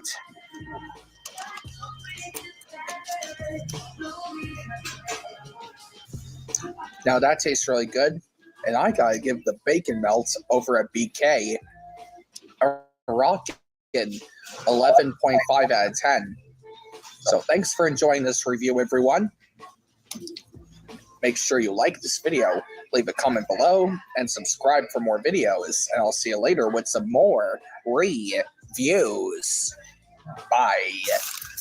You guys know what? The crazy thing is that Dan Sobel is a better food reviewer than both Tofia and Nova. Like, he seems a lot more charismatic, and he isn't. Like, he's faking this, but he comes across a lot more charismatic, and he's talking as he goes. You know, he's like basically filling up all the dead space with just random conversations, right? Just random talking about Burger King, and this is from the folks at Burger King, right? It almost seems like he's been studying other people's food reviews so that he can make this, which kind of goes into my theory that he just kind of mimics other people's emotions and, you know, their actions to come across as a more normal individual. So at the end of the day, I rather watch Dan Sobel do like his goofy.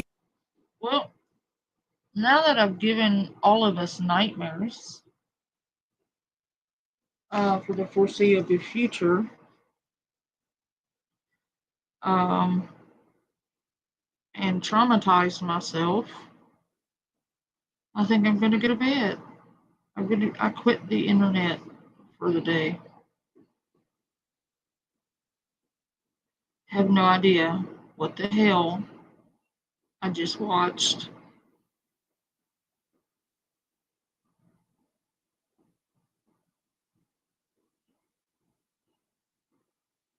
What the hell?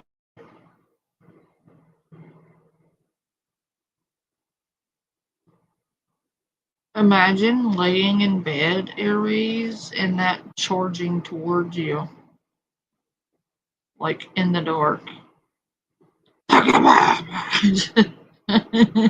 No, thank you. I'm good.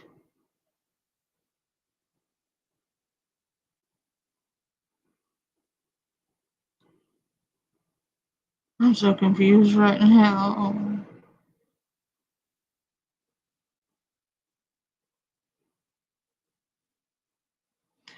Okay, I'll see y'all tomorrow. Happy dreaming. Good night.